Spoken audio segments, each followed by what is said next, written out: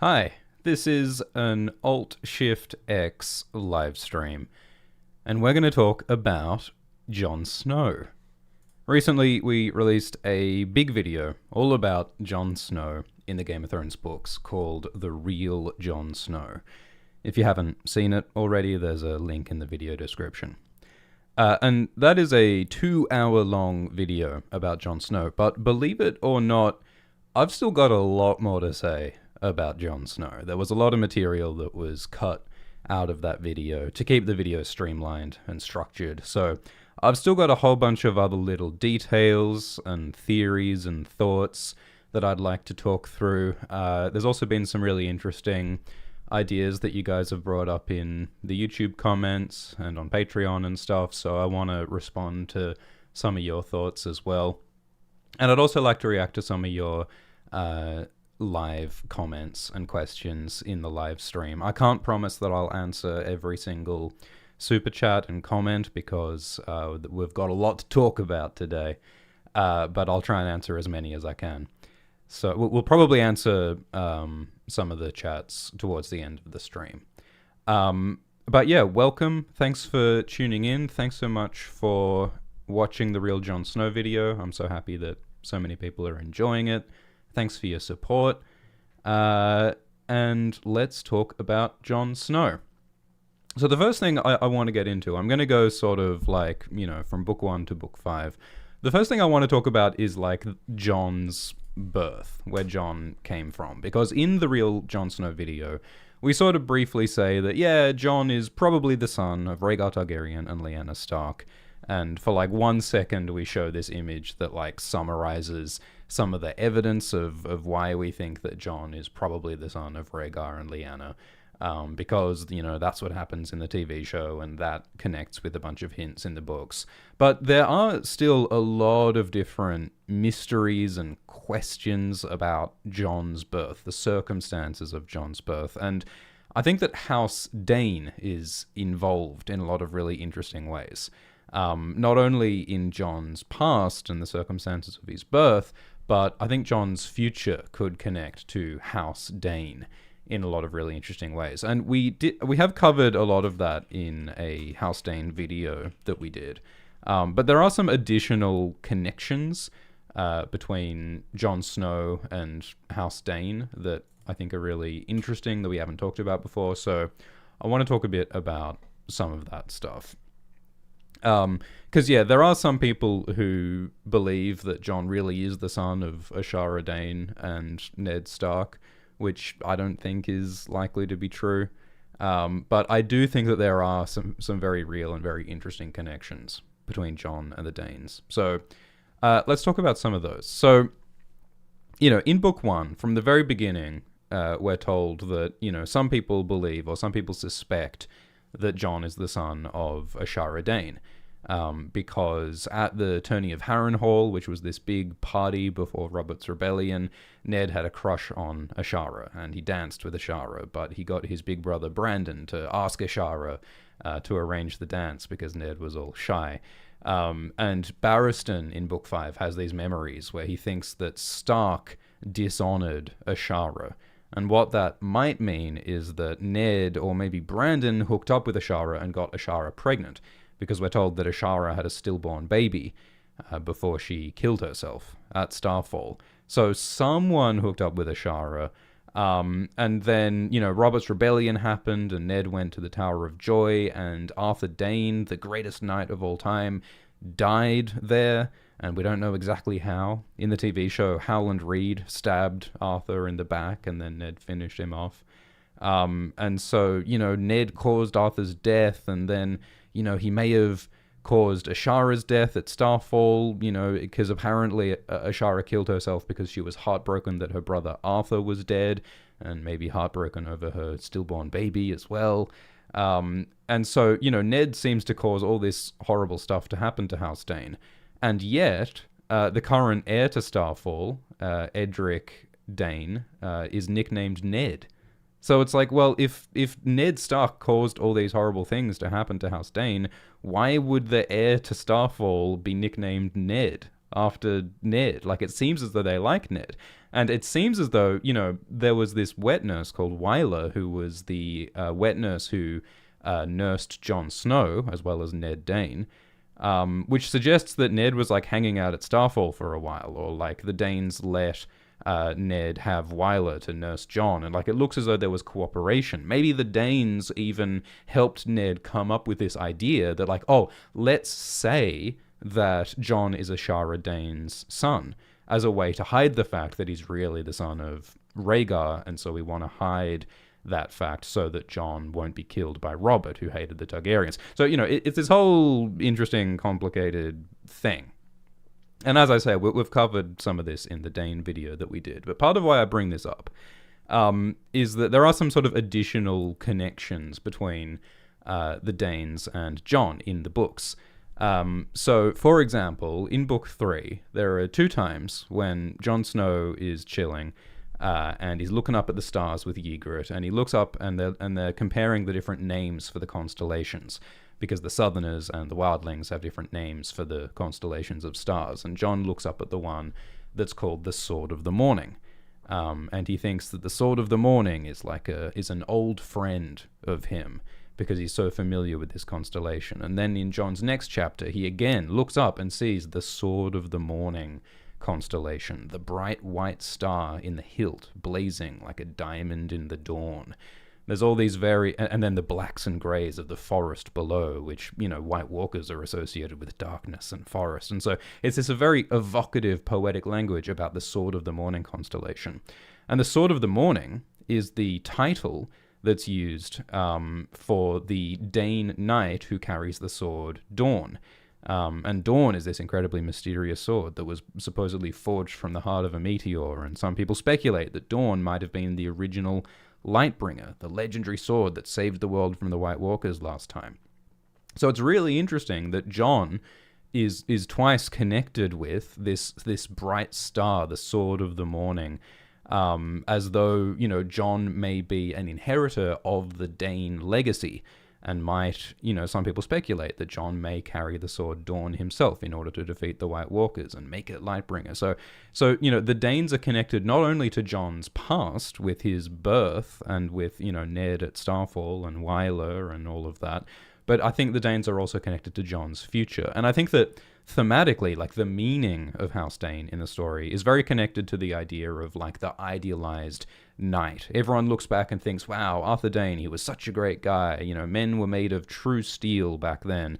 It's this idea of, like, fantasy and romanticism compared to, like, cynical reality, because now these idealized perfect knights are dead, and now we live in a time of more moral complexity and questioning those old values, and I think that's thematically what's going on in A Song of Ice and Fire, which we mentioned at the end of the Real Jon Snow video. Anyway, so there are more connections between the Daynes and Jon.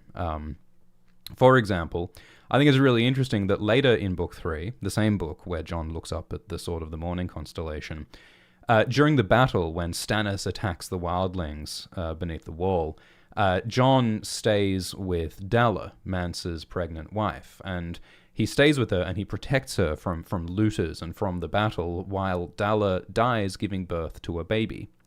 And that's similar to how Arthur Dayne protected Lyanna Stark as she died giving birth to Jon. And of course, we don't know the exact reasons why Arthur Dayne was at the Tower of Joy with Lyanna. Like, it might be that, Rhaegar told Arthur, like, hey, you have to stay here and you have to protect, my lover or my wife, Lyanna, as she births Jon, because Rhaegar probably believed that Jon would be the prophesied hero of Azor Ahai and would be his heir and, blah, blah, blah.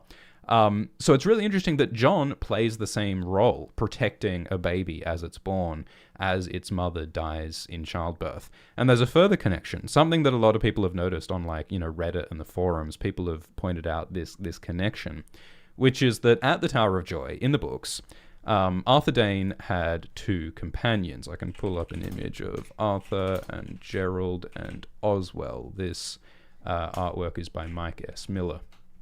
At the Tower of Joy, Arthur had these two companions, Gerald Hightower, the White Bull, and Oswell Went, these two knights of the King's Guard, who, alongside Arthur Dayne, fought against Ned Stark and his companions at the Tower of Joy. And it's really interesting that, Gerald Hightower is called the Bull, and Oswell Went is from House Went, which uses bats as their sigil. And so it's interesting that Jon Snow, at the Night's Watch, he has these two friends, Gren and Pip. And Gren has the nickname Aurochs, which is like a cow, kind of a bull, because Gren is really big and shaggy, and he's strong like a bull. And Pip is associated with bats, because Pip is described as having big ears like a bat. So, just like Arthur Dayne, Jon has a companion who's associated with bats, and he has a companion who's associated with bulls. And like Arthur Dayne, Jon protects a mother as the mother is giving birth to a baby and dying in childbirth.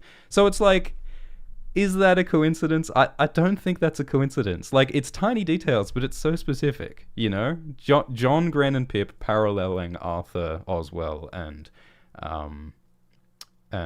Gerald. And I wonder if that parallel might sort of recur later on. Because in the TV show, Gren and Pip die in various battles. Gren dies fighting Mag the Mighty under the wall instead of Donal. And Pip dies defending Castle Black in the battle. Whereas in the book, there's this more morally complicated thing where Jon sends away Gren and Pip to other castles. He isolates himself, leading to his own downfall. So the point is that Gren and Pip are still alive in the books. And so I wonder if in the books, Gren and Pip might fight alongside Jon, and they might again evoke this parallelism and this symmetry alongside Arthur and Oswell and Gerald. And that leads into Jon becoming potentially a prophesied hero, Azor Ahai kind of figure, with the Sword Dawn, potentially. Because we mention, or we don't mention in the video, the Sword Dawn is currently at Starfall. The idea is that only a worthy Dane knight can claim the Sword Dawn and become the new sword in the morning. But a lot of people speculate that Gerald Dayne, Darkstar, the edgiest character in A Song of Ice and Fire, some people imagine that Darkstar might steal the Sword Dawn, because Darkstar talks about how Dawn is such a great sword, and he seems jealous of the people who have Dawn, and he wants it, is what it seems. And he's near Starfall currently. So some people imagine that Gerald might steal Dawn, and then after Gerald gets killed, then Dawn might end up in the hands of Jon. I imagine that, Starfall is near Old Town, and Euron is attacking Old Town, and Sam is in Old Town, so I imagine maybe Dawn might end up in Sam's hands, then he could give it to Jon. And I also imagine that since Euron is attacking Old Town, Euron Greyjoy wears, in the Winds of Winter preview chapter, The Forsaken, Euron Greyjoy wears this incredible special Valyrian steel armor. It's this black Valyrian steel armor, which is this amazing, priceless artifact that suggests that Euron may really have been to Valyria, which is this whole thing. But, if Euron dies, and I think that Euron will die, I wonder if maybe that black Valyrian steel armor might also end up in Jon's hands, because Jon has that dream, that prophetic dream, where he fights the dead and he wields a flaming sword, and he wears black ice armor in this dream. So if Jon got the Sword Dawn from the Daynes and set it on fire, he'd have the fiery sword. And if he got the black Valyrian steel armor off Euron, he would also have the black ice armor. I don't know where the ice part is. That bit doesn't fit. But yeah, those are just some more details that might tie into Jon's future. And if you say that, Jon can't have Dawn because he's not a Dane, here's the thing. Jon has Dane blood, because Jon's great-great-great-grandmother was a Dane. Because King Maekar Targaryen, a Targaryen king back in the days of Dunk and Egg, he married Diana Dane. So the mother of Aemon Targaryen and of Egg Targaryen is a Dane. Aemon is half Dane. Egg is half Dane. And so, Jon has Dane blood. And because of the Targaryen incest, that since the Targaryens have been marrying themselves, if you want to do some sort of genetic maths, you'll find that Jon has quite a lot of Dane blood in him, because the Targaryens keep marrying themselves. So yeah, in the words of George Martin, I don't recommend incest, but it does give Jon a whole lot of Dane blood, which, you know, might make it possible or justifiable for Jon to wield Dawn and to inherit the legacy of the Daynes. And, you know, and there's also, you know, we can go on a whole other rabbit hole about how some people speculate that the Daynes are the ancestors of, or the descendants of Azor Ahai. Because there's all the, you know, Daenerys has this dream of the gemstone emperors, and there's the Great Empire of the Dawn, and you know, the Valyrians have purple eyes and Danes have purple eyes, but Danes aren't Valyrian. Danes seem to be the first men, so how did the Danes get these purple eyes? Maybe they have a shared ancestor with the Valyrians. The Danes are at Starfall, which is near Old Town, which has the black stone, which is seems to have been made with dragons. Azor Ahai might have been an early dragon rider. We talk about this stuff in the Dane video. But the point is that I think that the Danes are connected to some of the deepest, weirdest mysteries in A Song of Ice and Fire, and Jon has the blood of the Danes. He is symbolically associated with the Danes through, you know, that stuff with Arthur and the bats and the bulls and the stars, and so yeah, I think that is a part of Jon's past and his future. And after Jon, you know, defeats the White Walkers or whatever, I imagine he'll be exiled, and then maybe Jon can give the Sword Dawn to Ned Dayne, the heir to Starfall, and then Ned Dayne can carry on the legacy of House Dayne himself, which I think is the purpose of Ned Dayne in the story. Yeah, so that's my little thoughts on House Dayne. Let's respond to some super chats. Kelly Johnson says, will the Jon-Daenerys romance in the books be fire, or will it flop like in the show? Why did the Jon-Dany relationship peak at boat sex? Yeah, a lot of people were not super convinced by the Jon-Daenerys romance in the TV show.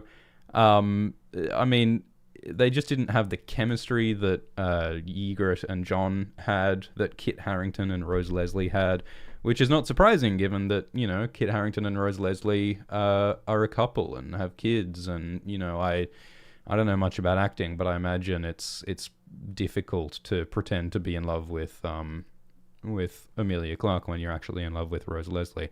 And I think another part of that issue is that this relationship was so compressed because season 7 and season 8 was so short. There wasn't as much time to develop this relationship. And they also changed these characters both so much, you know, in the books, Jon and Daenerys have a lot in common in that they both have a lot of really similar struggles. Jon and Daenerys' storylines in book 5 really closely parallel each other, because both Jon and Daenerys are trying to make peace between warring factions. Daenerys with the slavers and the slaves in Slavers Bay, and Jon with the wildlings and the Watch and the Northmen. And they both make sacrifices. They both give up romantic interests for the sake of peace. Daenerys wants Daario, but she gives him up to marry his Dar, and Jon gives up Val because he's trying to keep his Watch oath. And they're both feeding people who are vulnerable, and they're both housing people who are vulnerable, and they have this strong internal conflict between their desires and their duty for peace. Whereas in the TV show, Jon doesn't want anything a lot of the time. Jon becomes this much more passive character where he's just I'm just doing what's necessary to protect the North, and you are my queen, and I will obey, and I will be loyal. There isn't as much of a sense of these strong desires, and yeah, Daenerys is also not as much. And here's the other thing: we talk in the Real Jon Snow video about how Daenerys is a Targaryen. She has the dragons, and the common connection that might bring them together is Jon's discovery that he's a Targaryen.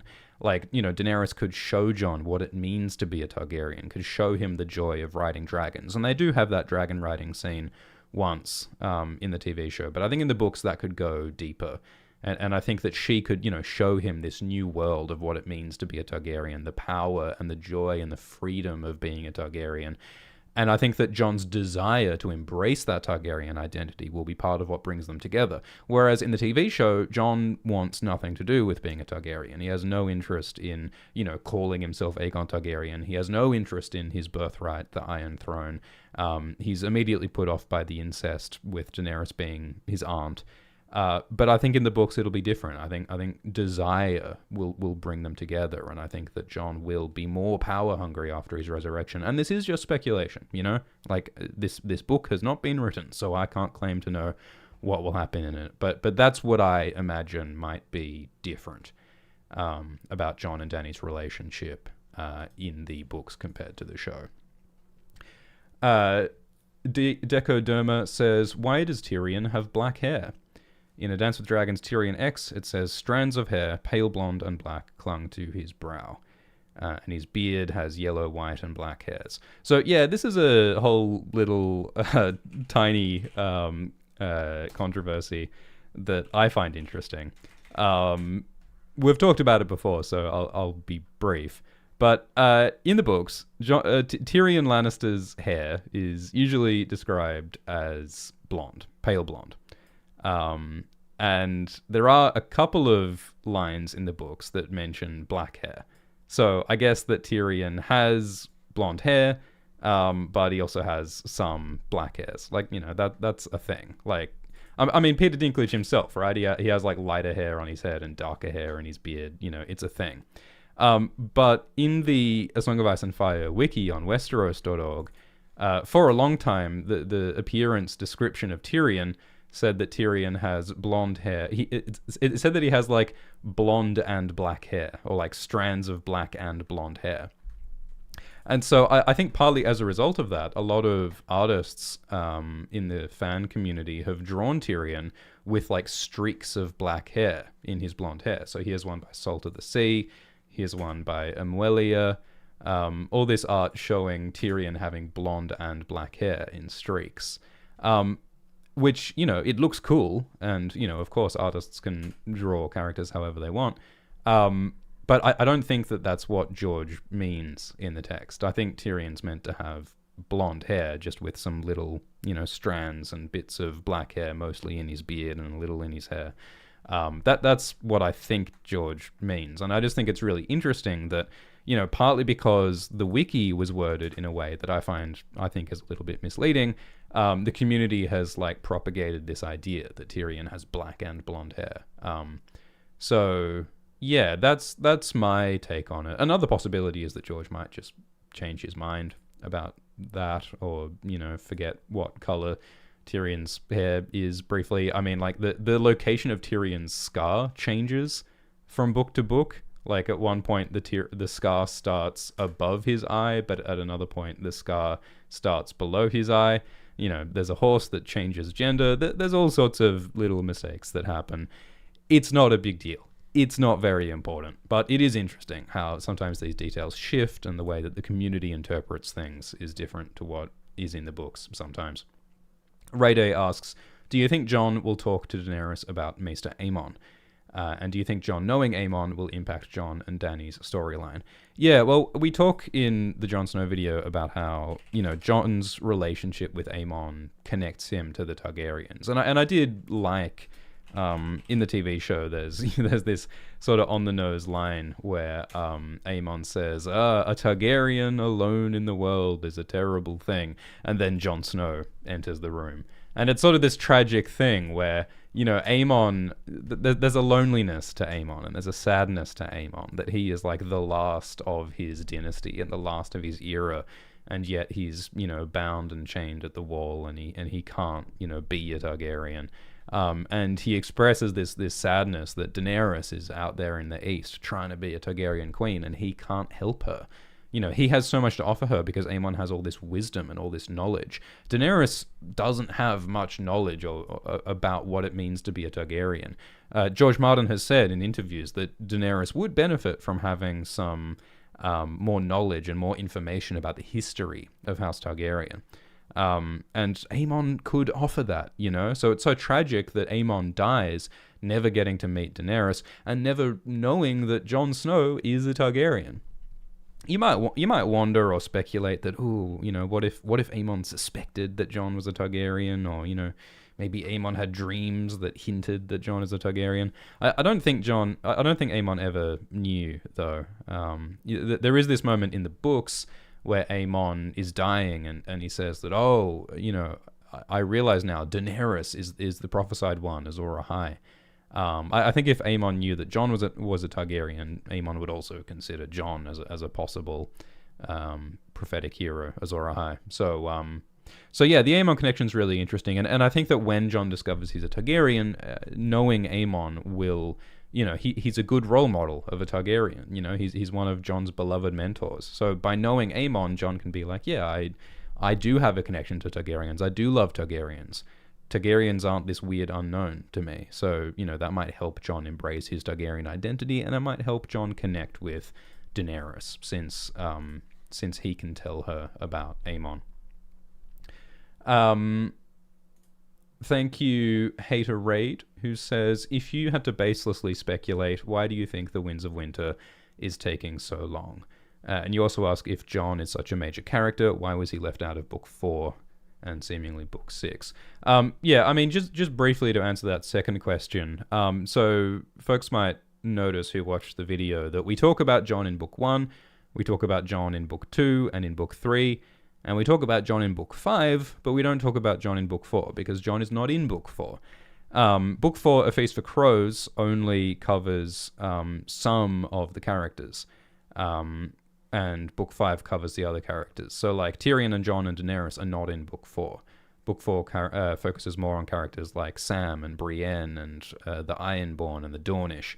And then Book 5 focuses on Jon and Dany and Tyrion and Davos, and then they sort of connect back together towards the end of Book 5. Because Book 4 and Book 5 are not really two separate books. They're really two halves of one book, separated geographically. Basically, what happened is that George realized, oh no, Book 4 is way too big, so I'm going to have to split it up into two separate books, because the publishers can't physically bind a book that is this big and this long. And at the end of A Feast for Crows, which was published in 2005, George says that, and so this is the first half of the book, and then next year, in 2006, I'll release Book 5, A Dance with Dragons. But it actually took him 6 years to write A Dance with Dragons, and it came out in 2011, so it was massively delayed. So Hater asks, why does The Winds of Winter take so long? I think that the short answer is that George keeps making the story more complicated. George keeps introducing more and more side characters, like the Ironborn, the Greyjoys, and the Dornish Martells. And George does not plan out his books in detail. So originally this series was meant to be a trilogy, but it kept getting more complicated, and he kept adding more characters and more mysteries and more plot lines. So it went from a trilogy to 4 books to 5 books to 6 books to 7 books. He says that it's only going to take 2 more books, Winds of Winter and A Dream of Spring.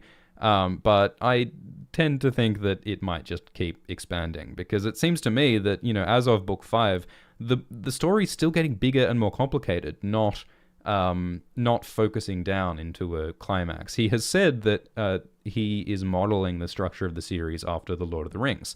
George has said that, in The Lord of the Rings, we start in the Shire, and then gradually we add more characters like, Aragorn and Legolas and Gimli at Rivendell, and then, they split off at the breaking of the Shire, or the sundering of the Shire, or whatever that's called, when the Uruk-hai attack. And then all the characters split off, but then towards the end of The Return of the King, the characters come back together for the climax, and then, they're more together at the end. And so George has said that he's trying to do something similar in A Song of Ice and Fire, but you'll notice that as of Book 5, the characters are still splitting off more. They have not started coming together yet. Daenerys has not left to come to Westeros yet. Davos is running off to Skargos. Sansa's in the Vale. Bran is beyond the Wall. Jon is a popsicle. So if George is trying to bring everything together to tie it towards a climax, he has not even begun to do that yet. I think it could take many more books than just 2 to finish the series.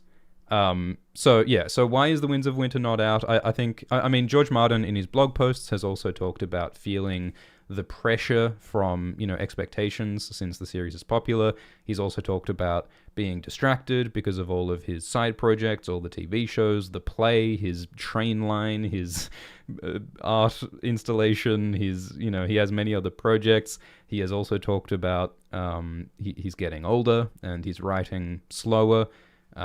George is also very temperamental. He's written in his blog posts about just feeling really depressed that a lot of his friends have died recently, and he's depressed by the news. George has answered this question. If you read George's blog posts, he has talked about many of these issues that have contributed to the writing being slower. I think perfectionism is also part of it. And I think just fundamentally, George has written a story that's so complicated and so baroque and has so many moving parts. It's like a Rube Goldberg machine. And it may not be possible to finish this series in a reasonable number of books. He has thrown up so many balls into the air. He's used the metaphor of juggling. He keeps throwing up more balls into the air. And it's like, can he possibly keep juggling all these balls and write a satisfying ending? It may not be possible. He may have created a puzzle that is too complex to solve in the number of books that he has in a satisfying way. So, yeah, I mean, George Martin has also talked about how George has never finished a series before. George has never finished a series before. The closest, George has tried to write a bunch of different series. In the anthology Dream Songs, George Martin writes about how, there's like a dozen series that I've tried to write. All these sci-fi series about these characters where he's written one story and he wanted to write more stories in that series, but then he got distracted and wrote a different series. And Tough Voyaging is a series of sci-fi stories that's kind of the closest he's gotten to finishing a series, because he has published, I think it's 6 Tough Voyaging stories, which is kind of a complete series. But George Martin has also said, man, I would really like to write some more Tough Voyaging series. So even that is not done. So you're asking a man who has never finished a series to finish one of the most long and complicated fantasy series of all time, adding to the fact that he's old and distracted and, struggling with perfectionism and pressure. And I think those are the reasons why The Winds of Winter is not done yet. And, George says that The Winds of Winter is currently 3/4 done, so I'm hopeful that he will finish that last quarter, but it's tough. It's difficult, and I think that's why it's taking so long. Thank you for the super chat from Jay Harris, who says, do you think Desmond Grell and Robin Riger could have travelled along with Willis Manderley to White Harbour? If so, will they go north with Davos too, perhaps exposing Robb's will to him? Yeah, so Desmond Grell and Robin Riger are some high-ranking Tully officers.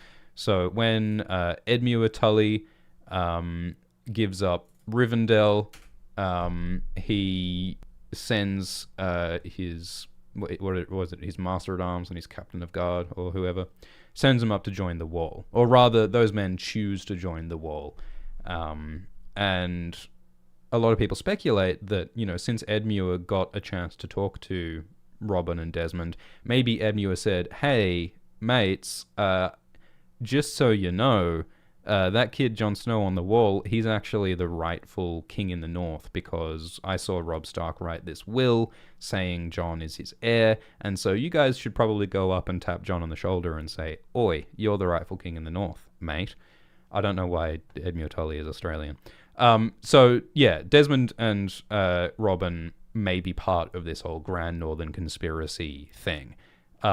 Whether he went to White Harbour specifically, I don't know.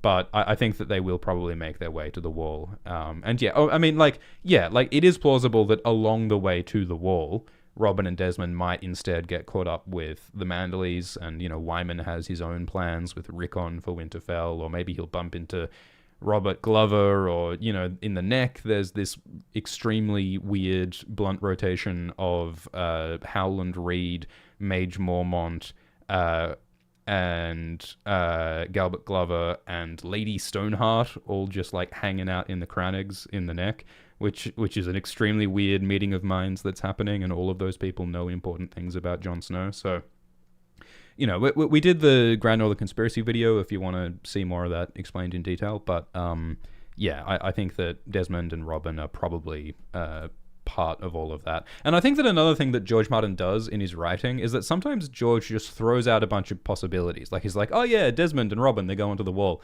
And that's George giving himself the option of including Desmond and Robin in the future conspiracy, or George can change his mind and not use them. Like, I think that George deliberately throws out a lot of different threads and hints and foreshadowing, and he doesn't necessarily have to use all of them, you know, because he makes a story up as he goes along and he doesn't plan everything out perfectly. I think it's really clever how George manages to do so much foreshadowing that does pay off later, but he also does it in such a way that it's sort of non-specific and it can come true in a bunch of different ways. So George leaves himself a lot of wiggle room so that he can sort of alter the story as he goes along. All right, I think we will continue to talk about some of the material that I wanted to cover, and then we'll return to answering super chats. Thank you so much for the super chats and the support. So I want to talk a bit about Jon and Catelyn's relationship, and I'm sure this is going to be a completely uncontroversial topic. There are a lot of people who have very strong feelings about Catelyn and Jon's relationship. It's the fraught relationship with one's mother. That is what this is about. And it's interesting because Jon and Catelyn's relationship is so impactful on Jon. So significant to Jon because, you know, Jon thinks about how Catelyn is the reason why Jon feels rejected from Winterfell, why he feels like he doesn't have a home, he feels like he doesn't have a family, so he joins the Watch and he searches for a family. A lot of that in Jon's head is connected to Catelyn. But we don't see a lot of interactions between Jon and Catelyn. I think it's just that one conversation that they have at Bran's bedside in book 1. I mean, book 1, the pace of book 1 is incredible compared to the later books. Like, Jon has 2 chapters before he goes to the Night's Watch. And, you know, briefly in, you know, Bran's first chapter, you know, Jon has a tiny conversation with Bran, and that's the only conversation, but it tells us everything we need to know, which is that Jon is supportive and good to his brother. And then Jon has a horse race against Robb, showing that, you know, he and Robb are friends, but they're also kind of competitive and they're rivals. And then, you know, Jon has one like sort of tiny interaction with Ned Stark where Jon says, "I am no Stark," and he sort of gives up his he lets his siblings have the wolf pups, and, you know, Ned sort of looks at Jon thoughtfully, which sort of alludes to the secret of, you know, the secrets that Ned is keeping about Jon's birth. Like, Jon has like 1 or 2 tiny interactions with each of the Stark family, which really succinctly sets up, this is what his relationship is, this is what the vibe is with each Stark, and then he eats, shoots, and leaves, and Jon is gone, and he goes up to the Night's Watch. So it's incredibly succinct writing, and that contrasts so much. It's night and day with the later books. Like, you look at A Feast for Crows and A Dance with Dragons, the writing is so much slower. Like, you know, Brienne spends 10 chapters which walking around the Riverlands, having endless conversations with Hyle Hunt and Nimble Dick Crab, and at the end of it, she accomplishes a grand total of nothing after she fails to find Sansa. I'm being harsh, like, there's a lot of wonderful things about A Feast for Crows and Brienne's arc, but the pace of the writing is so much slower in the later books compared to book 1, and that's another reason why The Winds of Winter is taking forever. Anyway, my point is that Jon has these super succinct interactions with the Starks, and he has this brief interaction with Catelyn, where Jon is trying to say goodbye to Bran, but Catelyn is, you know, she hasn't been sleeping. She's staying by Bran's bedside. She's terrified that Bran is going to die. And then in this, like, heightened emotional state, Catelyn looks at Jon, who is this intrusion and this reminder of Ned's infidelity and this pain, this sore point in Catelyn's heart. And she looks at him and she just says, "Screw you." Like, she looks at him with eyes of poison. She says, "I wish that you fell from the tower instead. I don't need your absolution, bastard." It's this incredibly harsh jab that this mother figure drives into Jon's heart right before he leaves, and it's savage. And that's it. That's like the one interaction that we see between Catelyn and Jon. So it's like, a lot of people have a lot of different interpretations of like what Jon and Catelyn's relationship was like. Some people are like, well, was Catelyn always that mean to Jon? Was she like constantly saying these awful things to him? Or was this like an exception and normally she was like kind of civil with Jon? Like what is the deal? And a lot of people have strong feelings about this. So I thought it was interesting to read this thing that George Martin said, reportedly, in 1999, according to fan correspondence, where a fan asked about Catelyn's mistreatment of Jon. And George Martin said, quote, reportedly, "Mistreatment is a loaded word. Did Catelyn beat Jon bloody? No. Did she distance herself from him? Yes. Did she verbally abuse and attack him? No. The instance in Bran's bedroom was obviously a very special case, but I am sure she was very protective of the rights of her own children." So that's what George reportedly said, and so it sounds like, you know, that those awful words Catelyn said in Bran's bedroom was the exception, and that, you know, normally she was distant and she was cold, but she wasn't like outwardly cruel to him most of the time. But you know, obviously, still that had a huge negative impact on Jon, because Catelyn was the closest thing Jon had to a mother figure, and she was very clearly rejecting him all the time. So that's so horrible and that's so painful from Jon's perspective. But it's also tough from Catelyn's perspective because, you know, Catelyn's being all mean to Jon, and I think part of what's going on here is that, you know, Catelyn has this pain because her husband cheated on her, and her husband had sex with someone during the war and brought the baby back and insisted on raising the baby in Winterfell as part of the family, which is like an insult to Catelyn in like the mores of this world, like socially and politically. She also sees Jon as a threat to Robb. So like Jon is the living, breathing proof and example and reminder of Catelyn's husband having done her wrong. And in a fair world, Catelyn would not be mad at Jon for that. Obviously, Jon didn't ask to be born a bastard, but Catelyn should be angry at Ned, because Ned is the one who made these decisions and cheated on her and brought this bastard home. But in this world, in this power structure, Catelyn does not have the power to defy her husband Ned. The Lord and the husband has more power in the relationship than Catelyn does. Catelyn does have power over Jon, the bastard, the lesser. And so, like, I think we've got to see, like, you know, Catelyn projects her anger at Jon because that's who she can express anger at. She doesn't have the power to express anger at Ned. Like, Ned is a good husband overall, it seems. But, you know, we see that from Catelyn's perspective, when she asks Ned about who is Jon's mother, Ned looks at Catelyn with this intense, intimidating, icy stare and says, you know, never ask me about Jon. You know, like, Ned intimidates Catelyn into not asking about Jon. So it's like, it's this sore point, and she knows that she can't talk about this with her husband, and so the only way she can express this emotion is by directing her frustration at Jon instead of Ned. I think that's sort of what's going on here, is that her emotions are being shaped by the realities of the class system that she's living in, and this social hierarchy in which the lord and the husband is above the wife. So I think that's part of what's going on here. But of course, the other part of what's going on here is the rivalry with Robb. So, you know, in the books, Catelyn worries that she wants her son Robb to inherit Winterfell and be the Lord of Winterfell.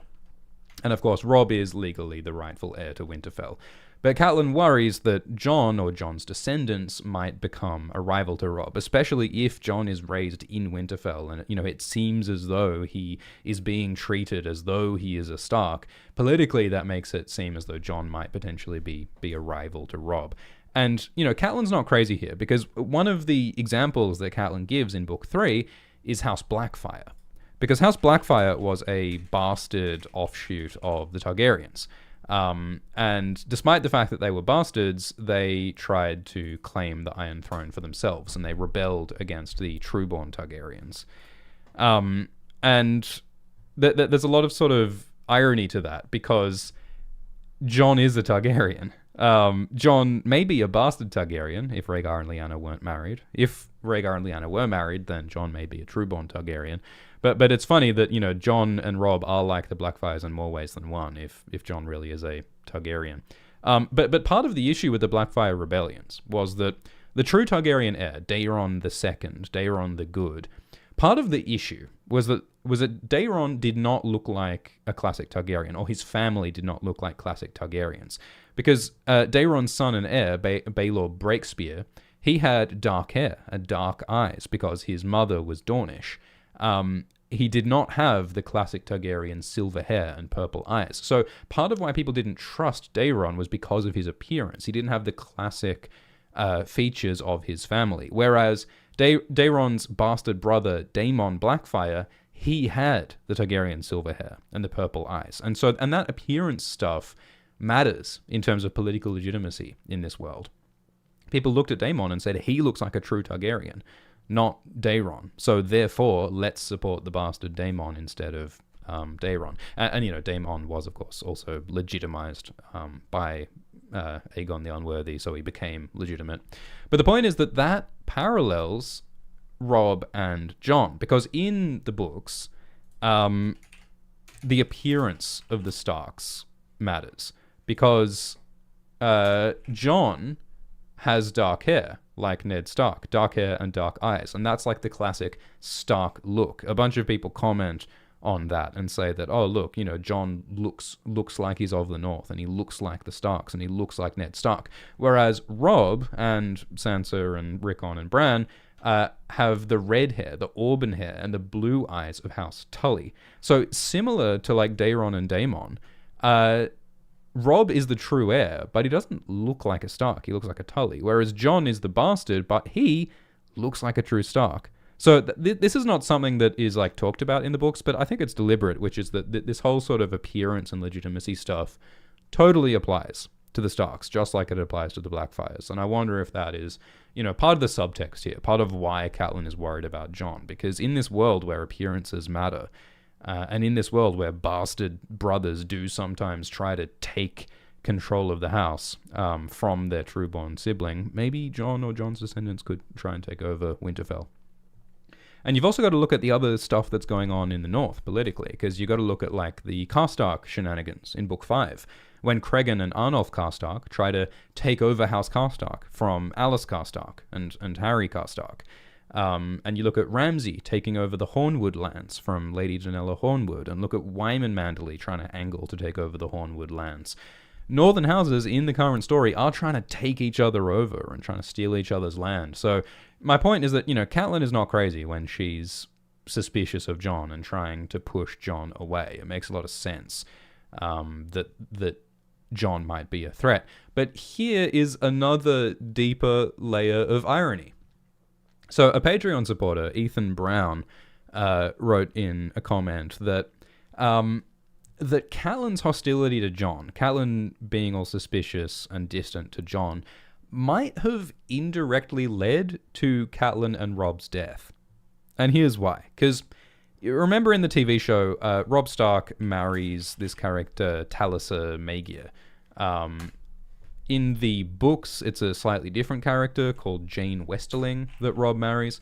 And the reason why Robb marries Jane is that Robb gets wounded and he gets nursed back to health by Jane. And in a moment of weakness and impulsiveness, Robb and Jane have sex, and Jane falls pregnant, or might be suspected to fall pregnant. And Robb's like, oh no, I can't father a bastard. So therefore, I'd better marry Jane, because if Jane got pregnant, if I got Jane pregnant, I'd better marry her so that, I don't dishonor her by getting her pregnant with a bastard. And so Ethan's argument in the comment was saying that, well, maybe part of why Robb didn't want a bastard and was terrified of having a bastard was because all his life, Robb saw how Catelyn treated Jon. He saw how Jon was distanced and how he suffered and how he was emotionally wounded by the fact that he was a bastard and people mistreated him for being a bastard. So maybe that's why Robb was like, oh crap, I better marry Jane or else her child will be a bastard. And of course, it was Robb marrying Jane Westerling and breaking his agreement with the Freys that led to Robb and Catelyn's death at the Red Wedding, because he married Jane. So ironically, like, Catelyn's attempts to protect Robb by pushing Jon away may have indirectly caused Robb to marry Jane and ultimately die. And And just irony of ironies, it's Jon Snow who will quite possibly become Robb's true legitimate heir as King in the North, and to carry on Robb's legacy, and to be the man who Robb needed to be his heir, if Robb's will makes Jon the King in the North. So my point is that there's so many like layers and levels here, right? Like, isn't it incredible the way that this generational issue of bastardy has affected, Catelyn's relationships with Ned and Jon, and affected Jon's whole emotional trajectory, and affected Robb's decision making, and Catelyn's mistreatment of Jon undoing her own goals in the first place. And I think it's incredible writing, and I don't even know how much of this George intended deliberately, but I think it's really cool detail. We'll respond to a few more super chats. So Sean in the live chat says, will you make a second Dune video? So yeah, the Dune Part 2 came out recently, and yes, I have a lot of things to say about Dune Part 2. A lot of interesting ways that they changed from the books, some that I really liked, some that I didn't like. And so, yes, we will make Dune videos. But for the moment, we're focusing on Jon Snow. Alondra says, what are your thoughts on Kat's fever story from the show? So yeah, there is an interesting bit that the TV show added, where Catelyn talks about how, off memory, Catelyn is talking about how when Jon was a baby, Jon got sick, and then Catelyn was like, felt really bad for this sick baby. And so she prayed over this baby, and she was like, gods, if you heal Jon and if Jon survives, I promise I will be a mother to this child, and I'll want him to be a Stark, and I really will do my best to care about this baby Jon. But ultimately, Catelyn felt that just emotionally, she just couldn't keep that promise. She couldn't love a motherless child, and so she feels guilty that she didn't do the right thing by Jon. And basically, yeah, I guess that's fine as a thing to add. I like, it sort of humanizes Catelyn more for her to sort of address and acknowledge that, she should have been nicer to Jon. It sort of makes Catelyn less of a sort of harsh political smart player, which is more what she is in the books, I think. But yeah, I think that's a fine addition to the show. I haven't got any beef with that. All right.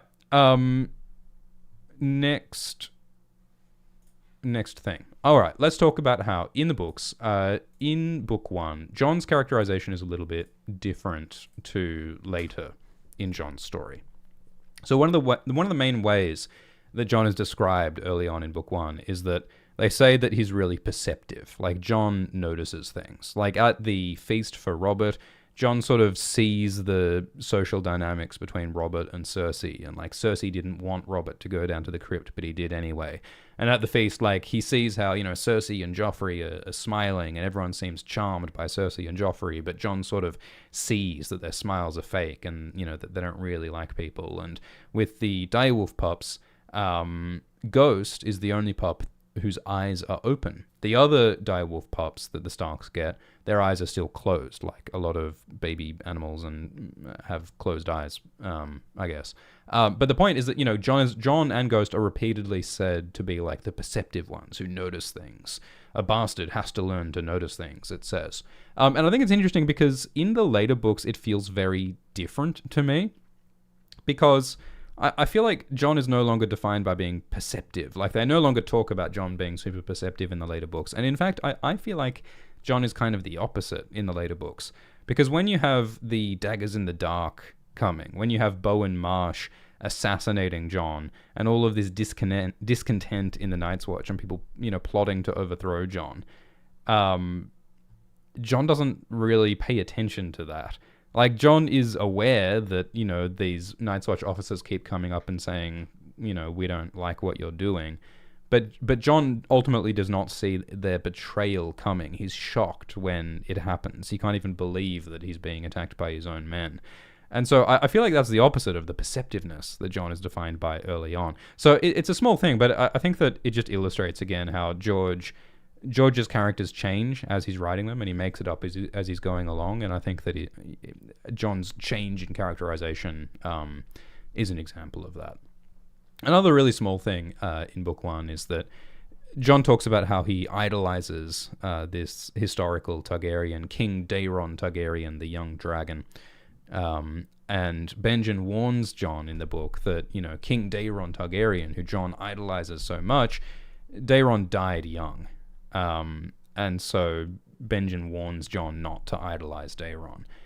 But it's funny comparing Daeron and Jon, because Jon also is secretly a Targaryen, and Jon also will die young. He's like 16 years old or 17 years old when he dies. So there are like more parallels between Daeron and Jon than even Benjen realizes. And I'm sure that parallel is deliberate by George. I'm sure that George wrote that knowing that Jon was going to die and be resurrected. So that's kind of cool. Havoc in the live chat says, when you have the time, make a video about Valyrian steel. We have made a video listing all of the Valyrian steel swords and like briefly talking about their history and who has them. But yeah, we could definitely go deeper into Valyrian steel, talking about like how is Valyrian steel made. Like it's hinted that Dragonflame might be necessary for Valyrian steel. But, some people speculate there might even be like human sacrifice or something.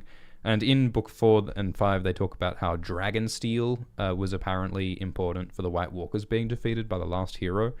So some people speculate that like the invention of Valyrian steel might have been an important part of how the White Walkers were defeated, because Valyrian steel kills White Walkers in the TV show and possibly also in the books. So yeah, Valyrian steel might be part of the story here. I mean, the fact that Gendry is part of the story, some people speculate that Gendry might be able to reforge Valyrian steel, because like Turbo Mott, his master, was Qhorin, and I think the Qhorin are the only people who can forge Valyrian steel.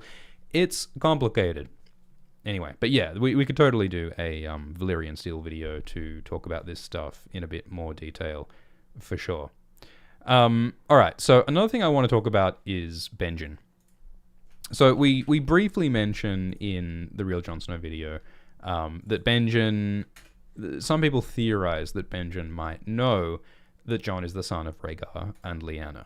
And I think we should probably do a Benjen video at some point to talk about this in a little more detail, because Benjen's an interesting character, because he's got a few layers. He's got a few mysteries, like why did Benjen join the Night's Watch? Some people speculate that has to do with Lyanna. Because it's weird that Benjen joined the Night's Watch, because Benjen's telling Jon, like, hey, you should be really careful about joining the Night's Watch, because the oath is so costly, like it's a really big deal to give up your never having a wife and never having a family and never having crowns or lands. So, like, if Benjen is warning Jon, ooh, it's a big cost, you should really think carefully about doing it, why did Benjen pay that cost? Like, Benjen is described as, like, at least at Winterfell, he's like the fun Stark, he's like the friendly Stark. He's got laughing eyes. And when he's at the Night's Watch, he's a lot more serious and a lot less sort of fun and friendly. But, if Benjen is like this generally like friendly, fun guy who loves his family, why did Benjen voluntarily give all that up to join the Night's Watch? George Martin has said in interviews and stuff that, yeah, like, the reason why Benjen joined the Night's Watch, it is a mystery, and it will be revealed and answered at some point. And George has also confirmed that Benjen joined the Night's Watch shortly after Robert's Rebellion, shortly after Ned came home with Jon. So, like, it does suggest that the events of Robert's Rebellion and the Tower of Joy may be connected to why Benjen went to the Wall. And we do have that story by Mira telling Bran about the Harrenhal tournament, where Lyanna Stark and Rhaegar Targaryen had their first interactions, and Lyanna was crying at Rhaegar's beautiful playing of the harp, and so Benjen made fun of Lyanna and poured wine on her head. And then there's the whole Night of the Laughing Tree incident, where Howland Reed was bullied by some other squires. And so Benjen offered to get some armor so that Howland could ride in the jousting and reclaim his honor. Though in the end, it was the mysterious Knight of the Laughing Tree who rode in the jousting, and a lot of people speculate that might have been Lyanna. But the point was that, we just get these little hints that Rhaegar and Lyanna, probably, they had their first interactions at Harrenhal. They may have, hooked up for the first time at Harrenhal. And Benjen was there. Benjen was, intimately involved in those events. He saw their relationship beginning. So I think it's very, very, very reasonable to think that, when Ned came north with baby Jon and Lyanna was dead, Benjen must have put two and two together. Maybe Ned told Benjen about what happened, and maybe Benjen felt guilty because, we don't have the details about what happened at Harrenhal. You might imagine that, maybe Benjen helped Lyanna run away with Rhaegar because the book says that it was near Harrenhal that Lyanna ran off with Rhaegar, which is what sparked the whole war, Robert's Rebellion. So I speculate, if Benjen was somehow involved in, I don't know, being a go-between, getting messages between Lyanna and Rhaegar, maybe helping Lyanna prepare for the journey, or, maybe he was somehow involved in that happening. Benjen might feel like, oh my god, I caused Robert's Rebellion, I caused the death of my sister, I caused all these horrible things, and now Ned has to carry this terrible secret of Jon's birth and all of that. So I imagine that those might be the reasons why emotionally Benjen was like, well, I have to atone for this, I can't stay here. Maybe Ned was angry at Benjen, maybe Ned and Benjen had a terrible fight, maybe Ned blamed Benjen for what went down. And, over the years, they still love each other, and maybe they've gotten over that a bit. But that's just what I speculate might have sort of gone down between Ned and Benjen and Lyanna, and that might be why Benjen's at the Night's Watch. And George has said that he will reveal what happened. And, Benjen might still be alive in the books. He might be dead, he might be alive, we don't know. He might be a zombie like Cold Hands, we don't know. But it's entirely possible that Jon might meet Benjen again. I think it's fun that he's called Benjen, people call him Ben as a nickname, and he's Uncle Ben, and that reminds me of Uncle Ben in Spider-Man, right? Uncle Ben is the beloved father figure who dies too soon and has this huge impact on Peter Parker. And George Martin is a big Marvel Comics fan. George says that his two favorite writers are Shakespeare and Stan Lee. So I think that Benjen being called Uncle Ben is probably a reference to Spider-Man. And it's playing a similar role with Benjen's disappearance affecting the hero. So those are some of my thoughts on Benjen. But I mean, So I do think it makes sense that Benjen may have known that Jon is Rhaegar and Lyanna's son, but there's also some stuff in Book 1 that makes me think that might not be the case, because when Benjen is telling Jon, hey, you should not join the Night's Watch because of the cost of the oath, Benjen says, you shouldn't join the Night's Watch until maybe you've hooked up with some women and you've had a few bastards of your own. Maybe after you have a few bastards of your own, then you can decide whether you want to join the Night's Watch. And that is a weird thing to say, because if Benjen knows that Jon is the son of Prince Rhaegar, then Benjen would know that Jon's children would have potential claims on the Iron Throne. And politically, it's a really terrible idea to have a bunch of random bastards if you have a claim to the throne, because those bastards might potentially try to claim the throne, and they might be a threat to your own hold on your own throne. And if you have trueborn children, then the bastards might compete with the children. It's the same as the Blackfires. It's the same as Jon and Robb. So, if Benjen knows that Jon is Rhaegar and Lyanna's son, it is a wildly stupid and irresponsible thing to say, hey, you should have some bastards. So that's an argument against Benjen knowing. And I think that the explanation for this might be that when George was writing Book 1, he didn't yet know, he hadn't yet decided that Benjen knew, and he hadn't yet written all that stuff about the tourney of Harrenhal, because that stuff only comes up in Book 3, when Meera tells the story to Bran. So again, George makes up the story as he goes along, so I think that George may not have known that Benjen knew when he wrote Book 1. Book 1 has a bunch of sort of early stuff that you can tell was changed later on. Another thing that was changed is that early, at least around 1993, George at one point planned for Tyrion Lannister to burn Winterfell. Tyrion would become an enemy of the Starks. But, of course, George changed his mind about that, and in the end, it's Ramsay who burns Winterfell. And Tyrion does not become this great enemy of the Starks, at least not yet. But that may have still been what he was planning when he wrote Book 1, because when Tyrion comes to Winterfell and visits Robb after coming to the Wall, the direwolves, Greywind and Summer and I think Shaggy Dog, they all come and they like attack Tyrion. They don't hurt him, but they sort of scare him and nip at him.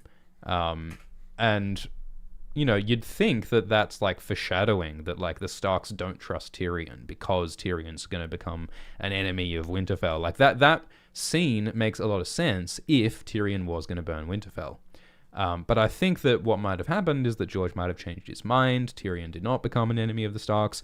And so this direwolf incident is just left as this weird sort of retcon, this little just leftover piece from an old thread of an old plotline that was abandoned. So there's lots of little things like that in Book 1 that don't necessarily add up with the final published stuff.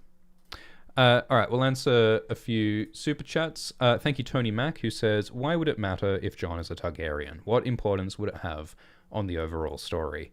Well, we talk about that in the Real Jon Snow video. Like, we know that in the prophecy of Azor Ahai, it said that Azor Ahai has Targaryen blood. Like, the Ghost of Highheart prophesied that it would be of Aerys and Rhaella's line, that the prophesied hero would be born. And so Jon being a Targaryen means that it makes more sense for him to fit the prophecy and to fight the White Walkers. Also, having Targaryen blood means that you have a claim on the Iron Throne. And like in the TV show, that could complicate Jon's relationship with Daenerys, because, you know, Daenerys might not want to share the throne with Jon, and, you know, that might create conflict.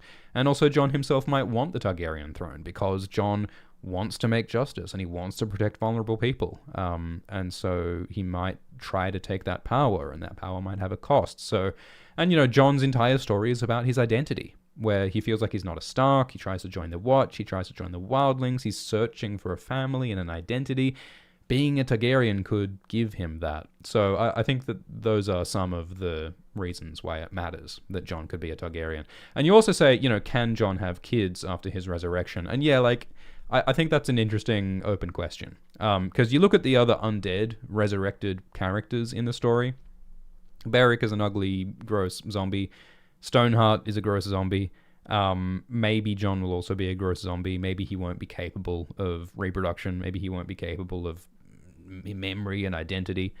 But there are also arguments that Jon might be better preserved than those other undead people, because his mind seems like it will go into Ghost. It might be preserved in Ghost, and Jon's body might be preserved in the ice cells. So, yeah, there's a lot of open questions. There's a lot of different ways that Jon's resurrection could go, and we talk about that in the Real Jon Snow video. Melissa says, do you see an ending where Jon marries Sansa? So, yeah, there is this funny little coincidence where in the Hedge Knight prequel novella, there's this succession of champions who fight and defend the Queen of Love and Beauty in the tournament at Ashford. And the houses of these champions happen to line up with the houses of Sansa's suitors. We've got a video, Will Jon Marry Sansa, that briefly goes over this. It's not one of our better videos, honestly.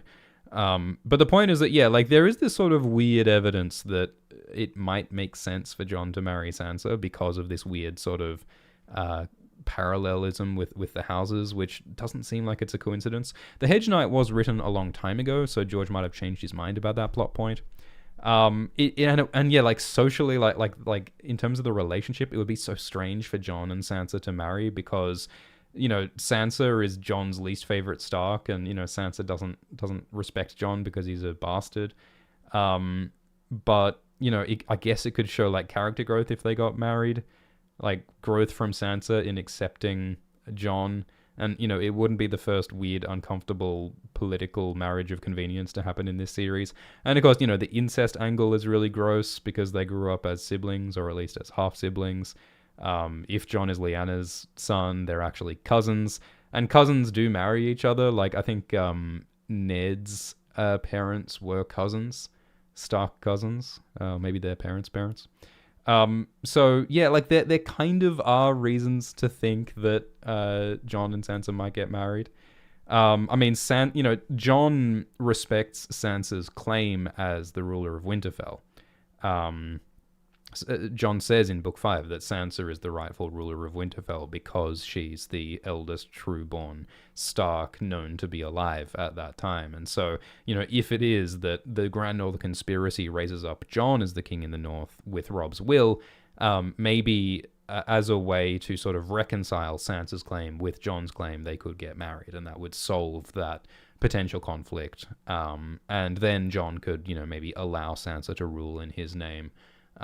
Because we mentioned in the video that we speculate that maybe Jon will abdicate and let Sansa rule. I think it does make sense for Sansa to ultimately rule Winterfell in the end, because I think Sansa's story is about her learning politics from Littlefinger. And, Bran is going to be busy being a tree, and Jon will probably be exiled, and Arya, I don't think she'll get a happily ever after. She might sail west. So, but there must be a Stark in Winterfell, So I think it does make sense for Sansa to be the Stark of Winterfell at the end. So, yeah, look, I mean, I don't love the Jon marrying Sansa thing because of the ickiness of it. But there are reasons to think that it's not completely crazy. I think that it might have been something that George considered early on, but that he then changed his mind.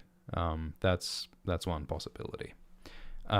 Nick in the live chat says that Rickon will be the Stark of Winterfell. I think that's possible, but I tend to think that Rickon is going to die in some similar way to the TV show. Because Rickon is so young, Rickon is being used as a pawn in political games. Like, I mean, if Rickon is the Stark of Winterfell in the end, he's going to be like a 3-year-old Lord of Winterfell. You can't have a 3-year-old in charge of the North. If Rickon is the Lord of Winterfell, it's going to be only as a puppet of, like, Lord Wyman or something. So I don't think Rickon is enough. I don't think Rickon could be, like, the final ruler of Winterfell. I think Sansa makes more sense. All right, let's talk a bit about some dreams that Jon has in the Winterfell crypts. This is some artwork by Sanrixian that was commissioned for the Jon Snow video.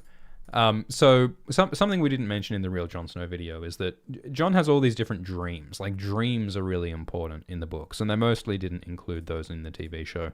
But one dream that Jon has is he's dreaming of the crypts. He has these recurring dreams of the crypts. But in this dream, the undead kings of winter rise from their graves. He'd heard the scrape of stone on stone. The vaults were opening, and the dead kings came stumbling from their cold black graves. And Jon woke in pitch dark, his heart hammering, a deep sense of terror. So I think it's really interesting that, the Stark crypts are scary and they're spooky. And we get all these descriptions of what these ancient kings of winter were like, and we learn that they were these hard-ass men. The World of Ice and Fire history book talks about how the ancient Starks were these brutal warlords who subjugated the Barrow kings and subjugated the Marsh kings and took over and conquered the North. The Starks did not become this 8,000-year dynasty ruling the North by being nice guys. That did not happen through friendship and magic. It happened through blood and conquest and forced marriage and all these horrible things that the Kings of Winter did. And I think that it's really interesting that the Kings of Winter in the Stark crypts are this almost supernatural evil that are associated with the undead and with zombies. And so I do really like this theory that maybe the Starks made some kind of deal with the White Walkers, or that the Night's King who married a White Walker zombie, may have been a Stark. Old Nan says that the Night's King was a Stark, and Old Nan never lies. Old Nan only tells the truth. I believe Old Nan. So I think it's possible that the Starks might have White Walker blood, or at least the Starks have some secret in their history and in their ancestry. And I think that connects to H.P. Lovecraft. George Martin is closely influenced by H.P. Lovecraft, and one of Lovecraft's recurring ideas is the horror of discovering something evil in your ancestry.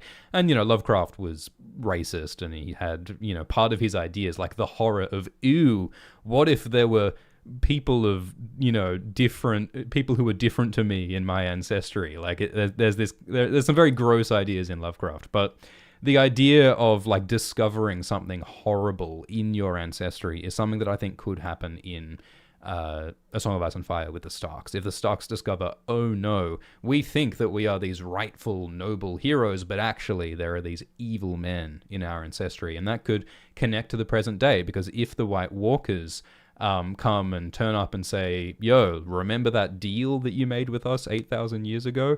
Remember that, Jon has to become the Night's King, or you owe us the babies. You made the deal where you have to give us the babies through the Black Gate. I think something like that could happen. And, like, I don't think that Jon should make that deal.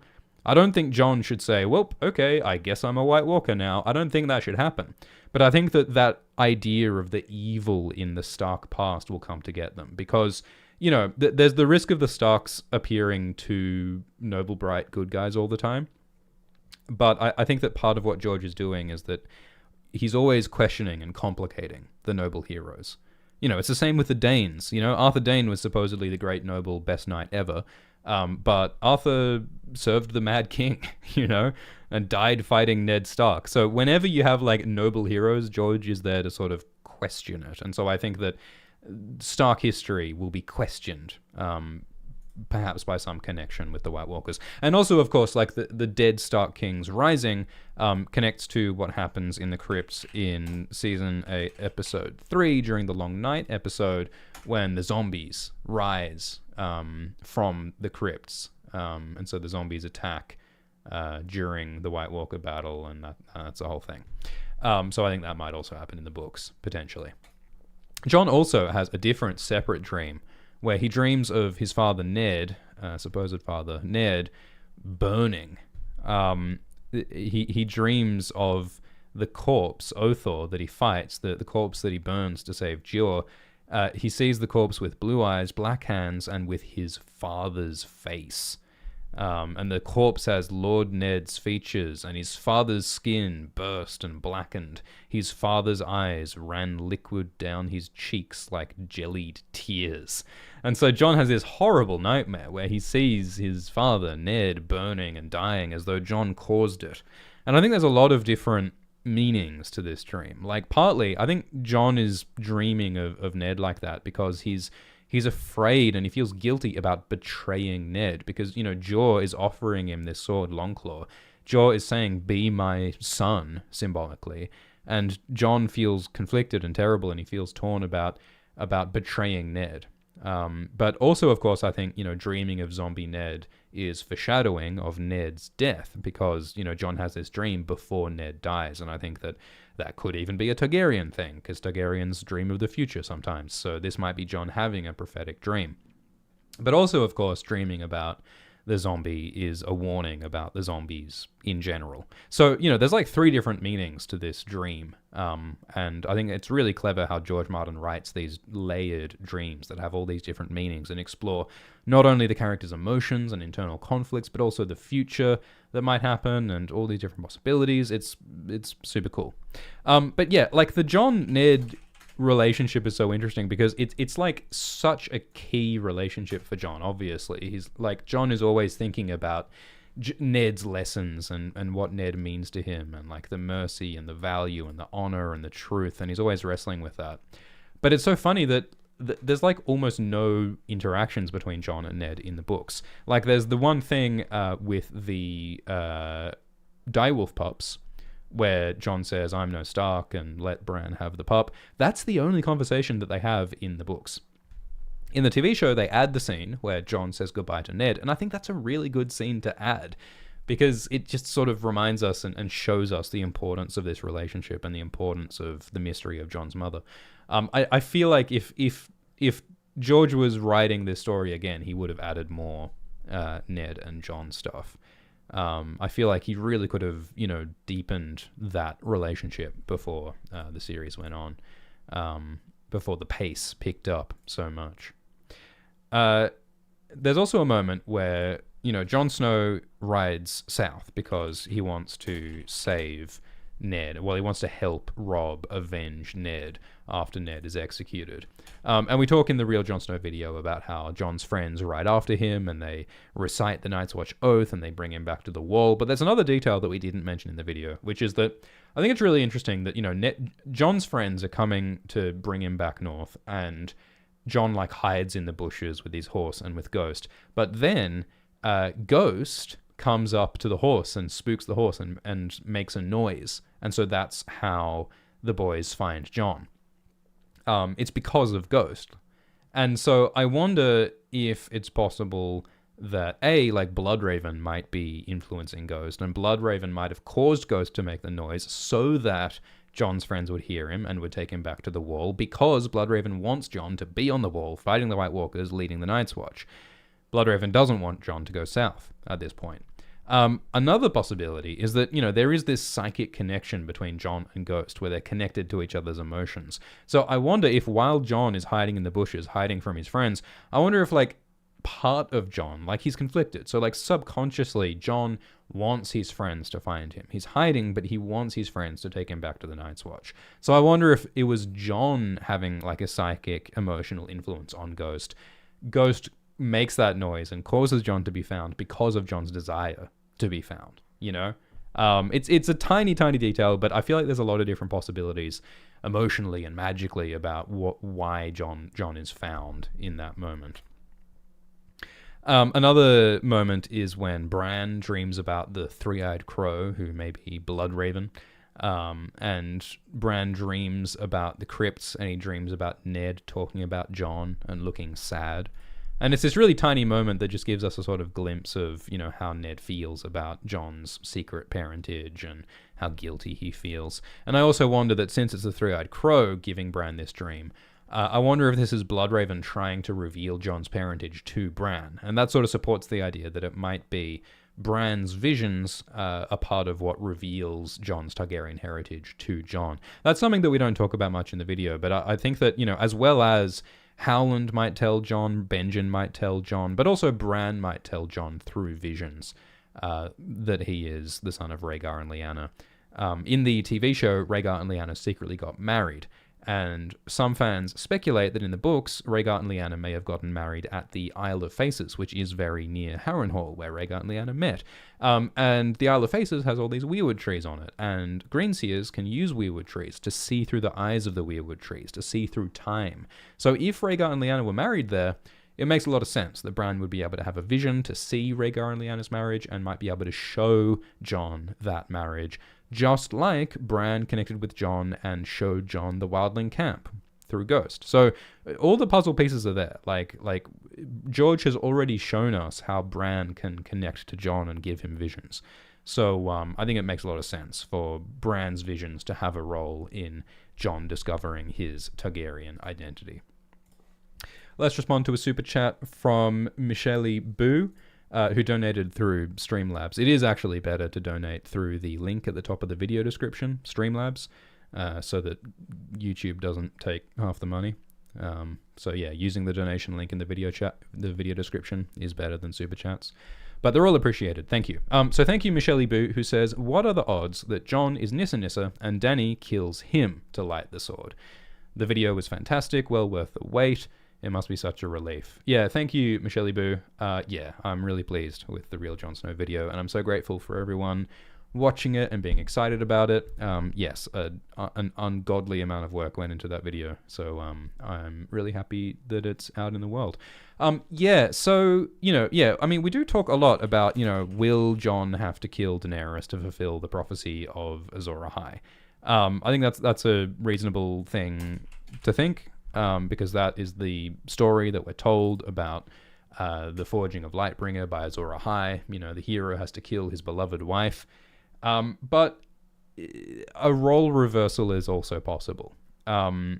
Because, Aemon says that Daenerys is Azor Ahai. The Red Priest Benero says Daenerys is Azor Ahai. Daenerys has just as much claim to being the prophesied hero as Jon does. She also has the blood of Aerys and Rhaella, She has woken dragons from stone because Daenerys' dragon eggs are described as stone. And Daenerys wakes them in the pyre at the end of book 1. So, Jon has not yet woken dragons from stone. So Daenerys fits that part of the prophecy better than Jon does. There's a bunch of ways in which it makes sense that, Daenerys may be the true hero. And so, we talk in the video about how it might make sense for Jon to be the one who dies and is sacrificed in order to light Lightbringer.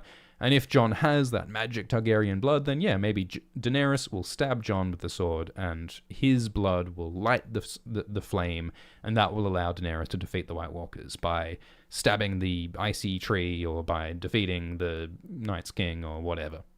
Not the Night's King, the Night King, which isn't in the books. Whatever. So yeah, I think that makes a lot of sense. And obviously part of what George is doing in this series is taking fantasy tropes and then putting them on their head and twisting them and subverting those tropes. So I think the whole idea of the woman being sacrificed so that the male hero can be the conqueror is definitely a trope that George plays with a lot. I mean, even, Victarion kills his wife. And Jon, sort of sacrifices Ygritte for the sake of the Night's Watch. It reminds me as well of the descriptions of Val, the wildling princess, who, everyone in the books keeps calling her a princess, and Jon keeps saying, no, Val is not a princess. The wildlings don't care that she is the sister-in-law of King Mance. No, that's not what this is. But the Princess Val is kept in a tower with a monstrous giant outside as the guard, and Patrick tries to kill Wun to steal Val from the tower. So George is very consciously playing with these fairy tale tropes of the hero rescuing the princess from the tower, and Jon is saying, no, that's not really, she's not really a princess, but I would have to steal her. So I think that connects to this idea of the trope of it's the woman who has to tragically give up her life so that the male hero can save the day. That is something that George might want to subvert by having Daenerys kill Jon instead. So yeah, I think that's a possibility. There's a lot of possibilities. Thank you for the super chat from Mitch Evans, who says, love your work. Do you think if Jon is the prince that was promised, to marry the others, the White Walkers, potentially means that Arya ending the Long Night makes sense? Arya is linked to Jon. She needs him to reclaim it. Yeah, maybe Jon will not be, the only one to defeat the White Walkers. I mean, there's no reason to think that Jon will be the only person who does the only thing that's necessary to kill the White Walkers. I think that absolutely other characters will be super, super involved as well. I personally did not like the way that the TV show had Arya defeat the White Walkers, but it does make some sense for Arya to be involved in the defeat of the White Walkers, because as she says in the TV show, Arya is connected to death. Arya has faced death. She understands death, and the White Walkers definitely represent death, among other things. I think that Arya has some other stuff going on. I imagine that Arya might confront Lady Stoneheart. I think that would be really interesting if Arya is the one who kills Stoneheart, because Stoneheart also is someone who represents death. But yeah, Arya absolutely could be involved. I think it's going to be really interesting seeing Arya interact with the army of the dead and the White Walkers and stuff, because in the TV show, Arya's a ninja, right? She's this incredible warrior who's doing flips and jumping around and stabbing 5 different people at once. And maybe, Arya in the books will end up doing that as well. But in the books so far, Arya's an 11-year-old girl, and she uses stealth and manipulation and deception to assassinate people. She does not do sword fights and flips. So are those skills of disguise and manipulation, are they useful against zombies? I think that those skills are mostly useful against humans. So, we'll see what happens. I think it's possible that Arya will evolve a lot in the books to come. So yeah, she could be involved in the war against the White Walkers, but I tend to think that, the Azor Ahai prophecy is there for a reason. So I think that Jon will be most closely involved in defeating the White Walkers. I think Daenerys will also be critical. I think the Watch and the Wildlings will also be critical. Stannis might play a key role. There's a lot of cool possibilities. Thank you for the super chat from Ruben, who says, have you seen Preston Jacobs' series on time-traveling Bran? What are your thoughts on that? Do you think it's possible that it's a Bran from a past timeline carrying out some events attributed to Bloodraven? Yeah, so we will talk about some of that Bloodraven controversy shortly. I have not seen Preston Jacobs' videos on time traveling Bran, at least not recently. But yeah, I mean, I have heard some of those ideas about, like, maybe, like the TV show establishes that time travel, or at least, timey-wimey influence is a thing, like when Bran, makes Willis into Hodor through time. Bran affects the past by skin-changing Hodor. And so, if timey-wimey stuff is possible, there's lots of cool theories. So, like, some people theorize that, maybe, some of Bran's visions of the Three-Eyed Crow or of the Weirwood, maybe the Three-Eyed Crow is Bran from the future, or maybe the Weirwood that Bran dreams of is Bran from the future, creating some weird time cyclic paradox thing. I've heard some theories that the Black Gate is Bran from the future. So in the books, there's this magical Weirwood gate called the Black Gate, which only lets people through if they swear the Night's Watch oath. And the Black Gate is described as like this impossibly ancient old face, like the face of a 1,000-year-old man. And as Bran passes underneath the Black Gate, a single salty tear rolls down the Black Gate's face and lands on Bran. And so some people are like, what if the Black Gate's face is actually somehow the face of Bran? Like, there are these theories that, we're told that the faces in the Weirwoods are carved by the Children of the Forest, like carved into the wood. But there are also theories that, well, hang on, what if those faces are actually real human faces of real human flesh that have merged with the Weirwoods over time? Like, we see how Bloodraven's body is connected and enmeshed with the Weirwood roots. Like, he is more tree than man. He is merging with the tree. If Bloodraven continued to merge with the tree, do you think that Bloodraven's face might become the Weirwood face, the eyes on the Weirwood trees? Like, we know that some Weirwood trees faces are carved into the wood. Like, we see wildlings do that in Book 5, but maybe it's possible that some Weirwood faces are actually the faces, flesh made into wood, made into timber of the tree. Wouldn't that be goddamn horrifying? One of the ideas that I find really interesting is the fact that the Weirwoods are creepy, man. The Weirwoods are super creepy. I mean, look at this artwork by Chase Stone. Look at those, like, alien eyes bleeding. The old gods, the Weirwoods, they love blood sacrifice. They give people dreams to manipulate them. George Martin has written multiple sci-fi stories about creepy, evil alien hive minds that manipulate humanity. So it's going to be so fascinating to see how that plays out with, like, Bran and Bloodraven and the old gods.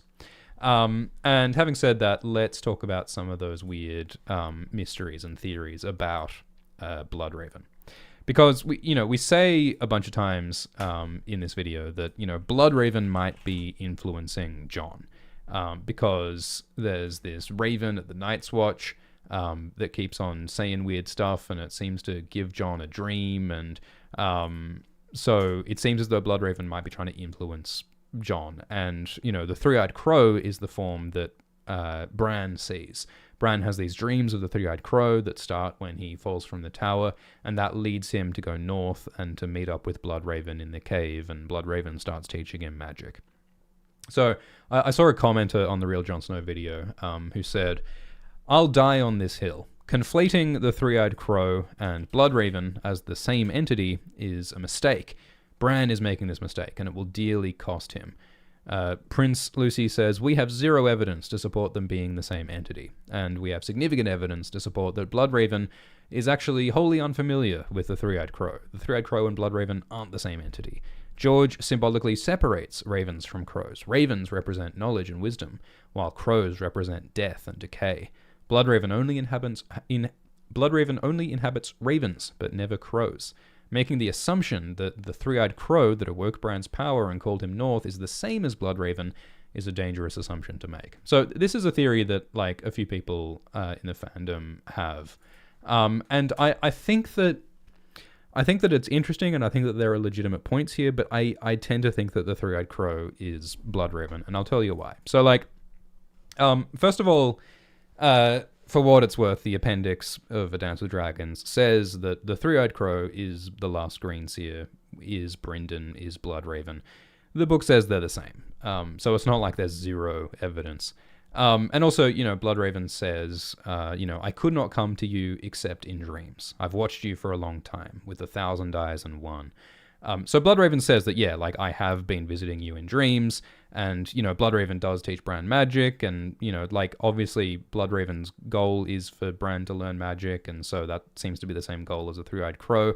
So that's like part of my question is that, if the Three-Eyed Crow is a different entity, if the Three-Eyed Crow is like a manifestation of the old gods, not of Bloodraven, what's the point? Because as far as I can tell, the Three-Eyed Crow and Bloodraven have the same goals. Bloodraven and the Three-Eyed Crow both want Bran to come north and to learn magic and to become a Green Seer. So, what is the meaningful distinction here?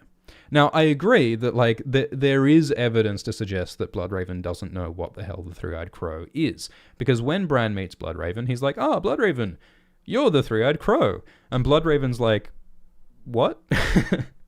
Bloodraven says, "A crow? Well, yeah, I was in the Night's Watch once, so I guess in that sense I'm a crow." But Bloodraven does not realize that Bran has been having these visions of the Three-Eyed Crow drawing him north.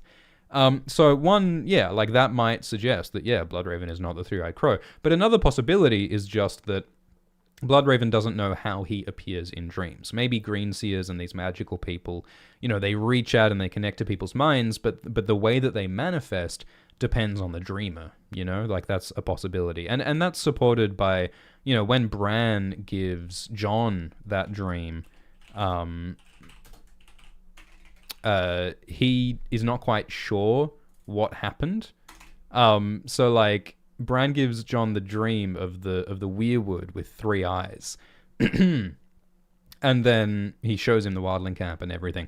But then later, in Bran's perspective, Bran is like, "Yeah, I had a weird dream, and I think I connected with Jon, but maybe it was just a dream and I actually didn't." So we know that Green Seers don't necessarily know how they appear in dreams and so on, blah blah, whatever. But further, there is another counter piece of argument. There is another piece of evidence, which is that Cold Hands has a conversation with Meera, where while Meera and Bran and co are on their way north, Meera is like, "Oh, we're going north to meet the Three-Eyed Crow, right?"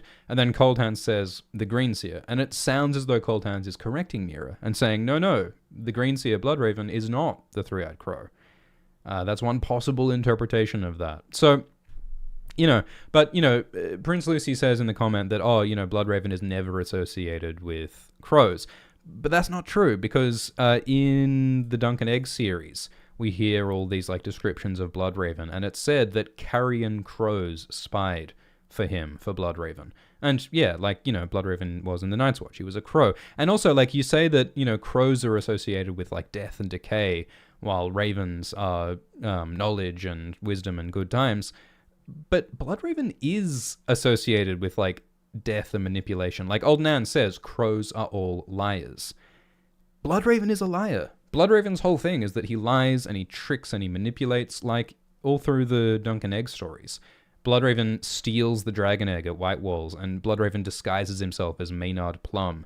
The World of Ice and Fire says that Bloodraven promised that Aenys Blackfyre could safely come to the Great Council and present his claim, but then Bloodraven treacherously killed Aenys Blackfyre, and that is why Bloodraven was sent to the Night's Watch. Bloodraven is a tricksy crow. He is a liar crow. He is that. So I don't accept this idea that Bloodraven is associated only with ravens, and that ravens are pure and the tricksy three-eyed crow can't be trusted, because I think Bloodraven is a tricksy three-eyed crow. So I think that Bloodraven is the three-eyed crow, but I absolutely do think that we can't trust the old gods, and I do think that the old gods might be using Bloodraven. Bloodraven is this kind of pathetic, doddery old man figure. When he's saying, "Oh, what? The three-eyed crow, huh?" It seems as though he's waking up from a dream, there is something sinister about keeping a person in the state of dreaming and not connected to the real world, physically bound to the tree. There's something sinister and creepy about that, especially if you've read George's other hive mind stories, like Song for Lear and 7 Times Never Kill Man, and I am sort of partial to the idea that, you know, the old gods might have to be destroyed at the end of the story, because they are this sinister force. There's all these interesting theories about the ancient pact that happened between the first men and the old gods, and the children of the forest. That might not have been like a deal of like understanding. That might have been a deal of like the old gods manipulating humanity and like tricking them into blood sacrificing their own people to the old gods, which is what happens in 7 Times Never Kill Man. So yeah, I think we should be super suspicious of the old gods. We should be super suspicious of Bloodraven. I kind of like the idea that Bloodraven might be trying to steal Bran's body so that he can live on, or, you know, the old gods, you know, and the old gods and the children of the forest probably created the White Walkers. I think that humans might also be to blame there, but, you know, it's complicated. But yeah, I think we should definitely be suspicious of all of them. Last thing I have to say about book 1 is that Jon's whole character arc in book 1, I think this is all about George saying, okay, what makes a good hero? And George, in A Song of Ice and Fire, he has a few different models, a few different characters who represent like what is a perfect ruler. And one of those characters is young Griff. Young Griff isn't in the TV show, but young Griff is the person who Varys and Illyrio Mopatis are really secretly supporting. Young Griff is said to be the son of Rhaegar and Elia Martell, who was thought to have been killed in the sack of King's Landing, but Varys and Illyrio claim that he actually survived, and they have trained him from birth to be the perfect prince and the perfect hero, and he's been educated, and he's lived among lower class people, and he's, you know, he's a good warrior, and he's going to be the perfect king for Westeros. And I think that part of the point of young Griff is that George is like, yeah, when you try to like manufacture a perfect hero prince, it doesn't work, because he hasn't had real experience, and he hasn't experienced real hardship, and he hasn't developed real empathy. So like we see how young Griff is kind of a shitty snot-nosed kid, where, you know, young Griff is playing chess with Tyrion, and young Griff has a tantrum and flips the chessboard. And, you know, when the stone men attack and young Griff is really being tested in a real combat situation, young Griff freezes up and he fails to fight back, and Tyrion has to save his ass.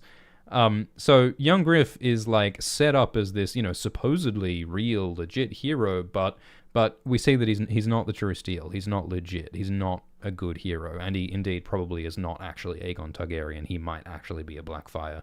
That's the whole thing. We talk about that in the Varys video. But my point is that George is saying, okay, this guy is not a legit hero, but Jon Snow is. And the reason why Jon Snow is a legit hero, and the reason why what he has that young Griff doesn't, is that unlike young Griff, who grew up, you know, thinking he'd be a perfect prince, Jon grew up believing he's a bastard. And he felt excluded, and he felt prejudice, and he joined the Night's Watch, and he grew up among the outcasts, and he was forced to learn empathy for those outcasts, for Gran and Pip and the rest. And he's someone who sees, you know, meets with the wildlings and sees their different political and ethical perspective, and Jon has to make sacrifices. And Jon's whole arc, or everything we talk about in the Real Jon Snow, is about, it's almost like George Martin sat down and thought, okay, what would really teach someone to be a hero? What would really teach someone to be a good ruler? It would be having these experiences and learning about sacrifice and learning empathy. So I think that Jon Snow is like the anti-young Griff. He's the opposite of young Griff. He's like the real true way to make a hero. And I think that, you know, sort of the tragedy and the irony of this is that Jon's experiences will make him potentially a great king. Jon has the royal blood, but he also has the humility, which means that he could be a fantastic king of Westeros. But I don't think Jon will be the king of Westeros. Maybe briefly he will be or something, but I think that ultimately he'll give that up to be in exile. And so I think that the sort of tragic irony at the end of Jon's story might be that this perfect hero, like, he did save the world, but he doesn't get the happily ever after. He doesn't get to rule. He doesn't get to be Aragorn in the end. And I think that's sort of part of the point of questioning this whole idea of what does it mean to be a fantasy hero? What would a fantasy hero look like in real life? What would that really mean? Thank you for the super chat from Alec Frings, who says, do you think Jon's book Resurrection will result in too stark a change in his personality? Would that depend on how long he stays dead? In one of Bran's dreams, he sees Jon pale and hard in a cold bed. Yeah, so I mean, we speculate a lot in the Real Jon Snow video, arguing that Jon Snow's personality may change a lot after his death. And I think there's a lot of good reasons to think that.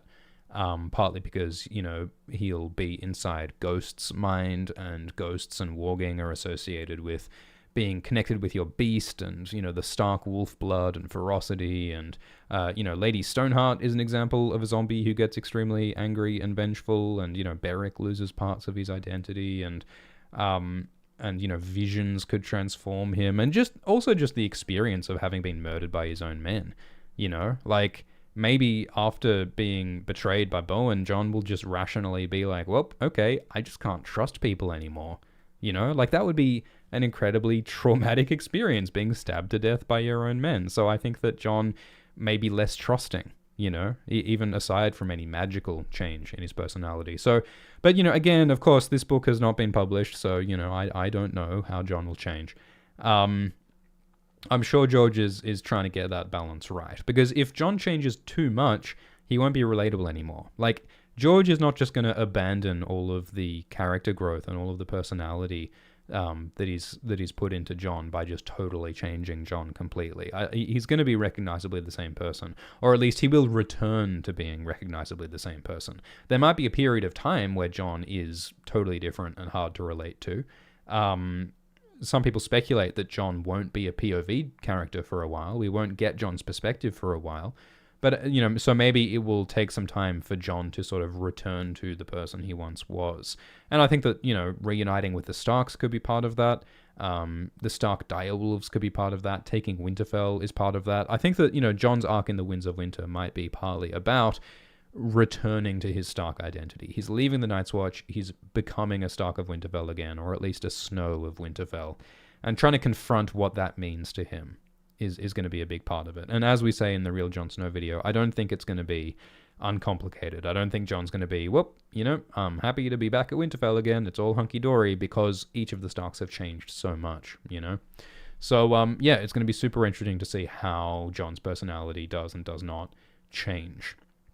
Thank you for the donation from Derek, who says, can you speak about Gilly's baby being promised to the White Walkers?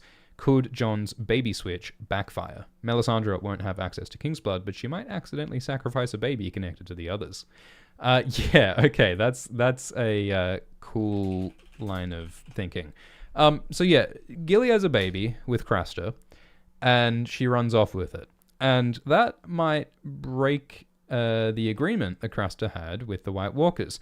In the TV show, there's this really interesting bit where Craster's wives tell Carl Tanner and the other mutineers that, hey, Craster's last baby has been born, and we have to give this baby to the White Walkers.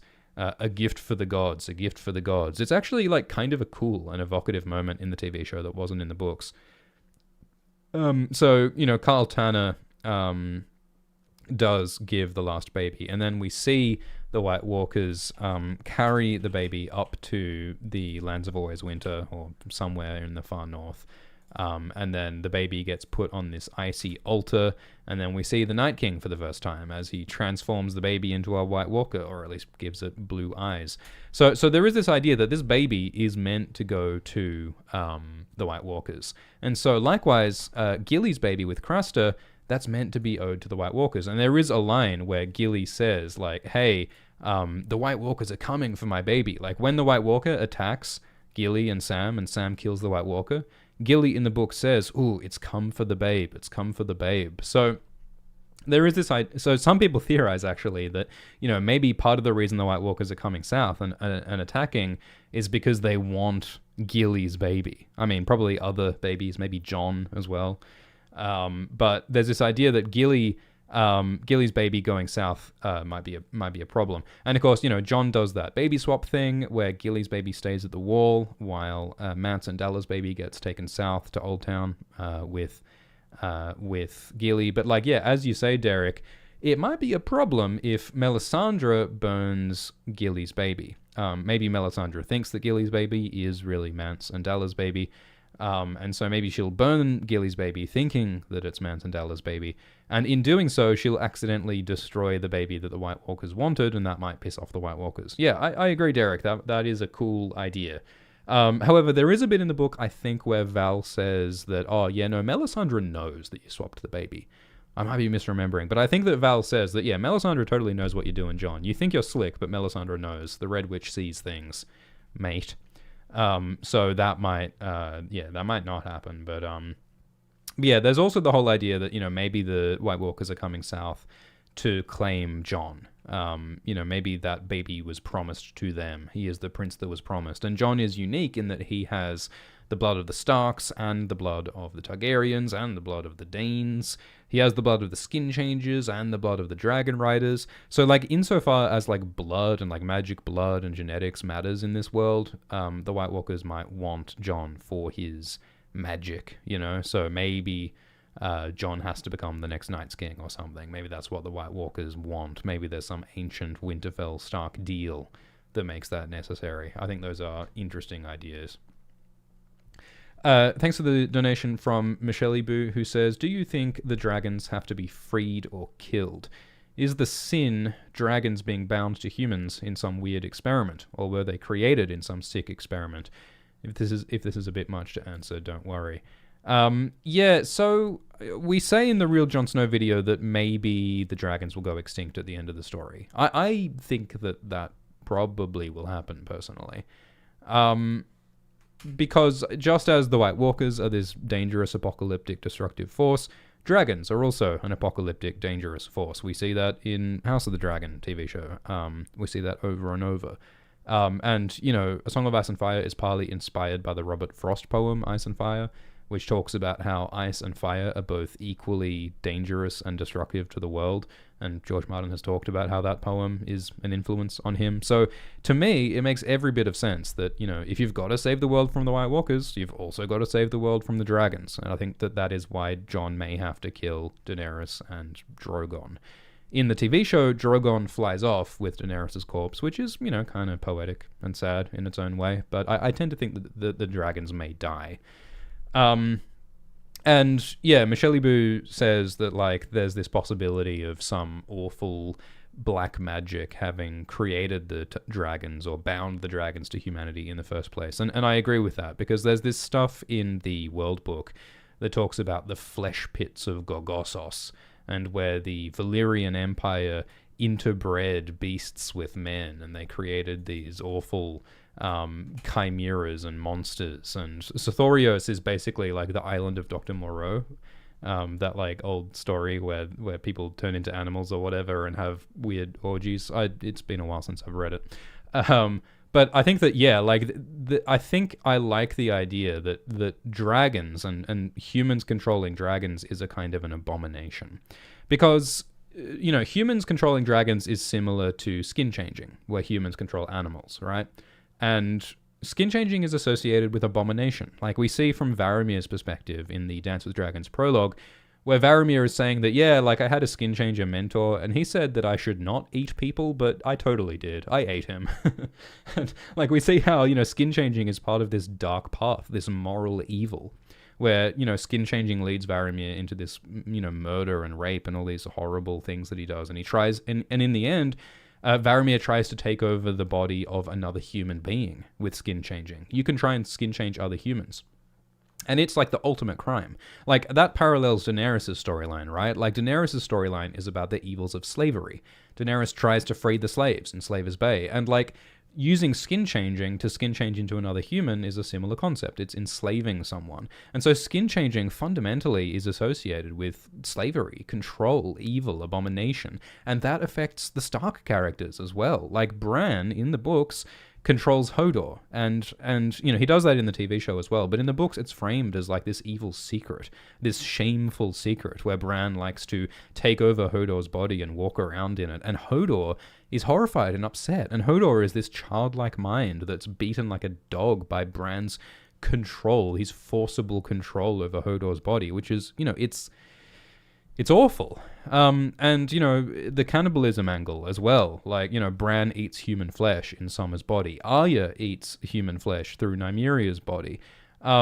And cannibalism is also this moral abomination. So that's part of why I think that, Jon connecting with Ghost, Jon being in Ghost, merging his mind with Ghost, may lead Jon down a path towards violence and abomination. And it's why I also think that the Targaryen connection to dragons might be wrong. I mean, it's like Viserys in House of the Dragon says, we should never have meddled with dragons. We cannot truly control dragons. They are too dangerous. They are too messed up. And we see how dragons make Targaryens more destructive, like when, Aemon and Vhagar in House of the Dragon, and, Daenerys with her dragons. Like, it just, using dragons often leads humans down a dark path. It's abomination. And yeah, like, as Michelle Boo says, like, the whole idea of dragons and their bond with humans might have been created through some evil black sorcery. So, like, the Valyrians may have done some awful, weird eugenic interbreeding magic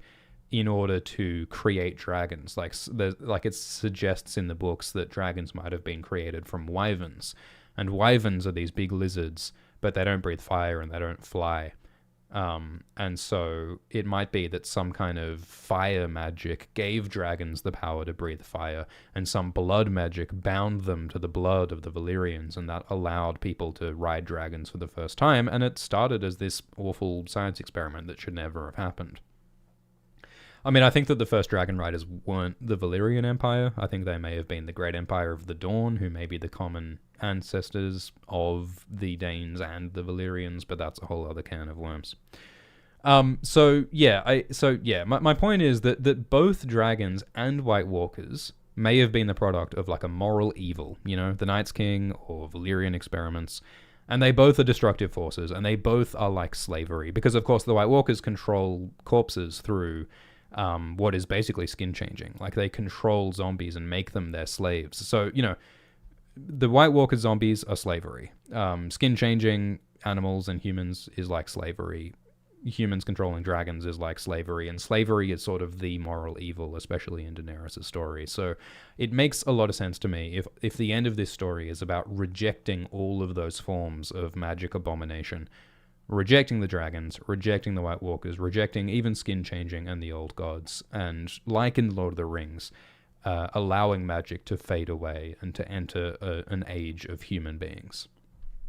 I think that's one possible direction that this could all be going. And I think that also connects to the seasons, right? Because this is a world where the seasons are irregular. Sometimes winter lasts for a decade, sometimes it's shorter, and that's destructive, and it makes it really hard to survive in this world. It also probably makes it really hard for technology to progress in this world. And George Martin has never explained exactly why the seasons are out of whack, but he has said that the seasons will be resolved in the end. Like, he said that, yeah, something is wrong with the climate, but there will be an explanation in the end, and he says it's going to be a fantasy explanation, not a science fiction explanation. Like, some people talk about how, maybe the orbit of Westeros' planet is erratic, and that's why the seasons are irregular. And George says, no.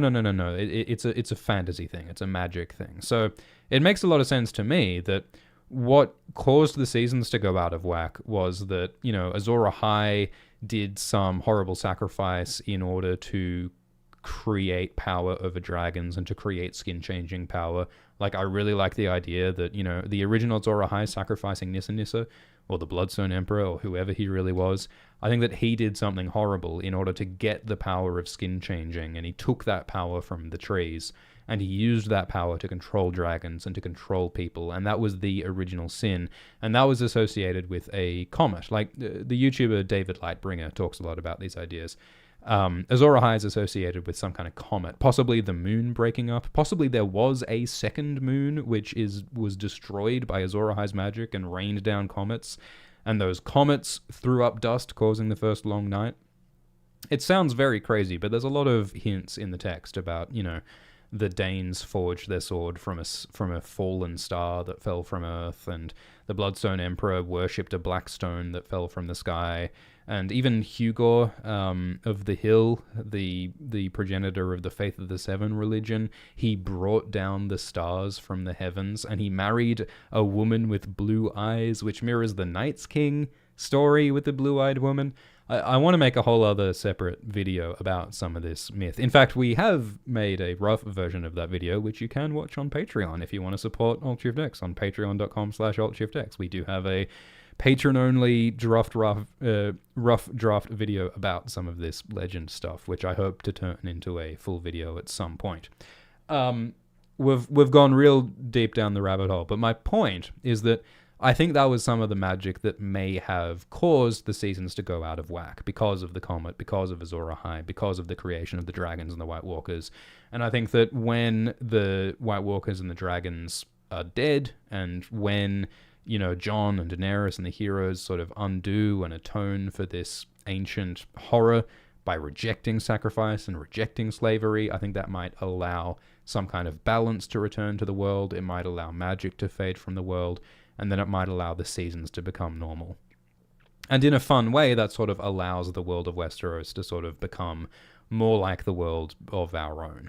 And perhaps one day to transition into becoming the world of our own, like a sort of a prehistory, much like Middle-earth. And again, George Martin has repeatedly said that his ending will be similar to the ending of The Lord of the Rings. So those are some of my thoughts on the dragons, the seasons, the magic, the White Walkers, etc. Thank you for the super chat from Whiskey Mood, who says, could Jon Snow beat Master Chief or Arthur Morgan? Yeah, there is this funny thing where George Martin said on his blog that, yeah, Jaime Lannister could totally beat Aragorn in a fight. And then a bunch of, like, Tolkien fans got really mad, and they're like, you don't know what you're talking about. Aragorn is canonically a superhuman who's 200 years old, and he can do flips, and he could beat Jaime Lannister easily. It's really funny when, like, authors are like, my character is the strongest, my fanfic is the best. Could Jon Snow beat Master Chief? I don't think he could. I don't think that would end well. Do you think Valyrian steel could cut through Mjolnir class 4 armor? I don't know. Arthur Morgan, is he the guy from Red Dead Redemption? I feel like Jon Snow is not bulletproof. So yeah, I think unfortunately Jon might lose those fights.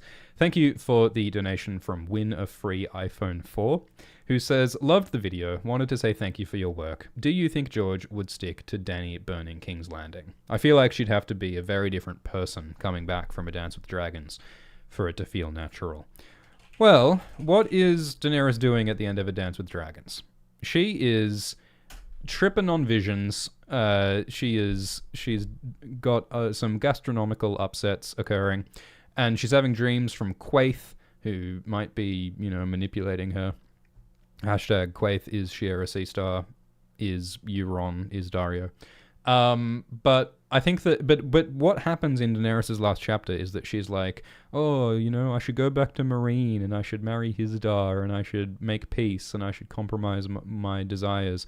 But then Quaithe comes down, and all these visions come down, and they say, no, stop mucking around in Slaver's Bay. You are a Targaryen. You belong in Westeros. Your words are fire and blood. Enough of this peace nonsense. Enough compromise. Be a dragon. Blaze your way to Westeros. And so I think that George is very clearly telling us that is what Daenerys is going to become.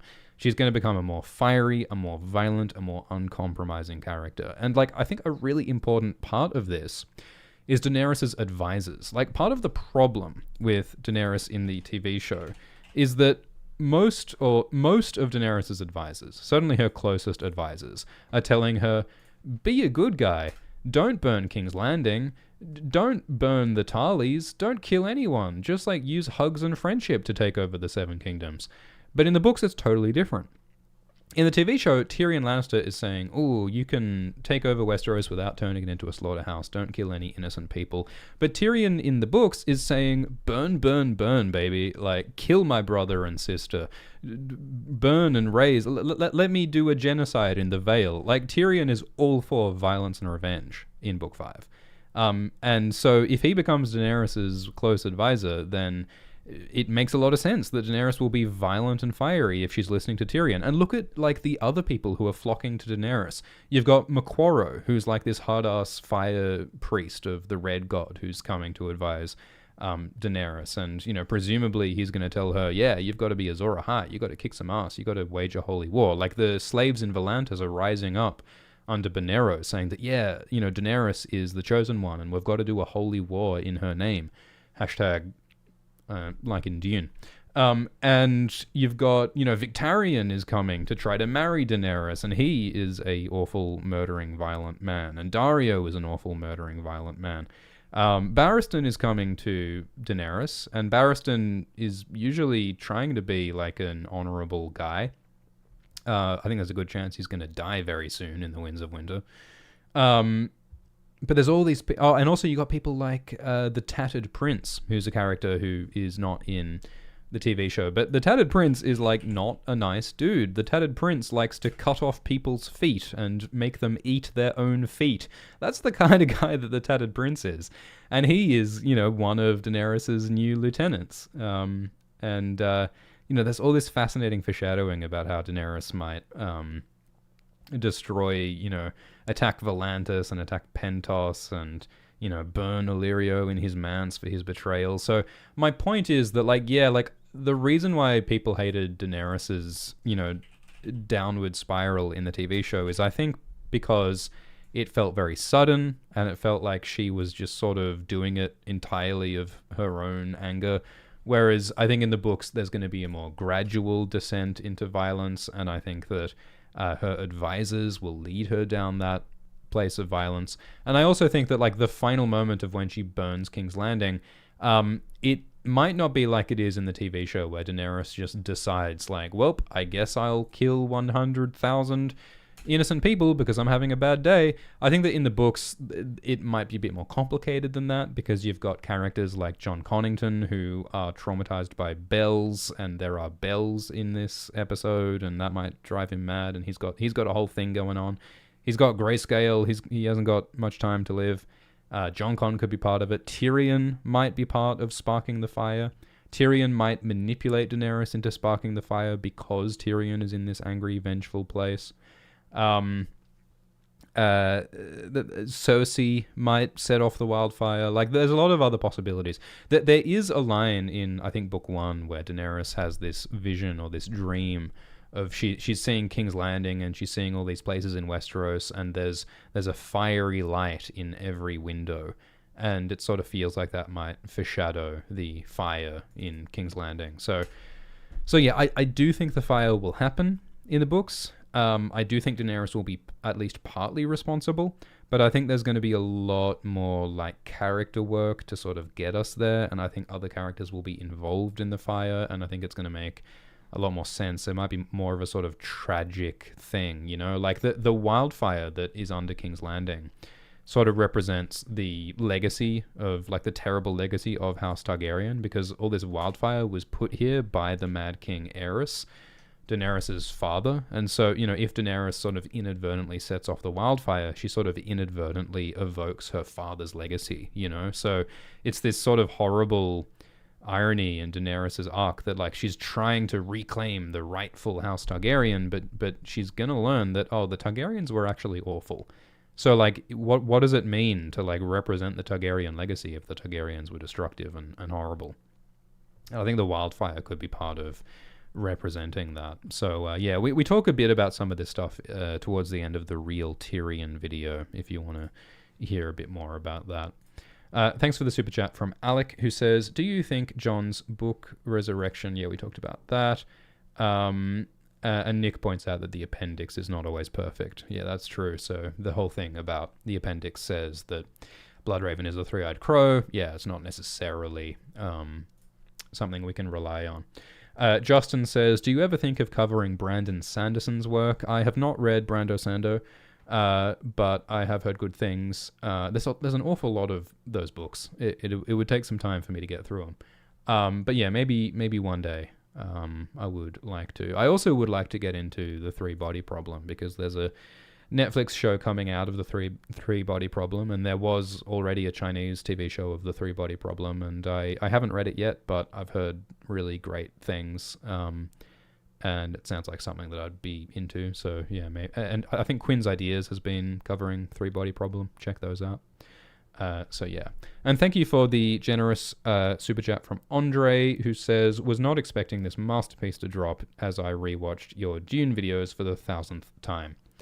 Thank you, Andre.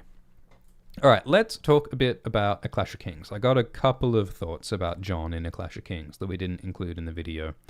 One of the things that the books emphasize that we don't talk about a lot in the Jon Snow video is, Jon's complicated feelings about Robb Stark. Because Jon loves Robb Stark. Robb Stark is his best friend. And he wants the best for Robb, and he wants to help Robb in his war.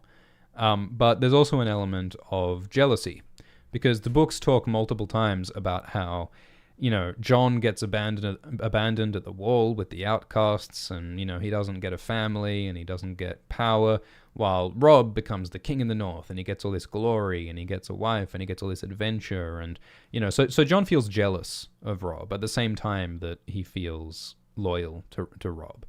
And so that sort of complicates his feelings about Winterfell. And I think it's going to be really interesting as we go into the Winds of Winter. If people are saying, hey, Jon, you should be the king of the north, Jon is not going to want to betray Robb or replace Robb, just as he didn't want to replace Ned by accepting Jor as his father. And I mean, of course, if Jon is presented with Robb's will, in which Robb chose Jon to be his heir, then I think that would be like an enormously emotionally validating moment for Jon. Like, if Jon sees that, even after all of, Catelyn's warnings and suspicion, Robb chose Jon as his heir anyway, despite, the issue of bastardy and despite Cat's warnings, I think that could really give Jon confidence to embrace Winterfell and being the Lord of Winterfell. If he gets that, vote of confidence from Robb, from his brother, I think that could be really beautiful. So yeah, there's all these layers to Robb's feelings, where he's like, he loves Robb, but he's jealous of Robb at the same time. I also want to talk about Qhorin. So, in Book 2, Qhorin is a very different character compared to in the TV show. And Qhorin is very connected to magic, and he's very aware of magic, and he says that, Jon is a warg, and he talks about the trees have eyes again.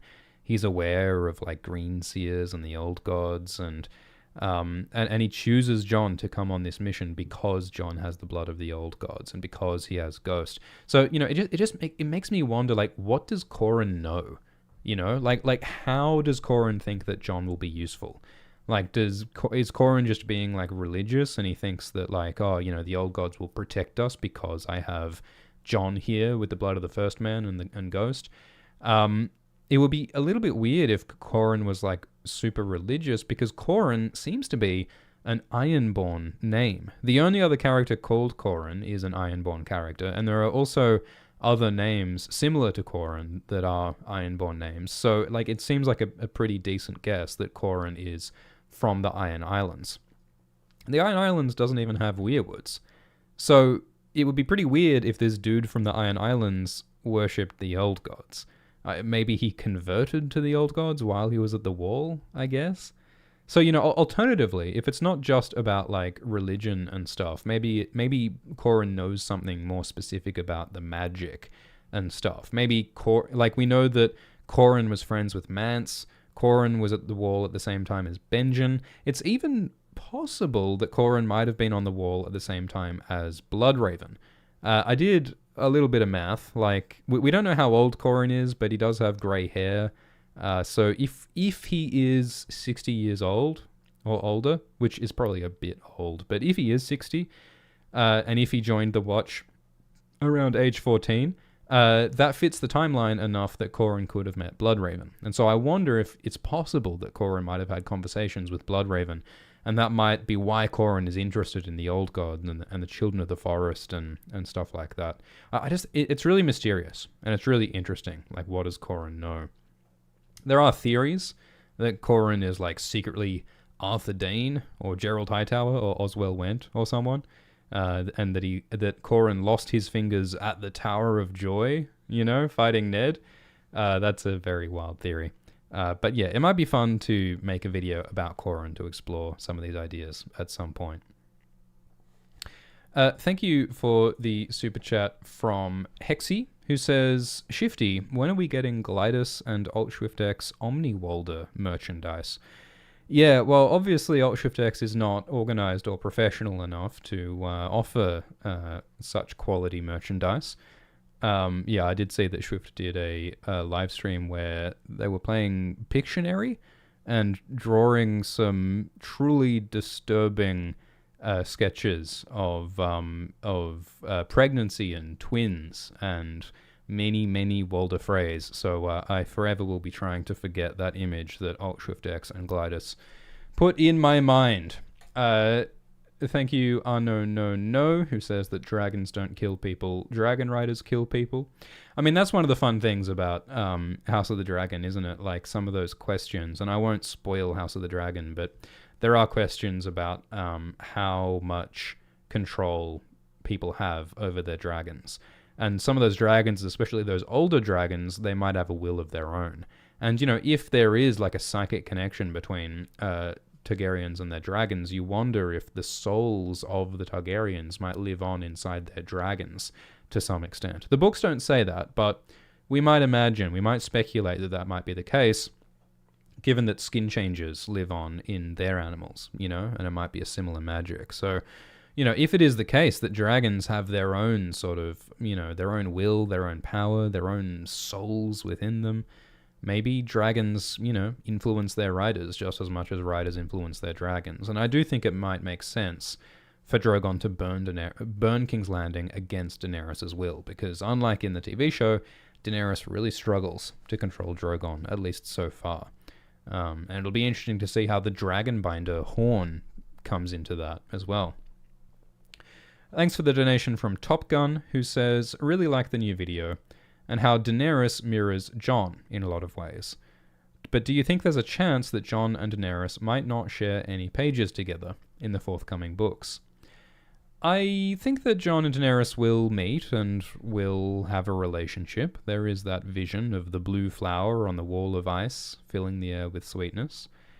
I think it'll be really interesting seeing things from each other's perspective. I mean, as all of these POV characters start converging and start being in the same places, we're going to see the same storylines from multiple different perspectives. I mean, that's sort of how it begins in Book 1, where we see Bran and Jon and Arya all seeing some of the same events, but from different points of view. So it'll be fascinating seeing, you know, not only how Jon sees Daenerys, but how Daenerys sees Jon, and, you know, the misunderstandings that might go on between them. So yeah, I imagine that we will get point of view chapters from both of their perspectives, which I think will be really interesting. Something that I wanted to talk about but didn't include in the video was that there's this idea of the false dragon. Like, Macquarie tells Tyrion that there are, like, young dragons and old dragons, true dragons and false. And Daenerys has a vision where she is the slayer of lies. So I think that it makes sense that Daenerys will, like, see young Griff as a false dragon, and that Daenerys will slay the lie of young Griff by destroying young Griff and destroying Illyrio and Varys. But, you know, if Daenerys is seeing young Griff as a false dragon, I wonder if Daenerys might also see Jon as a false dragon. Like, you know, if Jon Snow turns up and he's like, yeah, I'm a Targaryen, but Jon might not even have white hair and he doesn't look like a Targaryen and there's no proof that he's a Targaryen. He's like, oh, well, you know, my brother had a dream that I'm a Targaryen. Like, Daenerys is going to be like, what? Like, get out of here. You're not a Targaryen. And so I think it'll be really interesting if there's, like, a while where Daenerys, like, suspects Jon. But I think that possibly the way that Jon might prove to Daenerys that he is a true Targaryen is by riding the dragon Rhaegal. Because, like, in the TV show, Daenerys is just like, hey, come and ride my dragon, it'll be fun, and they do it like it means nothing. But in the books, you know, it's a whole thing. Like, riding a dragon usually requires Targaryen or Valyrian blood. So the fact that Jon can ride a dragon should prove to Daenerys that he is a Targaryen, or could be a Targaryen. And they don't acknowledge that in the TV show, but I think that that will be a thing in the books. Supernatural Studies says, I think you skipped my question. Yeah, I'm doing them a little bit out of order, and I'll answer a lot of them towards the end of the stream, I think.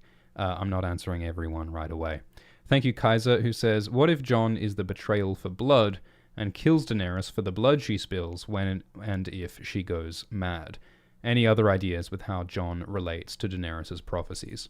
So yeah, we mentioned in the Jon Snow video that Jon might, kill Daenerys because her fire and her dragons threaten the world. And that could fit into a prophecy that Daenerys hears in the House of the Undying, when she is told 3 treasons you will know, 1 for blood and 1 for gold and 1 for love. I think that's what it is. I tend to think that if Jon kills Daenerys, it will be more the treason for love, because one of the things that they did in the TV show Season 8 is that they said that, part of why Jon kills Daenerys in Season 8 is because Daenerys is seen as a threat to Jon's sisters, Arya and Sansa, because Sansa especially makes it really clear that she does not support Daenerys. She does not accept Daenerys as queen. And Daenerys is not going to accept any defiance from Sansa. So part of why Jon kills Daenerys is to protect Sansa and Arya from Daenerys. And so in that sense, Jon's killing Daenerys, it betrays his love for Daenerys, but he protects his love for Sansa and Arya. Killing Daenerys is an act of love for his siblings. So in that sense, I would say that Jon's killing of Dany could fulfill the treason for love. But as you say, it could also be a treason for blood, like to avenge the dead who Daenerys killed, the blood that she spilled. Thank you, Feeder on Suffering, who says Finland.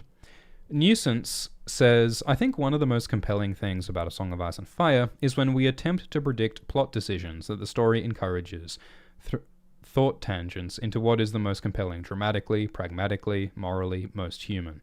Art is weird, but this is good art. I think what you're saying, Nuisance, is that, you can theorize based purely on, the mechanics and the magic and the prophecies.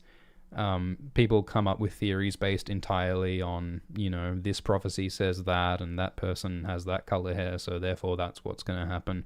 But it's also important to think about what does this mean for the character of the characters? What does this mean for the themes? What ideas is George Martin trying to explore here? So when we come up with theories, we shouldn't just go, is it possible according to the rules of the canon and the lore? But we've also got to think about what emotions is George trying to bring up here and what themes is George exploring. And I think in the case of Jon, he's exploring the ideas of, what does it mean to be a hero? What sacrifices need to be made? How does one balance one's identity with the necessities of complicated conflicts? How does one, indulge their desires and stay human even while wielding power? How does power affect the individual? Those are all some of the deeper questions that George is trying to explore. So we've got to keep that in mind when we're doing theories. Otherwise, we're just, bashing action figures together. Thank you, No, who says, humanity will not get it together to survive the long night, but White Walkers are susceptible to the coming Greyscale outbreak.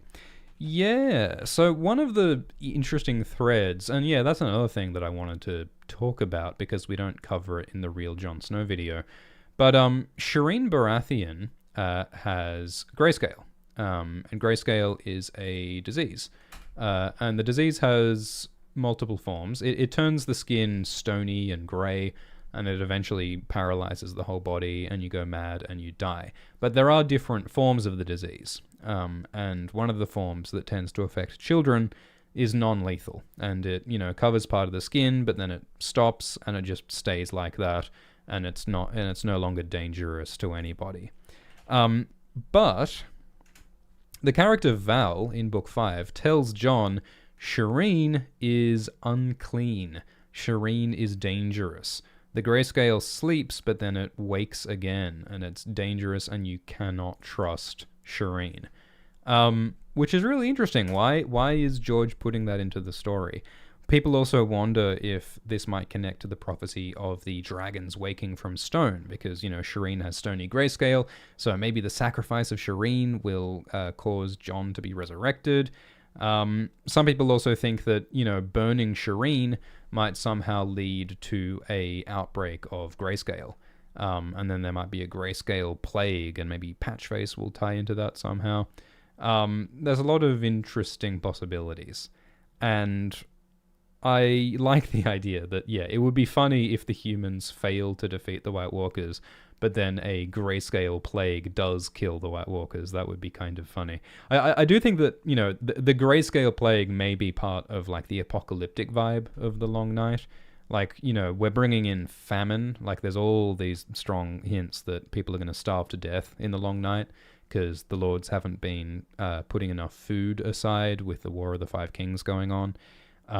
So, you know, we've got famine, we're going to have plague, we're going to have war, we're going to have all the four horsemen of the apocalypse are going to rock up for a truly apocalyptic final long night in the books, unlike the one episode short night that was in the Game of Thrones books. So yeah, I think that Shireen's grayscale may be part of that. And you've also got Jon Con, who does have the dangerous active grayscale that he is hiding. It's like the equivalent of Jorah in the books. In the show has grayscale, but in the books it's Jon Con. So there's several different ways that we might have a plague, as though George Martin needed more complicated plot elements to bring into this story, right? KC Stealth says, when are you dropping the live action Avatar The Last Airbender review? I will not make an Avatar video, I don't think, but if you go and subscribe to Glidus, I think that the YouTube channel Glidus is working on some Avatar videos. Nizar says, how will Alliser Thorne feel about Jon's true identity? Yeah, so, you know, Alliser Thorne is a dick, and he hates Jon. But that is kind of funny, because as we say in the Real Jon Snow video, Jon is probably secretly a Targaryen, and Alliser, funnily enough, fought for the Targaryens at the sack of King's Landing. So that's kind of ironic. And yeah, Alliser's role in the future of the story is unclear, because we don't talk about this in the Real Jon Snow video, but Jon sends 12 rangers north, trying to check out where the wildlings are and what's going on. And Alliser is one of the men he sends north. So Alliser is absent for most of A Dance with Dragons, and Alliser is not involved in the mutiny against Jon when Jon is killed. But yeah, it'll be interesting to see, like, you know, what will Alliser's role be in the story ahead. Will he continue to be Jon's enemy? I liked, and a lot of people liked, what they did with Alliser in Season 4 at the Battle of the Wall against the Wildlings, when there was a moment of, like, almost grudging respect between Alliser and Jon, where Alliser's kind of like, yeah, Jon, like, I hate you, but you have done a pretty good job of, like, leading the Watch in this battle, and, you know, we both have the same goal of protecting the Watch from the Wildlings, so respect. There's sort of that moment in the show, and I wonder if they might also reach that point in the books as well. I also speculate, you know, there's the idea that Jon might have to go on a long journey into the north in order to fight the White Walkers. I think it might be similar to what happened in Season 7, Episode 6, but better. There was a lot that I didn't like about Season 7, Episode 6 of Game of Thrones. But I think something similar, but better, might happen in the books. I imagine, like, a really badass all-star team of rangers going north alongside Jon. Like, it didn't really make a lot of sense in the show that Jon is going north with, like, Thoros of Myr and, like, the Hound and, like, Gendry. Like, it's just this random collection of characters who just happen to be, like, popular show characters, but, like, they are not the people who have the actual skills to, like, travel the hard north when the snows are coming down. Like, you want Night's Watch Rangers, you want wildlings on such a mission. So I thought it would be cool that, like, what if Jon goes on a ranging, instead of a Night's Watch ranging against the wildlings or a wildling party against the Watch, what if Jon led a mission uniting a bunch of the badass Night's Watch rangers with a bunch of badass wildlings, and together the Watch and wildlings accompanied Jon north to try and fight the White Walkers? I think that would be cool and thematic. Jon as a unifier, I think, would be really interesting. So some of the characters that I imagine might go with Jon north might include Stone Snake. Stone Snake is one of Qhorin's men, and Stone Snake helps Jon kill Arel and capture Ygritte. And Stone Snake is like this cool badass guy. And, you know, Qhorin's other men, we learn how they die. Squire Dalbridge and Eben die. But Stone Snake climbs off through the mountains, and we have not heard what happened to him since book 2. So, it's another thing that George has that card up his sleeve. He might never mention Stone Snake again, and that'd be fine, but it would also be cool if Stone Snake turned up at the opportune moment and saved the day and continued to be a cool dude. So, hey, since Stone Snake is this powerful ranger, maybe he could return and help Jon go north. Iron Emmett is another person who might join Jon, because Iron Emmett is one of the best swordsmen at Eastwatch. And yeah, Alliser Thorne. If Alliser returns from his ranging, it would be really cool if Alliser and Jon put aside their enmity and became allies in this final battle.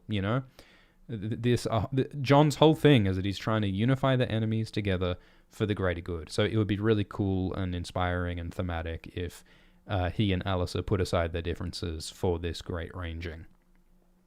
And Tormund and Mance could also be candidates to come north. Sigorn the Then would be cool because, Jon killed Sigorn's father, Styr, so it would be cool if they put aside that enmity to become allies. And I also threw in Borok as well in there, just because it's cool that Borok is a skin changer who skin changes a boar. So, we've got wargs who control wolves, and we've got skin changers who control shadow cats.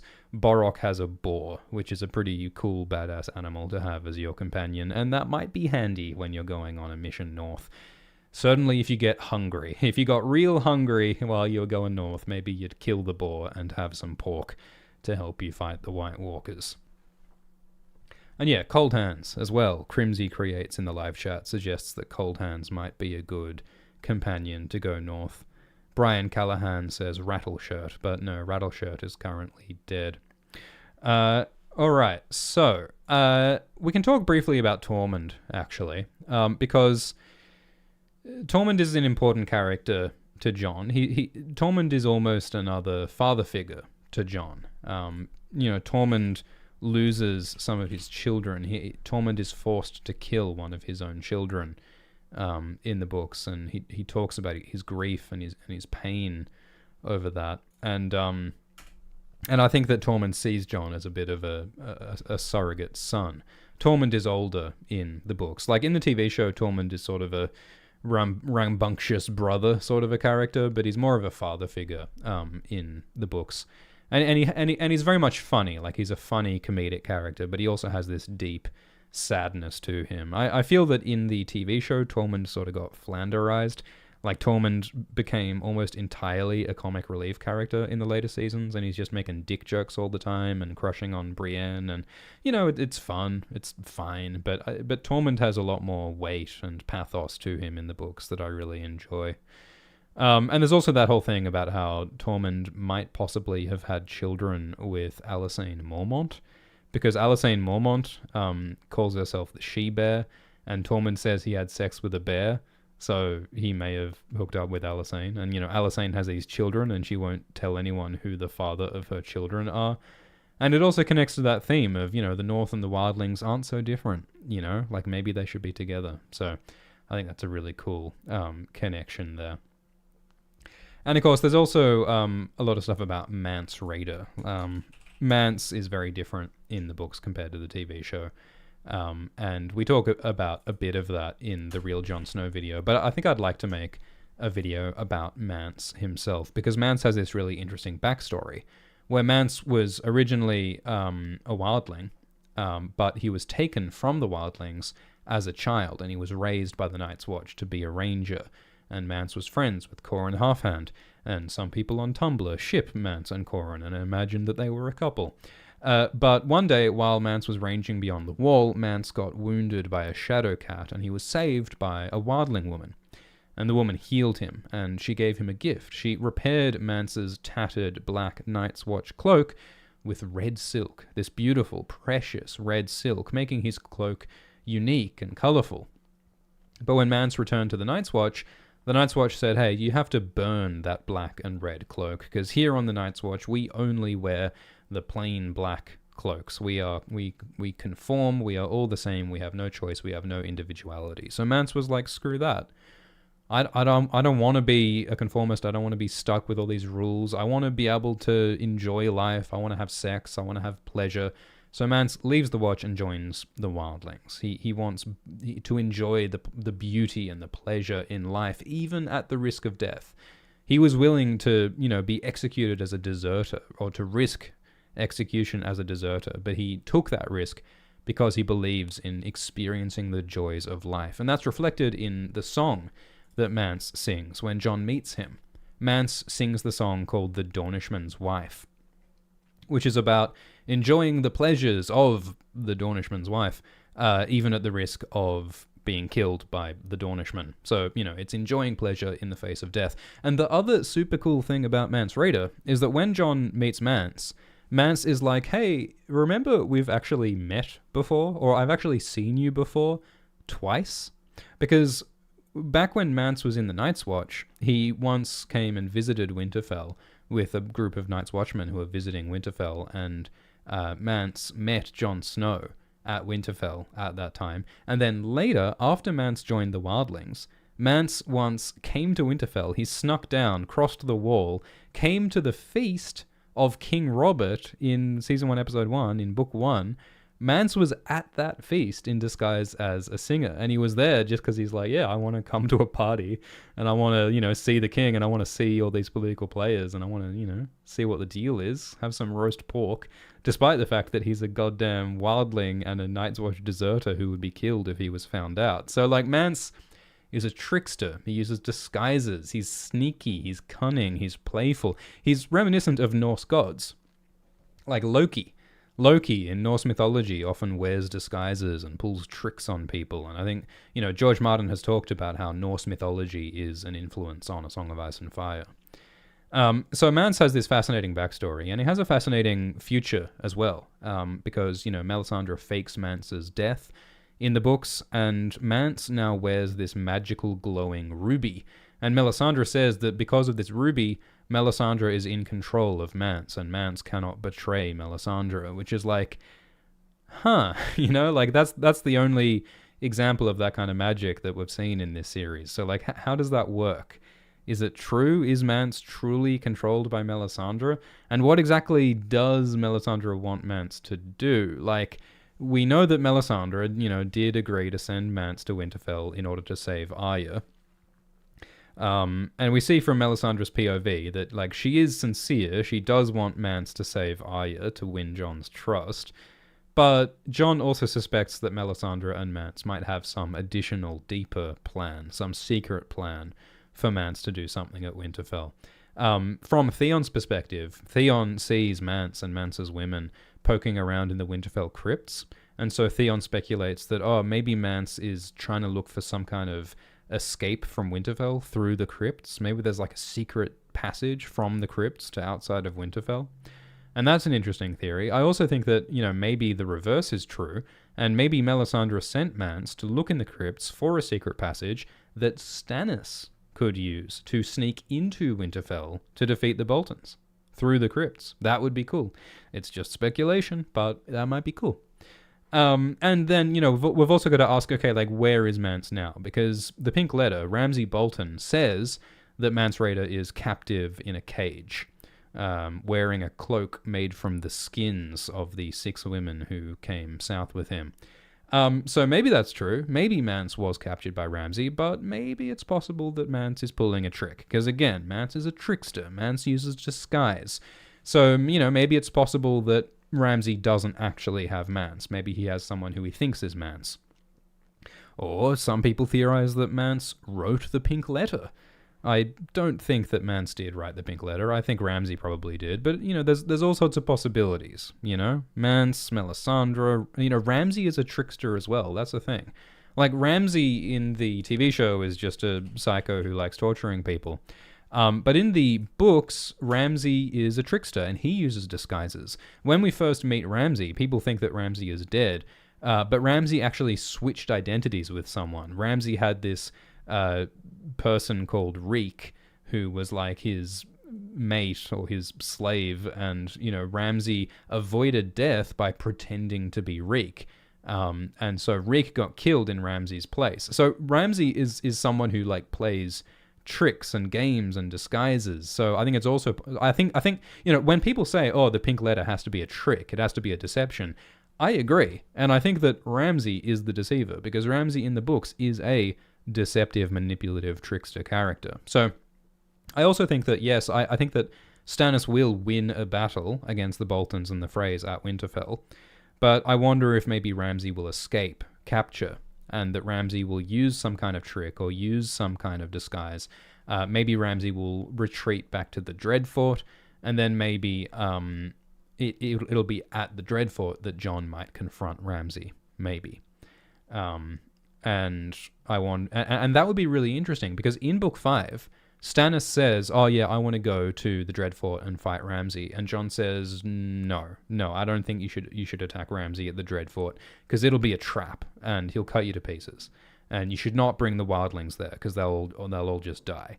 So it'll be really interesting if in the books, Jon changes his mind. And he's like, well, yeah, previously I said don't attack Ramsay, but now I'm angry and I'm full of the wolf blood and I'm ready to cut people up. So Jon does change his mind, goes to the Dreadfort, risks killing the wildlings, maybe risks killing Rickon, walks into Ramsay's trap in a similar way to what he did at the Battle of the Bastards episode in the show, but better and cooler. And, it's very easy to say, what if the show except better? It's very easy to say, oh, the books will be better when the books don't exist, And again, that's why George Martin hasn't finished The Winds of Winter yet, is because he has the pressure of trying to surpass everyone's expectations and surpass the show, which, might not be all that easy to do. Is there any buffering happening for people? Is the stream quality okay? Please let me know in the live chat if there are any issues with the quality of the video live stream. If there's any buffering issues, please let me know. Schubert says low bar. Others say stream is great. No buffering is okay. Okay, cool. Thank you. Thank you very much. Okay. So yeah, let's continue. Another tiny detail I wanted to mention is that Ygritte has a weirwood bow in the books. There's a few different uses of weirwood in the books. Weirwood is used as like a decorative thing sometimes. At White Walls, the rafters are made of weirwood, which makes me think that hints that Bloodraven is looking over the proceedings, because in that story, the Mystery Knight, Bloodraven is spying on everyone and manipulating everything, so I wonder if the weirwood rafters are an indication of that. Anyway, so yeah, I'm bringing that up entirely because I think that it's just kind of neat that Ygritte has a weirwood bow. And oh yeah, something else that we didn't mention in the Real Jon Snow video. So we talked about how Val has this moment where she wears this striking white outfit, and she has blue eyes. And I think that sort of feeds into the idea that maybe Val will become a white, will become a zombie, and might be used to tempt Jon in some kind of Night's King fashion.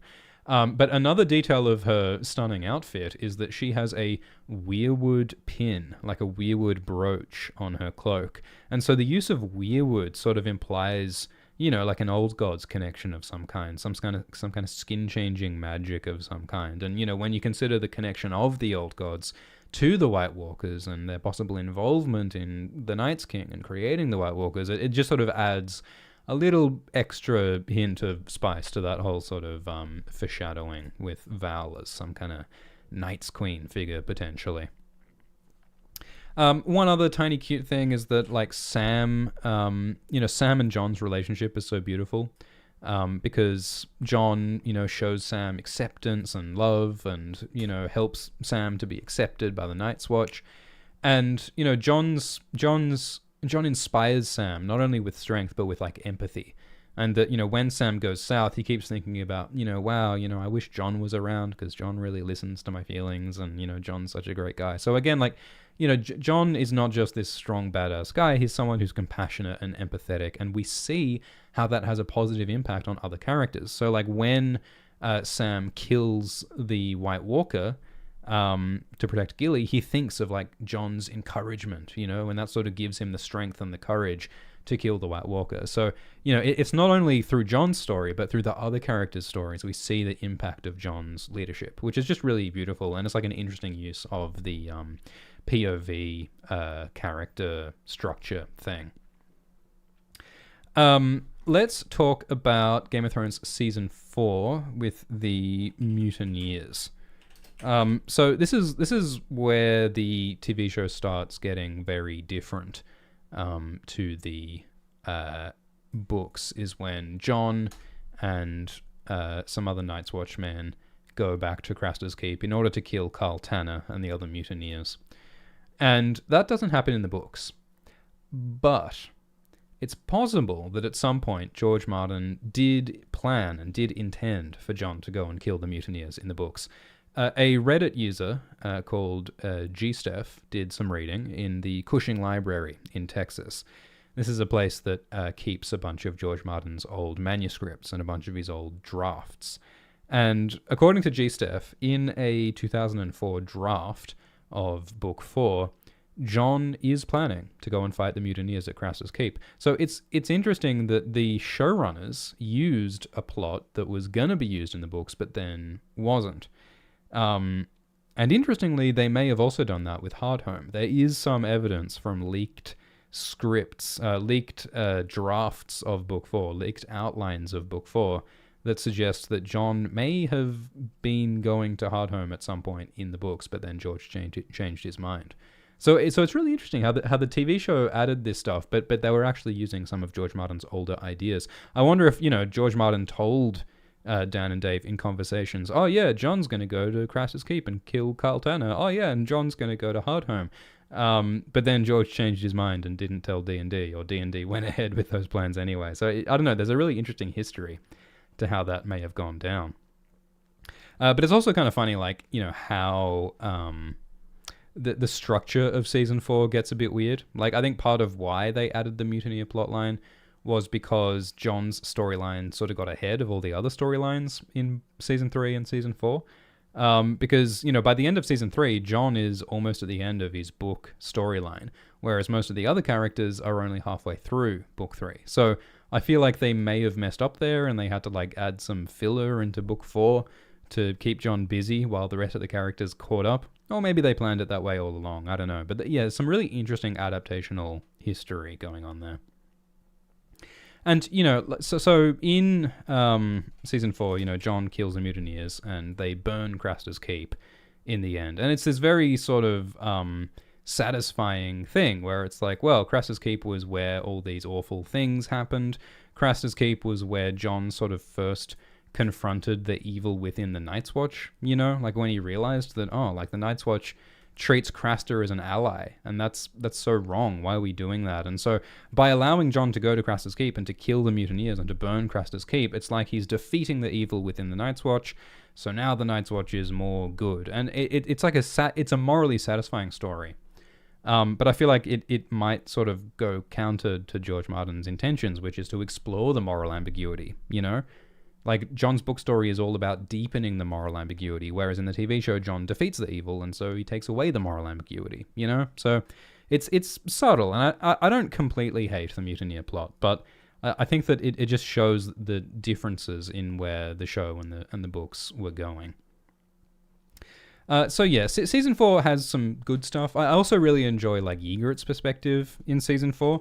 Like, Ygritte is a lot more fleshed out in the Game of Thrones show than she is in the book. I mean, she's great in the book as well. But in the show, there's a lot more conversations where Jon is, like, honest with Ygritte. And he's like, yeah, like, I'm loyal to the Watch. I'm loyal to the Starks. I'm going to have to go defend the Wall. And Ygritte's, like, you know, aware of that and tries to convince him. And, like, there's a lot more drama between Jon and Ygritte. It's a lot more explicit. Whereas in the books, it's more just sort of internal from Jon's point of view. And I also like how, you know, there's this scene in episode 9 where, you know, Ygritte is sort of talking through her, like, you know, her pain and her anger about Jon leaving her. And, you know, Tormund says that, oh, you could have killed Jon when he was running away, but you chose not to kill Jon. I think all of that does a great job of, like, deepening the drama between Jon and Ygritte. So I quite enjoyed a lot of that. But, you know, nonetheless, I think that Season 4 is where the show started going off the rails with Jon and with Tyrion. They made like mostly subtle changes that actually had like big impacts, like Tyrion not learning about Tysha and all of that. So yeah, another thing I wanted to talk about was Ghost's wild years. Ghost goes off on his own for a while in both the books and the show, and it's kind of funny how it's different between the books and the show. Because in the books, Jon and Ghost split up for a while for practical reasons, because Jon is going to go and climb the wall, and Ghost can't climb the wall. Ghost doesn't have thumbs, you see, so, he can't climb up the ladder or the wall or whatever. So Jon tells Ghost, he sits him down and says, "Hey, buddy, meet me at Castle Black." And Jon has no idea if Ghost can understand his words, but he talks to his dog, and he's like, "Man, I wish I was a better warg. I wish I could, connect to my wolf better." But Jon tells Ghost to meet him at Castle Black, and later in that book, he does meet up with Ghost again. And I think it's mostly just for practical reasons. Like, George just couldn't plausibly have Ghost climb the wall. It also, gives us an opportunity to explore how the wall seems to be like a barrier that sometimes blocks the magic connection with wargs. Like, when Jon and Ghost are on opposite sides of the wall, they can't sense each other in the same way.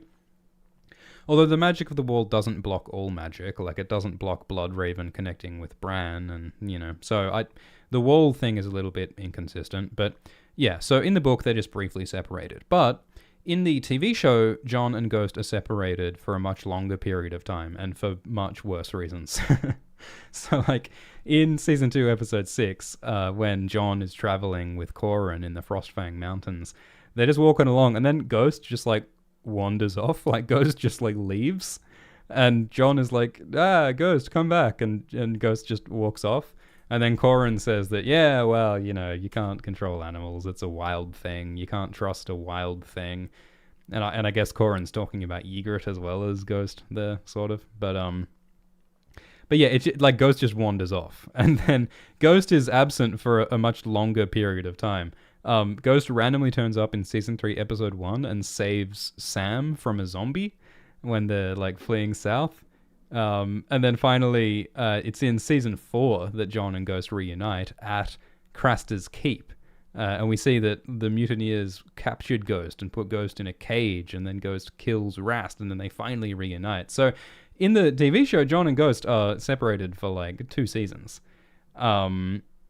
And I think that the reason for that is largely because the TV showrunners talked about how the CGI was a pain in the ass with Ghost. And, since the show removed a lot of the magic from the story, they didn't have much purpose for Ghost, because the purpose of Ghost is to connect Jon to the magic of the old gods and to his Stark identity and stuff. And the show just wasn't really interested in doing that. So I just find it funny how they sort of just arbitrarily had Ghost wander off for 2 seasons. It makes no sense because they're out in the mountains at this point, right? So if Ghost wanders off, did he follow Jon and Qhorin back out of the mountains and then follow Jon and Qhorin south, but from a distance, and then wandered off to Craster's Keep? The geography doesn't make a lot of sense, but, who cares? All right. Next thing, I just wanted to mention that Aemon has a fun line in the Game of Thrones TV show where he says that, he can detect lies because he grew up in King's Landing. And it's just sort of this wry reference to Aemon's past that I enjoyed. The show does have good lines that weren't in the books that I enjoy. Thank you for the super chat from Thomas, who says, "Do you think Robert and Ned explored each other's body?" Well, look, I'll put it this way. Ned does talk a lot about how his best friend Robert was so strong and handsome, and he was rippling with muscles like a maiden's fantasy. And for a allegedly straight man, Ned does talk about how hot Robert is a lot, but I guess that does change a little bit later on in the story. Lord Hoss says, "Love your work. Can you talk about what's happening to Gilly in the books?" Gilly is at Old Town, and I don't know what her future is. I mean, I hope that Sam and Gilly might get to be one of the few couples that get a happily ever after. Romance tends to end badly in this story. It would be really lovely if they managed to survive. There is a very large foster clock coming towards Old Town in the form of Euron Greyjoy, which might not end well for Gilly, potentially. And also, you know, we talked about that whole issue that it's possible that the White Walkers might want Gilly's baby, although Gilly's baby is out the wall, and Gilly actually has Mance and Della's baby, which is named Monster. So yeah, I don't know. I haven't thought much about what Gilly's future might be. I hope that she and Gilly get to stay together. I hope that there's at least one couple in this story that get to live happily ever after, and Gilly and Sam, I think, are a candidate for that. And that ties into the whole thing of, you know, Jon wants the Southerners and the Wildlings to unite and make peace, and, you know, that's part of why Alice and Sigourney get married. It's possible that Jon and Val might form an alliance between the Wildlings and the Southerners, and Sam and Gilly are also part of that. So I think that might be part of the purpose of Gilly and Sam, is to represent this sort of new generation of peace and togetherness between Westeros and the Wildlings, which would be lovely. And there is, Pete points out that, you know, Samwell is basically George Martin's self-insert. George has said that Sam is the character most like himself, so it would be nice if, George lets the character that's most like him actually get a happy ending and to be with his love in the end. That would be quite fitting and cute, wouldn't it? Talking back about Ygritte and Season 4, so one of the differences with Ygritte's death is that in the books, Jon just finds Ygritte's body after the battle, and she's like dying from an arrow, and he doesn't know whose arrow hit Ygritte, and he hopes he never knows, but he always feels guilty anyway. In the books, it's quite different, because Ygritte and Jon are just having a conversation when, out of nowhere, Olly 360 no-scoped MLG's Ygritte out of nowhere, which, a lot of people hate Olly, but I think Olly kind of makes a lot of sense, because, you know, we see how Olly's family is killed by Styr and Tormund and Ygritte and the Wildlings in a raid, and, you know, Olly then joins the Night's Watch, and we understand perfectly why Olly hates the Wildlings. We saw the Wildlings kill his family, and so it's like, well, of course, it helps us to understand why some Night's Watchmen hate the Wildlings and will never accept Wildlings in the South. And so, you know, Jon's relationship with Olly is really interesting, because, you know, Jon becomes a mentor to the boy who killed his love. And, you know, then when that ends with Olly betraying Jon and, like, the horror of that betrayal, like, I think that there is a lot that makes sense about Olly. I think Olly has a good purpose in the story, and I think that, you know, the books are almost missing that perspective. Like, in the books, you have, like, Bowen Marsh, who, you know, he's one of the main people who doesn't want to let the Wildlings through the wall because he was wounded by Wildlings in battle recently. But, you know, Bowen doesn't have the same, like, emotional depth. Like, we don't get to see Bowen's pain and loss or anything, you know? So Olly, I think, is a good addition to the story. He adds a good reason and a good way for us to understand why some Watchmen hate Wildlings. So, the downside, I suppose, of Olly is that Olly replaces Saturn. Saturn is the boy from Old Town who is a sex worker, and, you know, Jon takes him under his wing and has him as his personal steward, and you know, he recognizes that Saturn is smart and capable and is potentially grooming him for command. And it's just another way of showing how, you know, Jon respects the bastards, cripples, and broken things, and he's trying to raise people up and judging them by their merits. And also, a lot of people on Tumblr like to ship Jon and Saturn. While we're talking about the battle for the Wall, let's talk about how good of a warrior is Jon Snow. Because ever since we made that top 10 greatest warriors in Westeros video, in which we did not mention Jon Snow, we get comments all the time of people saying, what about Jon Snow? How good of a warrior is Jon Snow? Because in the TV show, Jon Snow seems to be, you know, the greatest warrior of all time. Ramsay says he's, you know, supposedly the best warrior in the North. So, because in the TV show, Jon kills a bajillion dudes with his sword. He fights White Walkers, he fights wildlings, he fights zombies. He defeats a zillion people with his sword.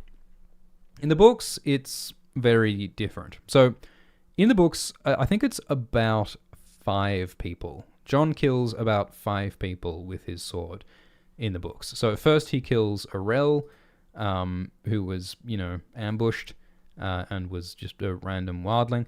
Then Jon kills Qhorin, and he kills Qhorin partly with the help of Ghost. Like, Ghost bites onto Qhorin's ankle, which gives Jon the opening to kill Qhorin. And also, Jon thinks later that Qhorin could have killed me as easily as you swat a fly. So, like, it seems as though Qhorin let Jon beat him. So he kills Qhorin, but Jon is not better than Qhorin. At Queen's Crown, Jon kills or at least wounds 3 wildlings with his sword. It doesn't really describe, like, it's not really a fight. He just, like, swipes his sword at a few wildlings while he's running past them. So that's something. At the Battle for the Wall, Jon kills 1 Thenn with his sword, but the Thenn is, like, in the process of climbing up a ladder, and Jon, like, stabs his head while he's climbing up a ladder, so it's not really a fight. In Book 5, Jon does have some more impressive feats. Jon trains a lot at sword fighting, and he has a training fight with Mance Rayder, while Mance is in disguise as Rattleshirt. And Jon is shocked by how powerful of a fighter Rattleshirt Mance is, how strong and fast he is. And Jon does sort of hold his own for a bit, but then Rattleshirt Mance, like, tackles him and overpowers him and defeats him.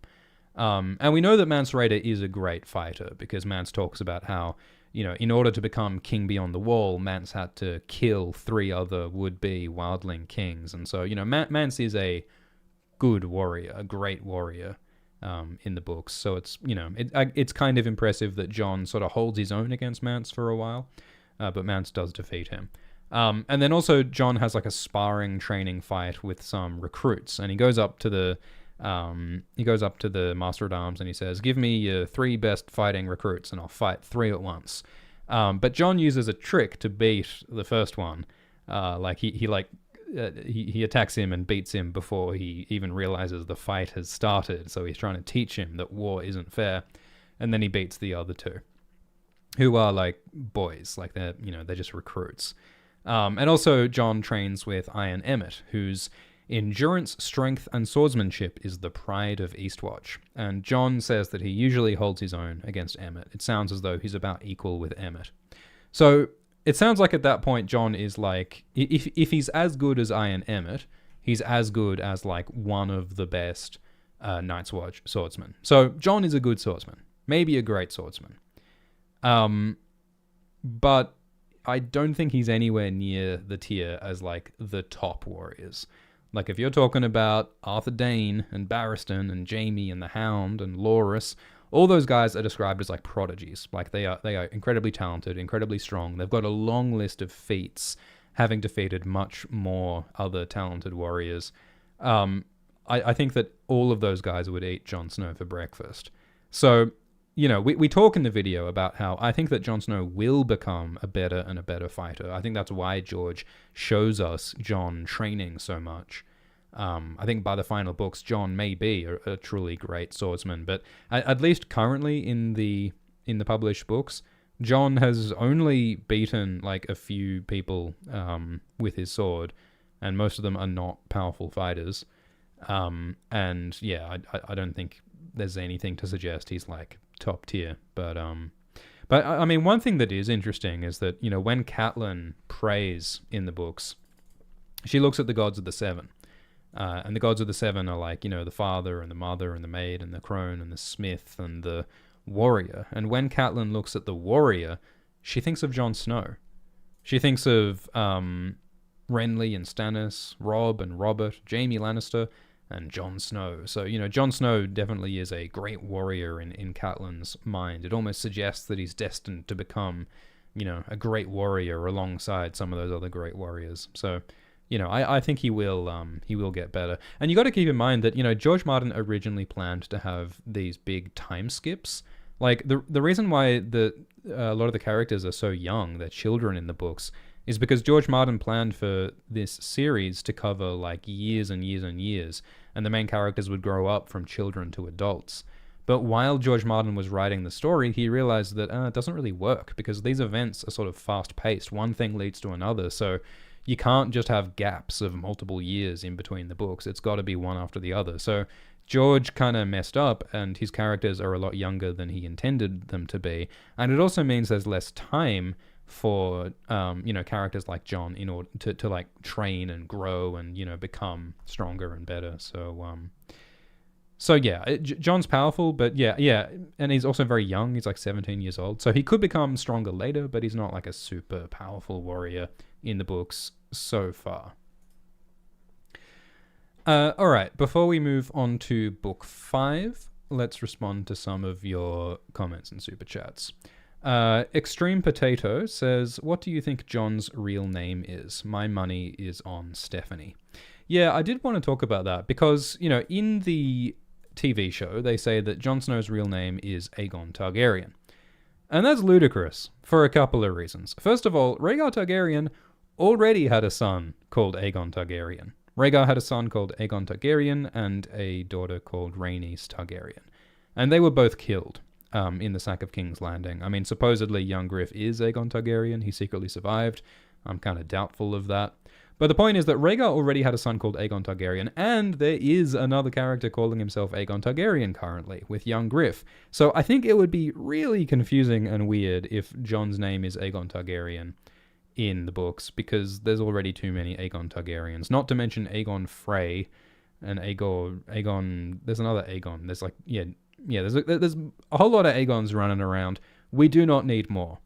As we know, too many people being named Aegon is kind of what causes the conflict in House of the Dragon towards the end of that first season, eh? So we don't need more Aegons. It's possible that it could be Aemon. Like, it would be really cute if Jon's real name was named after Maester Aemon, who is, Jon's beloved mentor. And also, Jon idolized the Dragon Knight, Aemon Targaryen, the Dragon Knight. So Aemon would make some sense. But you've already got that baby, Mance and Dalla's baby, who is named Aemon Battleborn, after Maester Aemon. So we've already got an Aemon named after Aemon. So do we really need Jon to be named Aemon as well? So one possibility that I like is maybe Jon's real name will be Jaehaerys, because there was that Targaryen king, King Jaehaerys, who was called the Conciliator. We saw Jaehaerys at the beginning of House of the Dragon. He was this beardy fellow, and it was the death of Jaehaerys that leads to the conflict in House of the Dragon. But Jaehaerys had this long reign, which is detailed in the Fire and Blood book, and Jaehaerys was called the Conciliator because Jaehaerys made peace between the Faith and the Targaryens after Maegor's shenanigans. And in the same way that Jaehaerys was a conciliator, Jon is a conciliator because he makes peace between wildlings and Night's Watchmen in the north. So I think calling Jon Jaehaerys would make some sense, and it's got the J in there as well. Jon Harris, maybe. But, as we say in the Real Jon Snow video, I think that, Jon may have a quote-unquote real Targaryen name, but I think that he will see himself as Jon Snow. Like, he might flirt with having a Targaryen identity. He will want a Targaryen identity for a time, but I think that he ultimately will embrace his identity as Jon Snow of Ned Stark. Ned Stark may not be his biological father, but he chooses to embrace Ned as his surrogate father. I think that's really beautiful, and I think that he will stick to his Jon Snow name, because whether or not he really was a bastard, he has seen himself as a bastard and grown up as a bastard, and being a bastard has shaped him into the person that he is today. So I think that Jon will always be Jon Snow. Thank you for the super chat from No, who says, do you think George has the special effects budget to finish the books? I think he's got the budget. The man bought a train line for a meme. Stray Cat says, which Jon line do you like better? Do you see where they sat the bastard, or I want to fight for the side that fights for the living? Stray Cat reckons that the TV line is better. So yeah, in the TV show, when Jon tells Mance that he wants to join the Wildlings, he says, I want to fight for the side that fights for the living. Because Jon saw the Night's Watch making friends with Craster, and Craster gives babies to the White Walkers. And so in the TV show, that is a big part of why Jon joins the Wildlings, because he's like, I don't want to be in the Night's Watch if the Night's Watch makes these moral compromises. And Mance in the TV show is focused more, or sort of framed entirely around, he wants to save the Wildlings from the White Walkers. So yeah, that's what they're going for in the TV show. And I think, yeah, like that's fine. It's understandable. It makes sense. But I do think it's really important that in the books, Jon emphasizes, I'm a bastard. I'm defined by being a bastard. And the Wildlings offer social equality that the South does not have. Because the TV show really took out this idea of Jon is a social reformer. Jon wants to create justice. Jon is a progressive politician who wants to change the world to make it more fair. And that's why he raises up Bedwick and makes Leathers the Master-at-Arms and takes Saturn as his personal steward. Jon has experienced injustice, and so he wants to create justice, and that requires power. So it's a reason for him to want to be king. Like, I think it's a small part of Jon's character, but it's a very important part of Jon's character. And having that scene when he's talking to Mance and he's saying, hey, I hate how bastards are mistreated. Let me be part of a society that does not mistreat bastards and sees people as equal. And, learning all this stuff about the political ideology of the free folk, I think that's really important to Jon's, political and moral development as a leader and as a potential future politician and king. So I agree. I want to fight for the side that fights for the living. Sure, that's fine. But I think that emphasizing the bastardy and the social justice angle is a really key part of Jon's character in the books. Nicholas says, when is the Dune 2 review coming? I think pretty soon. I think pretty much after this Jon livestream, we'll be shifting more towards Dune mode, because I have a lot to say about Dune 2. I also would like to talk about Foundation as well, yeah, because Foundation is a really wonderful sci-fi series by Isaac Asimov that was recently made into a TV show. And yeah, it would be really fun to revisit Foundation. But I think that, right now, after this stream, the priority is Dune 2. And then it'll be House of the Dragon Season 2 when House of the Dragon is out. And then after House of the Dragon, we'll probably be making more Dune 2 videos because the Blu-ray will have come out. And I also want to make more Song of Ice and Fire stuff. We've got like 4 or 5 half-finished A Song of Ice and Fire videos waiting to be finished. And if we do another sci-fi, the 3-body problem might make sense. So yeah, the Foundation would be cool, but we've got a lot on our plate at the moment. Cormac says, do you think the next books will be based off the 30 Years' War, while the first 3 were War of the Roses? I don't know enough history to answer that question. But yeah, the Wars of the Roses was a big inspiration behind Game of Thrones. The Yorks and the Lancasters were the English houses fighting in the real historical War of the Roses. And the Yorks and the Lancasters are sort of analogous to the Starks and the Lannisters. So George Martin has talked about how he wears his historical influences on his sleeve. And, the House of the Dragon and the Dance of the Dragons is based on the Anarchy, which was a different period in English history. So, I'm sure he will continue to draw from historical sources. Benjamin says, love your videos. Do you think Euron and Jon will ever interact? Or Sam? Will Euron bring down the wall? So yeah, in the Real Jon Snow video, we talked about how Euron might be the one to destroy the wall in the books, maybe with the Horn of Winter, if he gets the Horn of Winter from Sam at Old Town. Or maybe Euron will use Dragonbinder to steal one of Daenerys' dragons and could use that to destroy the wall. I think there's a lot of interesting possibilities there. As I said, it would be neat if Jon got Euron's black Valyrian steel armor, because Jon has that vision of wearing black armor. That would be cool. I tend to think that Euron is not Jon's antagonist, though. I think that Euron might be more Daenerys' antagonist. There's a really great Song of Ice and Fire expert called Paul Quentin, who has a Tumblr blog called Paul Quentin and also a podcast called Not a Cast. And I think that Paul Quentin's analysis is fantastic and really insightful, and you all should check it out. And I think I remember reading some like Paul Quentin analysis talking about how Euron's role will possibly be to try to seduce Daenerys by sort of embodying magic power and even embodying the legacy of like Valyria, because Euron has, you know, the dragon horn, the Valyrian armor, and the trappings of Valyria, and he's trying to make himself, you know, the Bloodstone Emperor with Daenerys as his Amethyst Empress. And I think that, you know, Euron is the embodiment of like hunger for power, you know, sacrificing anything and everyone else for your own personal power. And, you know, that may be a temptation that Daenerys has to face. Like, will Daenerys embrace Euron's offer of ultimate power, or will she reject it? And I think that she'll reject it, but I think that's part of Euron's role. I think that another person who will confront Euron is Bran Stark. Like, I think Paul Quentin has written about how, you know, Euron Greyjoy has these aspirations to magical power, and a lot of people speculate that Euron may have been a student of Bloodraven. Euron may have been a potential Greenseer, but Euron failed and maybe went mad, and it's this whole thing. We talk about it a bit in the Euron Greyjoy video on Alt-Shift-X. But I think that Bran confronting Euron makes a lot of sense, since they both are potentially connected to the power of the Old Gods and the Greenseers.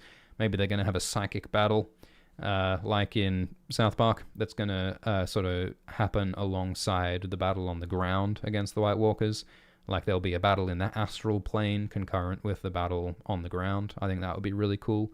And, you know, because Euron in the books, he enters visions and he takes drugs and he has prophecy and he kills gods. And, like, he's a, you know, we're entering the full-on dark fantasy nightmare realm in the Winds of Winter and beyond. So yeah, I don't think Jon is the guy who will defeat Euron. I think that might be more towards Daenerys and Bran. And also I think Euron ultimately will destroy himself. Because insofar as Euron is exploring the idea of, like, the insatiable lust for power and what that does to you, I think one of George's ideas here is that power destroys you. Fire burns. When you try and embrace power, it changes you.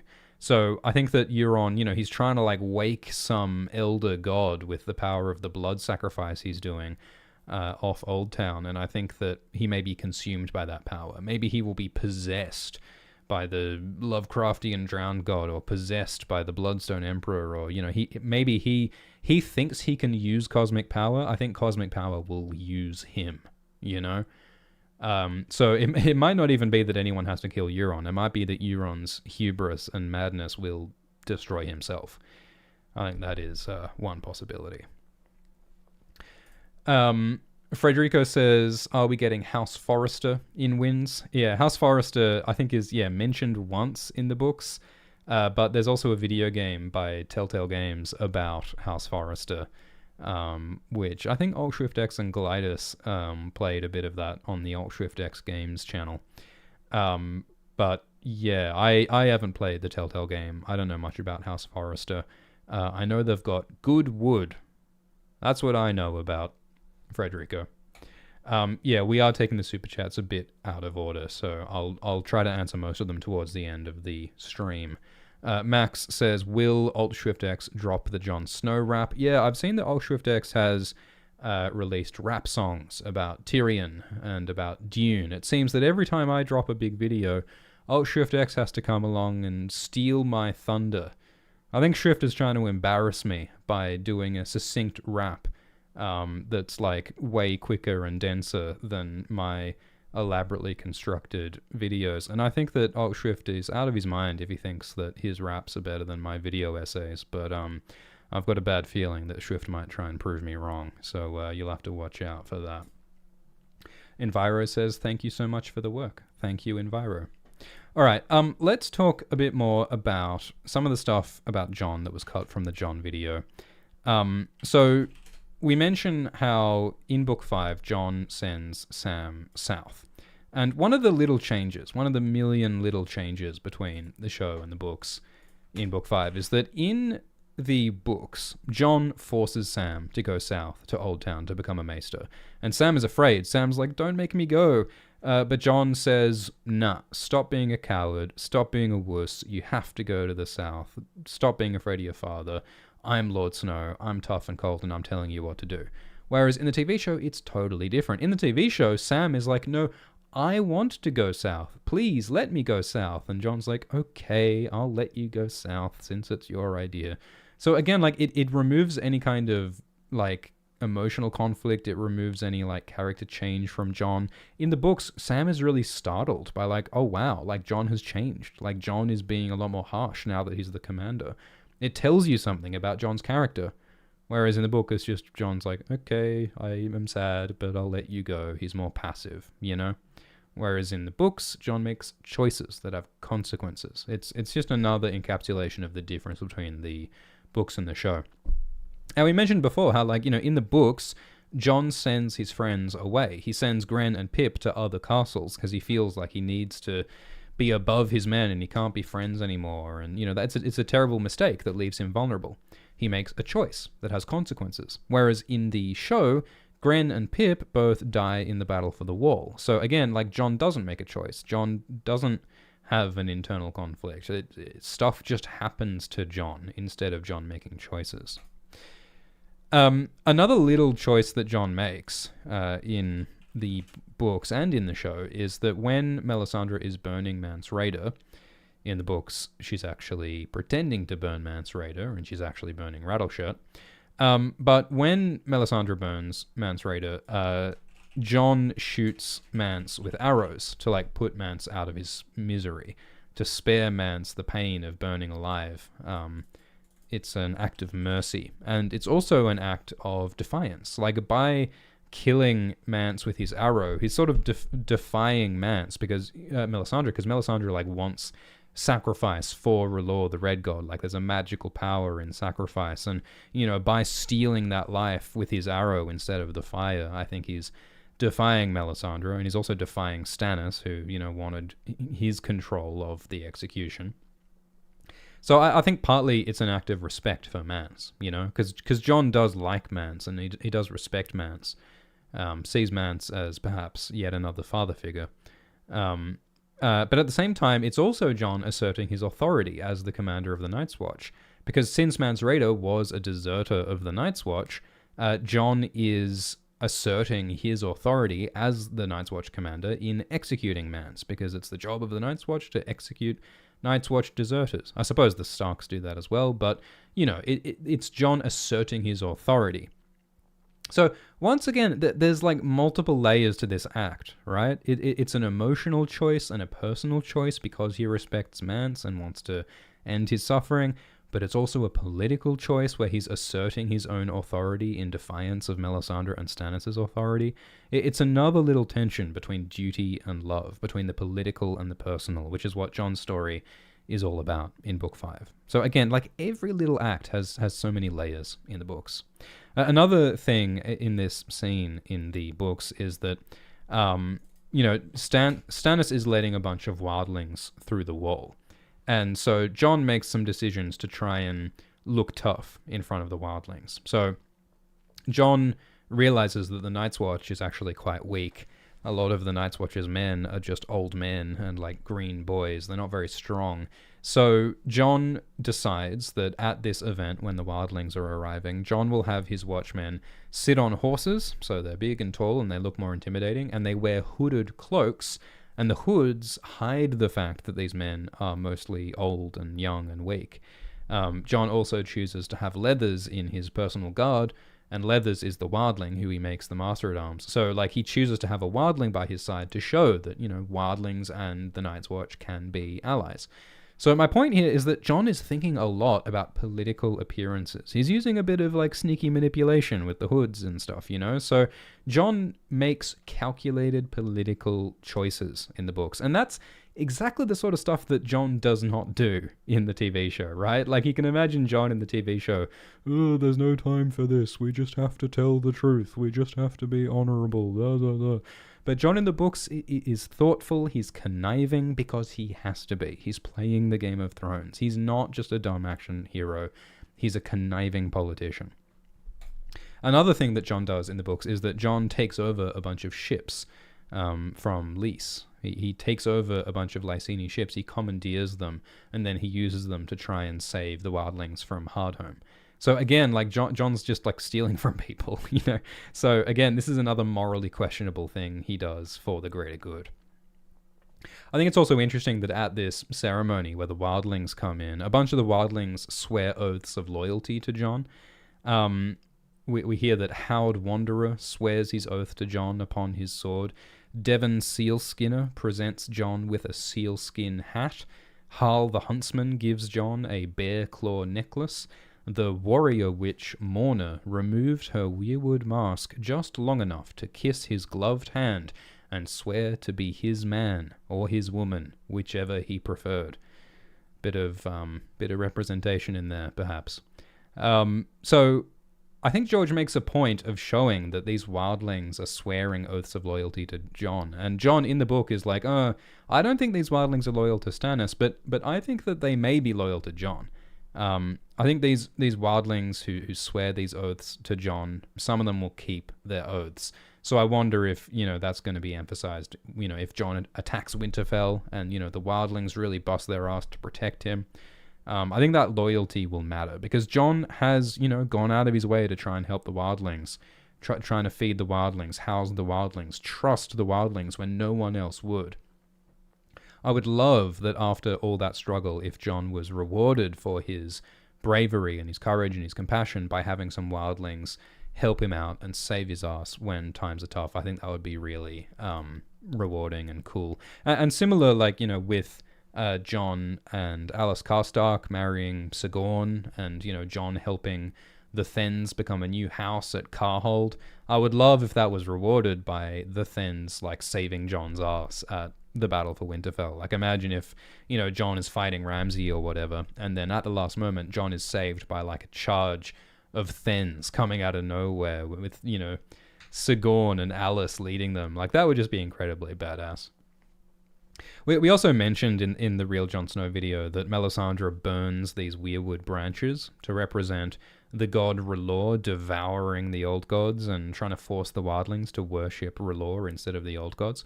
And part of the reason why I mentioned that is that we talk in the video about the idea that maybe to defeat the White Walkers, Jon might have to destroy a frozen tree, perhaps with the fire of the sword Lightbringer. And that idea of the fire destroying the weirwood tree, it mirrors what Melisandre does with the burning weirwood, right? So maybe the reason why George puts that burning weirwood in there is partly to foreshadow the idea of burning the frozen weirwood tree that might be where the Great Other is. And again, that's a very speculative idea. That's an idea that YouTubers like David Lightbringer have explored a lot. And it's not a certainty, but I think it's a plausible and interesting idea that connects with some of the symbolism and, White Walkers associated with trees, and, I think it makes a lot of sense. And also, with Sigorn and Alice, we didn't really highlight it in the Real Jon Snow video, but it is beautiful that, Sigorn, Jon killed his dad. Jon killed Styr by defeating him at the battle for the Wall with the burning stairs. And so at first, Sigorn hates Jon, and Sigorn speaks out against Jon when Jon is trying to recruit wildlings to the Watch. And so it's so masterful how by arranging this marriage and by, creating this new noble house, combining the arms of House Karstark and the Thenns, you see this copper disc of the Thenns with the starburst of the Karstarks. Jon creates a new noble house, which again is not at all what the commander of the Night's Watch is meant to do. He's acting a lot more like a king in the north than like a commander of the Watch. But, it's just so beautiful how by creating this marriage, Jon turns an enemy. Sigorn hated him for killing Styr, but he turns him into an ally with power. And so I think it would be a great payoff if Sigorn and Alice use that power in order to help Jon and to form a better, more peaceful North. I think that would be wonderful. Something we also didn't talk about a whole lot in the Real Jon Snow video is that every woman who Jon meets wants his dick. Melisandre hints at trying to sort of seduce Jon, and Val obviously has a huge crush on Jon.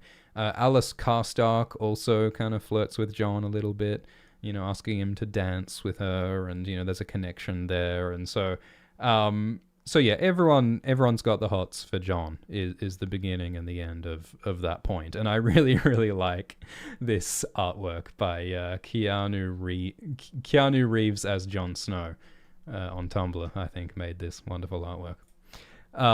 So George Martin definitely writes Jon to be like attractive and brooding. Like Jon is not described as being like having like a really like handsome face or body or whatever, but like George does talk about how Jon is like the brooding Byronic hero who's so moody and deep and quiet and mysterious. Like he's sort of that kind of attractive. I'm sure that will help when Jon tries to get with Daenerys. There's another little detail that I enjoy, which is that when Jon meets Alliser Stark, Alice gets found by a couple of Night's Watch scouts, and the names of those Night's Watch scouts are Ty and Daniel.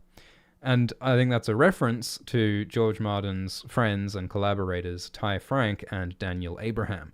Ty Frank and Daniel Abraham are the authors of The Expanse, aka James S.A. Corey.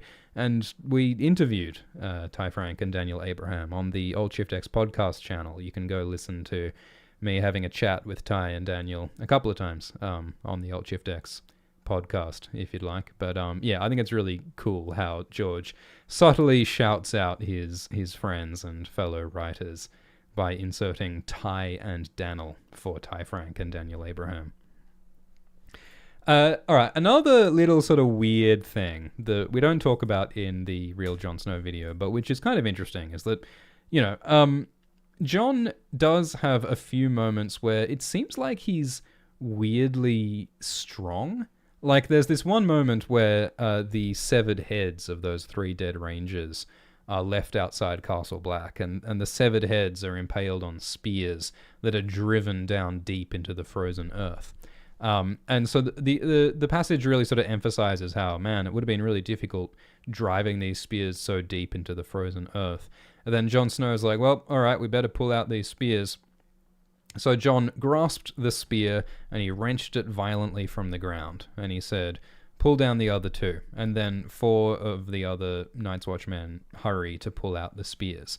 And so some people interpret that as being like, wow, it seems like Jon is like super strong to be able to pull this spear out if it takes like multiple other Night's Watchmen to pull out a spear. Like he just does it by himself, but 4 Night's Watchmen hurry to do their own one. Like the men struggle with the spears, it says. Like if Jon can easily pull out one, but multiple men struggle to pull out the others, it's like, well, is Jon super strong? Like personally, I think that George didn't intend much by this. Like I think Jon is strong probably for a 17-year-old boy, but I don't think Jon is meant to be super strong. But there are additional examples, like when Jon attacks Alliser in book 3, Jon grabs Alliser by the throat, quote, with such ferocity that he lifted him off the floor. Now, I don't think that George Martin has ever lifted up a person by their throat, but it's pretty difficult to do. I don't think it's easy to pick someone up by their throat, especially when you're 16 years old and you're trying to pick up a full-grown man, a full-grown knight. That seems a bit like super strength. And also there's a moment when Jon is escaping from the wildlings and he mounts his horse with one hand while he's holding his sword in the other. And yeah, I haven't mounted a lot of horses personally, but I imagine it's pretty difficult to do with one hand while you're holding a Valyrian steel blade in the other while a bunch of wildlings are following you. So the point is that a bunch of people in the fandom have said, like, hey, like, maybe Jon is super strong because of these examples. Now, you know, this is all before Jon's resurrection. Like, I could maybe imagine Jon after his resurrection maybe having some superhuman strength or something. But I don't think that George intends much by this. I think that this is a fantasy story, and George does allow his characters to do things that might be unrealistic. I mean, look at Tyrion. Like, you know, in the first book, Tyrion does a bunch of flips and stuff. And George Martin said, "Oh yeah, maybe I should not include that because George later learned that for most people with dwarfism, mobility is actually really difficult." And so in the later books, George writes more about, Tyrion's legs really ache and his body always hurts. And so, there are examples of, characters doing physical feats and then George just not realizing that that's really unrealistic. So I tend to think that, this Jon Snow stuff is similar. I don't think Jon is meant to be super strong. I think that George just doesn't necessarily know or care about how realistic those things are because it's a fantasy book. All right. We mentioned how there's a few things that happen in the TV show that don't happen in the published books, but which George Martin might have planned to include in the published books at one point. So the Mutineer plot, there are these drafts that that suggest that Jon was planning to go to the Craster's Keep and kill the Mutineers. But there's also a 2004-2005 draft of the fourth book, which talks about Jon going to Hardhome. So what's on screen right now is allegedly, notes written by George R. R. Martin for the fourth book in about 2003 or 2004. And these were posted by Zionius. Zionius is kind of amazing. Zionius does a bunch of research into obscure information about Game of Thrones and other fantasy shows and series. And so this was posted by Zionius. And it has some information about the fourth book that George Martin changed. There's a lot of things in this outline here that don't actually happen in the final published books. And this appears to be before A Feast for Crows and A Dance with Dragons were split into two separate books. So this was book 4 back when it was all those characters combined. But you can look at, there's a Jon section here where he's saying, we're all going to lose. I can get us the armor. I can stay and look brave and you all die. Val carries a message. Rattleshirt goes with. Most of this, I don't know what it means. We're all going to lose. Is that referring to, we're all going to lose against the White Walkers? We're all going to lose if wildlings attack? What armor is he talking about? It's not, Euron's Valyrian steel armor, I don't suppose. Armor? Is it armor in, a metaphorical sense? Some kind of protection? These are all ideas that George looked like he was gonna use, but then he changed his mind in the final published version.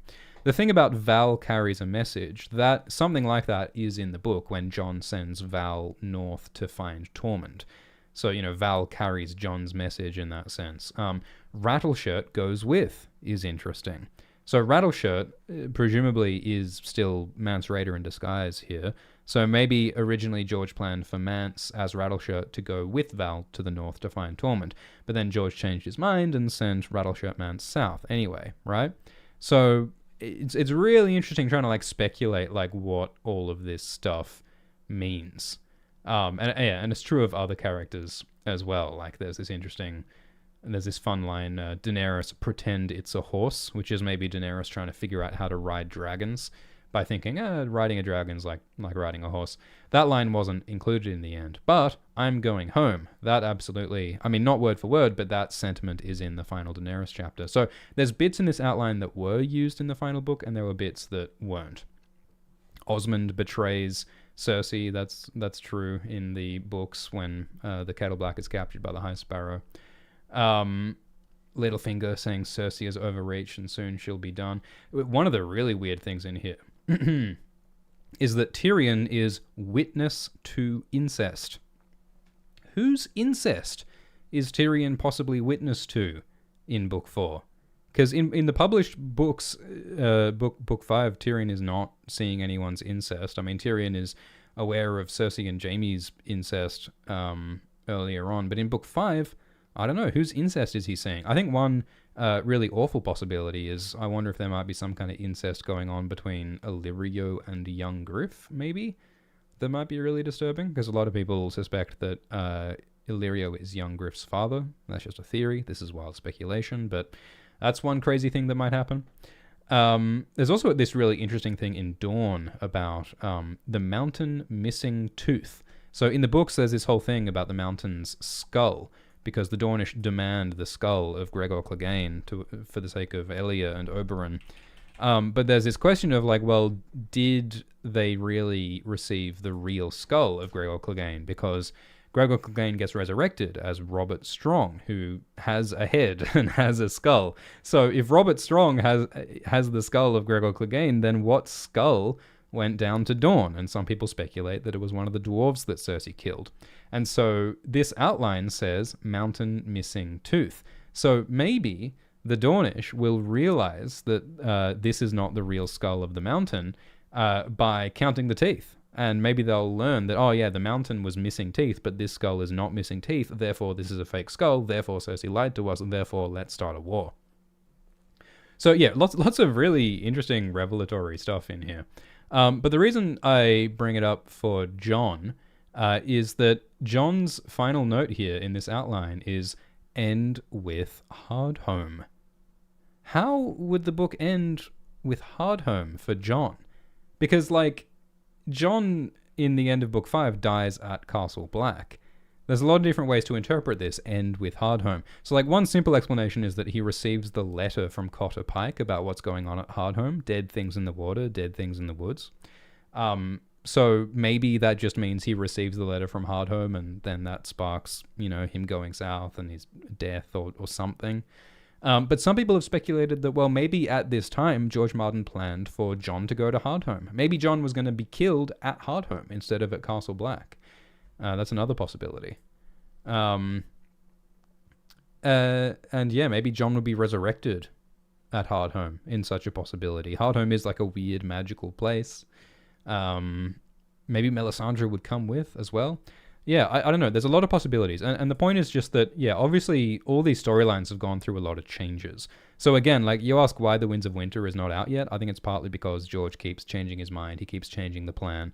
And George Martin makes fun of himself in that sense when they talk about Illyrio, and they said, whose plan? The fat man's plan that changes every moon? I think George Martin is making fun of himself with that line, because just like Illyrio, George's plans constantly change. Also, like, Wun-Wun. We talk about how Wun-Wun killing Patrick is a reference to football and to George Martin and Patrick St. Denis' favorite teams. But also, Wun-Wun, I've seen some people in forums saying that Wun-Wun might represent a particular quarterback on the New York Giants called Phil Simms, who wore the number 11. 1-1. Wun-Wun. 1-1. Wun-Wun. Phil Simms. So it might be that the Giant represents that particular football player. I don't know for sure. I don't know much about the Giants, but that's a possibility. And all right, another thing about Jon's death is that we don't know much about, like, what is this conspiracy in the books. Like, in the TV show, we see that, like, Alliser Thorne and Olly and Bowen and Othel are all involved in this conspiracy to kill Jon. But how did it go down exactly in the books? We don't know. Is it just Bowen? Like, the only other character that we know is involved in the assassination of Jon is Wick Whittlestick. And all we know about Wick Whittlestick is that he works with Bowen. So, as far as we know, it's basically Bowen's thing. But, maybe there's a broader conspiracy. Like, when did Bowen decide he was going to kill Jon? Was it like, was he thinking about it for a long time, and then when Jon broke his vows and said he'd ride south, that's when Bowen decided, okay, I'm definitely gonna kill you all now? When did he make that decision? One of the interesting details that is not in the show is that in the books, Bowen's under political pressure. So in Book 3, Tywin Lannister sends a letter to Bowen saying, you should make Janos Slynt the commander of the Night's Watch, and if you don't do that, we're not going to give the Night's Watch enough men. So there's this threat from the Lannisters saying, you've got to do what we want. And then later, Cersei has this harebrained scheme where she wants to assassinate Jon Snow, but she fails.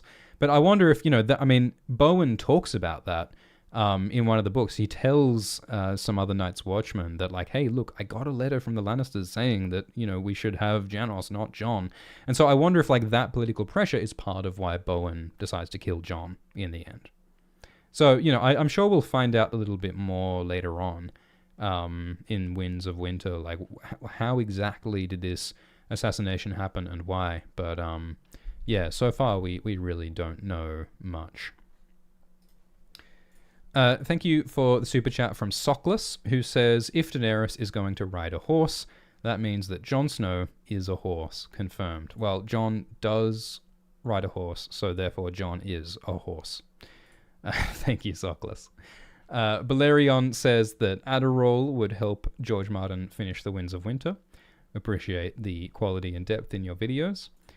Nuisance says, seeing Jon come up with the idea of the greenhouses to grow vegetables at the Night's Watch through his POV really solidified his identity, validity, strength as a leader in my mind. Yeah, I mean, it's similar, isn't it, to Daenerys in Slaver's Bay plants olive trees, and she's trying to, like, plan for the future to provide food. So I think that George Martin's really thinking about, like, what makes a good leader. Like, a good leader doesn't just think about winning wars. A good leader thinks about how do we feed our people, you know? So both Jon and Daenerys think about feeding the people. And, you know, Jon takes a loan from the Iron Bank to buy food, and he thinks about the greenhouses to grow vegetables. So, yeah, I agree. I think that's part of what makes Jon a good leader. And that's what makes it all the more tragic that Jon probably won't get to be the King of Westeros in the end, you know? I think that he'll be a potential great leader, but won't ultimately be the king. Seattle says, can we talk about how Daenerys has her poop explained, but Jon Snow's poop is never mentioned once? That's a good point. I mean, if Jon Snow doesn't poop, is he really a living human being? We don't know. Whereas Daenerys' poop is described in great detail in her final Dance with Dragons chapter. Some would say too much detail. Some would say we did not need to know that it was coming out of her like brown water in Daenerys X, A Dance with Dragons. But that's what George Martin decided to publish, and so that's what we're living with. Thank you, Jukebox Junkie. And Ray Day says, do you trust Dan and Dave with the three-body problem? Yeah, so the showrunners of Game of Thrones, D.B. Weiss and David Benioff, are the showrunners for the three-body problem. And that does terrify some people, because the three-body problem is a complex work of Chinese science fiction, and people aren't quite sure if Dan and Dave are the men for the job. So yeah, I don't know. We'll have to wait and see the show and see what happens. Haunting says, what will Jon's tax policy be? So, yeah, George has, in a bunch of interviews, talked about how, well, you know, at the end of The Lord of the Rings, Aragorn becomes king, and he rules well for 100 years. But what was Aragorn's tax policy? What did he do with the rest of the orcs? Did Aragorn do a genocide on the orcs? What was Aragorn's rules about the peasants and the upper class? And a lot of people find that silly. Like, George is being kind of facetious and silly when he's saying that. The point that George is trying to make is that George is not interested in simplistic politics where, you know, good men rule well and that's all there is to it. George Martin is interested in complex, realistic, morally fraught politics where, you know, good people struggle to be good rulers. And, you know, Jon obviously embodies that throughout Book 5 when he's commanding the Night's Watch, and he has good intentions, but he's really struggling to choose the right decisions, and he ultimately gets killed by his own men. So I think that's what George means when he talks about Aragorn's tax policy. But, you know, it does sort of make you wonder, how can this series possibly end? If George Martin is always interested in, you know, complications and subtleties and ambiguities, it's really difficult to write an ending to a long series that has all those complexities and ambiguities, you know? Like, how can we possibly give a satisfying end where we feel like the evil has been at least partly defeated if it just continues on with, oh, and then there was this other problem, and then, oh, this also was a thing. And I think that's another reason why these books are taking forever, is that it's really hard to give an ending to a story that is about how there are no endings. One of my favorite, like, perspectives on A Song of Ice and Fire is that A Song of Ice and Fire is like the epilogue or the continuation of Robert's Rebellion. Robert's Rebellion was the fantasy story where the hero defeats the evil mad king and gets the beautiful girl Cersei, and, you know, that's the fairy tale. A Song of Ice and Fire is what happens after the fairy tale, and it explores the consequences and the trauma and the next generation. And so in a story that is about endings never truly being real endings, like, how do you give it an ending? And it's all just very sort of meta and complicated. All right, let's talk a bit about the Winds of Winter. We mentioned in the Jon Snow video that Jon may be kept in an ice cell, possibly, potentially. because that might preserve his body. Aemon says the wall preserves. And something we didn't mention in the Jon video is that Jon has already been in those ice cells because Alliser and Janos imprison Jon in the ice cells in Book 3 before they send him on his suicide mission. So, Jon is already acquainted with those ice cells. It'd be all the more fitting for him to be put back in there after his death. And then after his resurrection, he could emerge from the ice cell like Jesus from his tomb on the third day. So there's a lot of reasons why that makes sense. With the whole like Jon will change after his resurrection. George Martin in interviews, when he talks about resurrection, he talks about Gandalf in The Lord of the Rings. And he says how it always bothered George that Gandalf comes back from the dead in Lord of the Rings. Because he says that Gandalf's death in the Mines of Moria is such a beautiful, perfect, devastating moment. But the fact that he's back as Gandalf the White, and he's like more or less the same, except he's like a bit more powerful, like it feels like a bit of a cheat to George Martin. And George thinks, quote, death doesn't make you more powerful. So he says that Lady Stoneheart and Beric are his response to Tolkien's resurrection of Gandalf, and saying that, coming back from death makes you worse for wear, it makes you a different character. That's his reaction to Tolkien. And so given all that, I think that Jon has to change after his resurrection. But how much and in what ways, we don't know. What else? We talked about how, Ghost and, being a part of the wolf might make Jon more beastly. Wolves are associated with cannibalism and abomination. Warging is associated with abomination, and so being in Ghost's mind may make Jon more ruthless and violent. There is one of those draft manuscripts in the Cushing Library mentions that Ghost wants to range beyond the wall, which is sort of additional evidence that in The Winds of Winter, Ghost with Jon's soul might go beyond the wall and range there and have visions and have adventures out there. That would make a lot of sense. For a while with the Real Jon Snow video, I was thinking about maybe Jon would be resurrected at Winterfell instead of at Castle Black. Partly because, the crypts and the prophecy of waking a dragon from stone. So, given the prophecy, waking a dragon from stone, it would kind of make sense for Jon to be resurrected in the stone crypts. But, the question was then how would Jon's corpse get from Castle Black to Winterfell?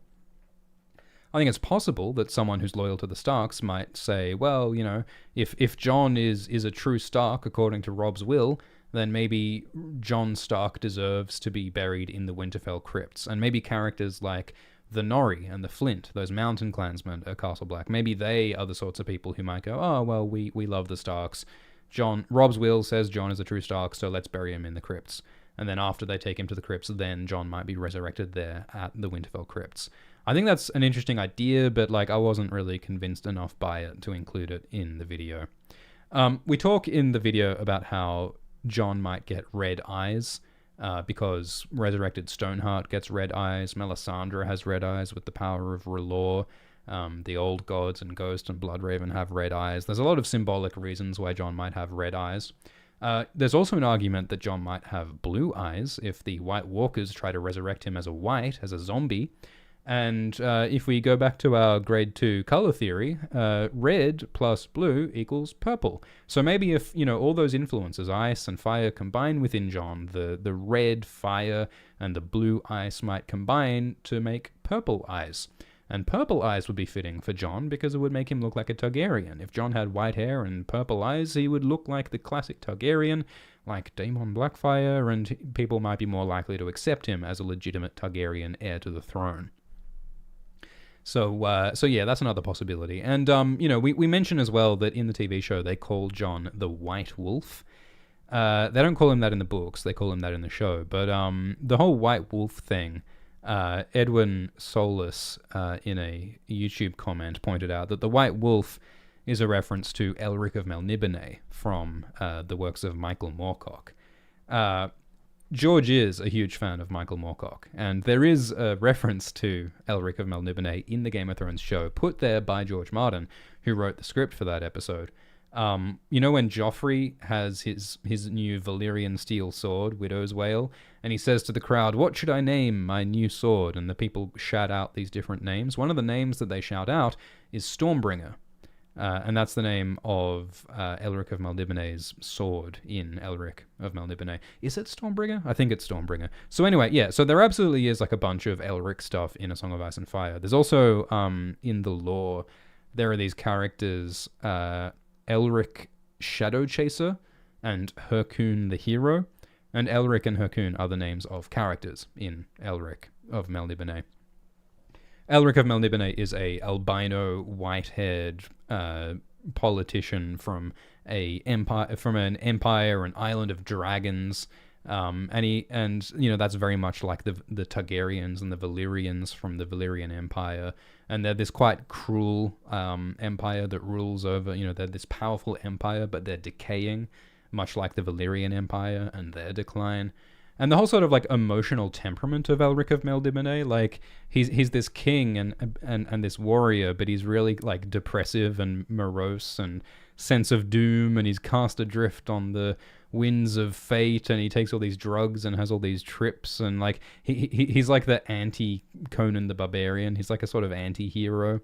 He's this sort of complex, tortured soul. And that's exactly like, all of George Martin's favorite characters that he writes. He's particularly similar to Bloodraven. Bloodraven also is an albino with white hair and the magic sword. And so, yeah, Elric's fingerprints are all over A Song of Ice and Fire. Huge influence. And yeah, if Jon gets the white hair, he would be even more like Elric. And I think that's very plausible. So, yeah, the White Wolf indeed. And Jon has a lot of similarities to Bloodraven as well. Bloodraven and Jon are both Targaryen bastards, warriors, skin changers. They were both commanders of the Night's Watch. They both balance love against duty and make moral compromises. So Bloodraven is almost like Jon from a previous generation, but where Bloodraven really sort of like turned hard into like, moral compromise and sorcery. And I think Bloodraven may turn out to be more of a force for evil and manipulation potentially in the long run. I imagine, or I hope, that Jon might see that and choose to take a different path. I don't think Jon will become quite as monstrous as I think Bloodraven may be. But again, we don't really know what Bloodraven's up to entirely. It's possible that Bloodraven is more of a puppet of the old gods at this point. So yeah, it's complicated. But yeah, so I think that, the ice cells and ghost might help preserve Jon's body and mind. So hopefully Jon will rise from the dead as like the sexy kind of undead, like in Twilight, not the Walking Dead zombie kind. But I think it's going to be really interesting. Like if Melisandre resurrects Jon and then you've got Bloodraven, whispering to Jon through visions and stuff.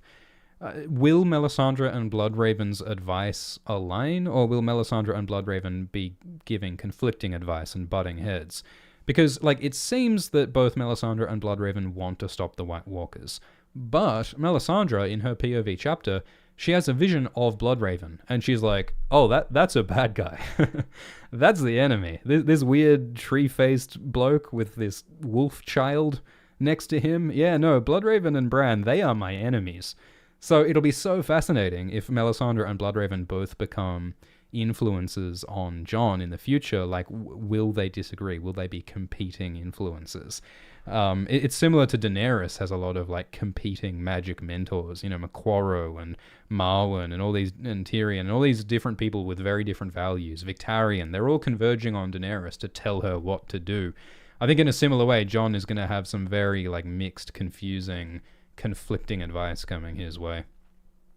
I wonder if Jon does embrace Melisandre, I wonder if Jon might have sex with Melisandre to create a shadow baby to assassinate someone, like maybe assassinate Ramsay, just like how Stannis had sex with Melisandre to create a shadow baby to kill Renly and Courtney Penrose. Because having sex with Melisandre would represent rejecting his Night's Watch vows. Like, after Jon has died and been reborn, maybe he's like, great, I can bone again, so why not hook up with the Red Witch? That might make sense. So yeah, lots of possibilities. We talked about how Mance might be involved. We talked about how Val is sort of a subversion of these fairy tale tropes. She's a princess locked in the tower. All right, Catelyn. Yeah, let's talk about Stoneheart.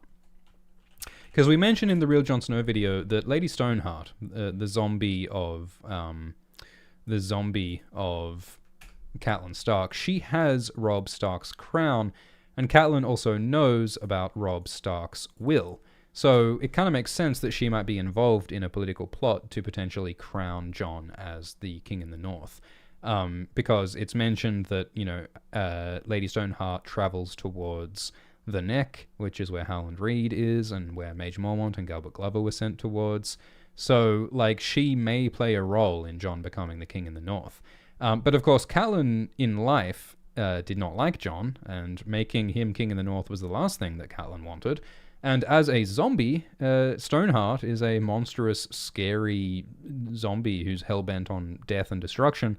So, it doesn't seem likely that she would, want to crown Jon. But, if she did, if Stoneheart found some, mercy and compassion within herself, if she wanted to fulfill her son Robb's dying wish for Jon to be his heir, that would be a really incredible moment, potentially. If Stoneheart sort of forgave Jon, and if Jon sort of forgave Stoneheart for, Catelyn's mistreatment in his childhood, and if Catelyn sort of acknowledged that, maybe I had it wrong, Jon, maybe I shouldn't have distrusted you so much, that could be kind of beautiful. But, I don't know if Stoneheart has it in her, because she's so scary and zombie and cruel, Glangy says, was it really his dying wish? Well, yeah, no, it's not exactly his dying wish, I suppose, with Robb. But, Robb did, as best we know, it is implied that he named Jon as his heir, and legitimized him. At least, that's what's implied in the books, and the official app says that he did legitimize him and name him as heir. But, I think it could be a beautiful moment if she is capable of that kind of compassion. But, yeah, she may not. I think it's probably more likely that Stoneheart will be killed by Brienne and Jaime, or maybe by Arya. If Catelyn did crown Jon, it might be a spooky, dark moment, like a zombie crowning a zombie. It's sort of ominous and dark and maybe not a good thing. So, yeah. After Jon's death, I think that the situation at the Night's Watch will be bad. The wildlings are all riled up, rallying behind Jon, and then Bowen kills Jon. So I think there's a good chance that Bowen might be killed by the wildlings. You got to wonder if Selyse and Shireen and Melisandre will be safe at Castle Black after all of that goes down. I tend to think that Stannis might come up to the Night Fort after beating the Boltons. Maybe Stannis will be able to hold together the remnants of the Watch and the wildlings, but Stannis is doomed. So, it'd be cool if the wildlings managed to hold the wall for a while against the White Walkers. Like if the wildlings, banded together and kept the peace with the Watch, and if they held the castles that Jon gave to them, that would vindicate Jon's faith in the wildlings. It would be so beautiful to see that, Jon's work for peace and unity was worth it in the end, even though Jon was killed. Because that's one of the messages here, like Ned Stark dies, but Ned Stark's values live on, So even though Jon is killed, his values and his legacy could live on. So we talked about the name. We talked about the Mama's Dragon. We talked about, how Jon might get the Sword Dawn, which might possibly be Lightbringer, might possibly get Euron's Valyrian steel armor. Something we talked about was the Great Other, the god of the White Walkers. Seems kind of similar to the Old Gods, because the Old Gods are described as nameless, and the Night's King also has his name is forbidden. And the Night's King, interestingly, also has a forbidden name. So the Old Gods and the Great Other and the Night's King all are described as nameless. And I think maybe the reason for that is that the name of the Night's King may be Stark. That's what Old Nan says. So maybe the Great Other, in some sense, is a Stark. Maybe the Night's King was some kind of ancient Stark. Maybe he was the original Azor Ahai who did some messed up magic to the Weirwoods and, created the White Walkers, or stole power, or got Lightbringer, or whatever. Maybe that was a Stark, and that's part of the sort of horror in the Stark ancestry, is discovering that secret. Part of why I think that might make sense is that I don't know if George wants the ultimate bad guy to be a magic inhuman god. Like, George Martin has said that he's not going to bring gods onto the stage in this story. Like, gods are something that are abstract. This is a sort of an agnostic series. And so I think that the evil will be something human. I don't think the evil will be something totally abstract and inhuman. And I think if the evil is a Stark, like the Night's King Stark, that would make it like personal and human and sort of relatable in a way that means something for Jon personally. I think the YouTuber David Lightbringer argues that the Great Other, or Azor Ahai, may have been a human who like invaded the Weirwood network, invaded that magic, stole that magic, and perhaps needs to be removed from it, burned out of it, exorcised from it, you know? So maybe Jon, in burning the frozen tree, needs to destroy the sort of evil human, the evil Stark, who like did the wrong thing by doing the magic sacrifice that, you know, caused this shenanigans in the first place. All of this is extremely speculative, but I think, you know, it makes a kind of sense that the evil could be a human and could be a Stark and could be perhaps in some sense the Night's King. But yeah, I think ultimately if Jon is tempted to, you know, play the role of the Night's King, he should refuse it. I think Euron might embrace the role of the Night's King by, you know, embracing dark power and so on, but I think Jon must turn that down. For a while, I thought one theory that sort of made sense was if, like, Jon made some kind of deal with the White Walkers and then he became, like, the new Night's King. He became a new leader of the White Walkers, but he used that power to, like, exile himself north and to, like, lead the White Walkers north and to hold the White Walkers in the north. And then Jon would have to remain frozen and alone in the far, far north forever just to, like, hold the balance between ice and fire, preventing the White Walkers from attacking. I think that's an interesting idea, although apparently that's like the same as the plot of World of Warcraft with the Lich King, and there must always be a Lich King, so yeah, I don't know. Another idea, like we talk in the video about how Bran might be an evil force, possibly. The old gods do seem to be manipulative and spooky. So if Bran becomes some kind of like nasty evil villain, Jon might have to kill him. But I think like another alternative, it could be that Bran is a positive force. It could be that Bran, you know, keeps the balance between the magic old gods and humans, and he mediates between humanity and the magical realm, and that could be a good thing. And that could be very, very similar to a sci-fi story that George Martin wrote years ago in Tough Voyaging. In the story Guardians, there's this conflict where there are these sea monsters that are attacking humans, and they figure out that the reason why the sea monsters are attacking the humans is because the humans have been eating these like oyster things that are actually a psychic hive mind. And so the psychic hive mind of oysters created the sea monsters to attack humanity so that they would stop getting eaten, which is basically the same story as the Children of the Forest were being attacked by the First Men, so the Children of the Forest created the White Walkers to attack the humans, to defend them from the humans. It's the same story. And the way that the Guardians story ends is that the protagonist, Haviland Tuff, creates a bunch of psychic cats. And the psychic cats talk to the oysters and talk to the humans, and they make a peace deal, and they create a balance between the hive mind and the magical fellas and the humans.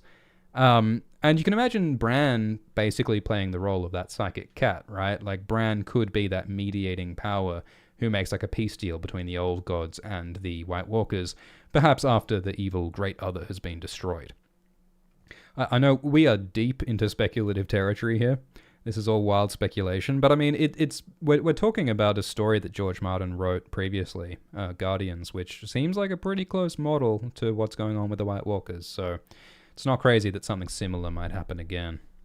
And yeah, I do like that idea that, you know, the original Azor Ahai or Night's King or Bloodstone Emperor, their crime may have been like taking magic power from the old gods, and that power was skin changing or dragon riding, which might be basically the same kind of power. And Jon is kind of unique as a Stark and a Targaryen, a warg and a potential dragon rider, so he has that magic. So by giving up that magic to the trees, that might be a way for him to return that power and to fix that original sin. That's one possibility. But again, speculative. One of the things about the TV show is that it sort of made the it sort of made the White Walkers seem like a sideshow. They killed off the White Walkers in one episode, and then they moved on to the Iron Throne. And it made it seem like the Iron Throne was what really mattered. You know, this was the big battle. Because the battle against Cersei, you know, there's lots of, you know, there's the Golden Company, and there's Jon and the Unsullied and the Starks all fighting the Lannisters in the streets of King's Landing. But I tend to think it'll be different in the books. I think that the War for the Throne will be smaller and sadder, like the Scouring of the Shire, because George Martin likes the Scouring of the Shire in The Lord of the Rings, which is about how, you know, the real battle was defeating the supernatural evil of Sauron and uniting everyone against the supernatural evil of Sauron. But then the sad little conflict to remove Saruman from the Shire, that was like a little epilogue. So I tend to think that might be similar in the books. It's not going to be a big battle for the throne. It'll just be like a sad, ugly conflict against Cersei or against young Griff. And, you know, because, you know, the title of this series is A Song of Ice and Fire. It's not a song of a pointy chair. Like, it's not all about the throne. The point is that the throne and that whole power structure was bad and destructive in the first place. What really matters is uniting humanity to save life from death, to defeat the White Walkers. So I tend to think that, the long night will be longer and the war for the throne will be less big. There's a lot of poetry if Jon and Daenerys destroy each other. Fire and ice destroying each other. There's a sort of a yin-yang thing going on where, like, Jon has the white direwolf ghost and Daenerys has the black dragon Drogon. And Jon is a dark-haired, dark character, while Daenerys is a blonde, pale character. There's a sort of a black and white yin-yang opposite thing going on. And, you know, that Robert Frost poem about fire and ice being, you know, equally worthy to destroy the world. There's like a dualistic symbolism, you know, symmetry going on here that I think would make sense if Jon and Daenerys perhaps destroy each other in the end. Maybe Jon will end up dying with Daenerys instead of surviving and being exiled. Finally, it's kind of funny that we didn't mention the Jon Snow show in our giant Jon Snow video, because there was a Jon Snow show in development at HBO. Kit Harington and George Martin worked together on a potential TV show to continue Jon's story beyond the Wall. And I don't know if that's a good idea for a show, because I don't know if I want to see seasons more of Kit Harington being sad in the snow. But, you know, George Martin seems to think it's a good idea, so maybe there are some good ideas in there. I don't know what Jon would do. Like, he might fight some nasty wildlings, or he might, I don't know, go to Scargos, or he might, you know, there might be more to learn about the White Walkers, but I imagine it would just mostly him being sad about Ygritte. That's what Kit Harington has basically said in interviews. So I'm not sure if the Snow Show is something that the world needs, but I think that the idea of the Snow Show is an additional piece of, like, evidence that Jon Snow in the books might be heading in a similar direction, you know? Like, if George Martin's involved in this Snow Show, surely the Game of Thrones books are headed in a similar direction with Jon being exiled and sad. That's probably where it's going. But I want to wrap up this section by saying that, like, I think that part of the point of all of this is that Jon is embodying the legacy of Ned. Like, one of the things I didn't like about the later seasons of Game of Thrones is that, like, Sansa says that, oh, you know, Ned was well-intentioned, but he was an idiot. And Robb, you know, he was a good guy, but he was an idiot, so he lost the Game of Thrones. And, you know, Ned and Robb, they lost, and we have to be smarter and more conniving in order to survive and in order to win. But I think that kind of misses the point. Like, I don't think the moral of the story of Game of Thrones is that being honorable and honest is dumb and will get you killed, and the only way to win is to be brutal. I don't think that's the moral of the story. I think the moral of the story is that Ned Stark may have died, but his values live on. We see how Jon and Arya and the Starks carry on Ned's positive moral lessons. We see how the northern houses still want to fight for, you know, Ned's little girl, and they still want to restore the Starks to Winterfell. Ned's legacy is powerful and will continue to become even more powerful in the Winds of Winter. Whereas Tywin Lannister, the embodiment of, like, the brutal, amoral, power-hungry, you know, Lannisters, he may have, defeated Ned Stark, and he may have gotten, his kids on the throne, etc. But ultimately Tywin lost, because he got killed by his own son, and his legacy is in ruin, and his corpse stinks, and House Lannister is collapsing. Because Tywin was a terrible parent, and because he was a terrible, cruel, destructive politician, his reign leads to ruination. So, despite the fact that, Tywin beat Ned, in the long run, Ned beat Tywin, because Ned's legacy lives on while Tywin Lannister's legacy collapses. And so I think in many ways Jon is the embodiment of Ned's legacy. So, as much as A Song of Ice and Fire is, cynical in a lot of ways, it's still a love letter to the romantic hero. It's a love letter to what it means to be a hero and to stand up for good and for justice. And the fact that Jon struggles with doing the right thing makes it all the more it makes it all the more about the importance of trying to be a good leader and to be compassionate and to be ethical, even when it's impossible to make the right choice every time. That makes it all the more meaningful that Jon struggles to do the right thing. So that is the additional stuff that I wanted to say about Jon Snow. It only took 4 hours, and now I'm going to respond to as many of your super chats and donations as I can.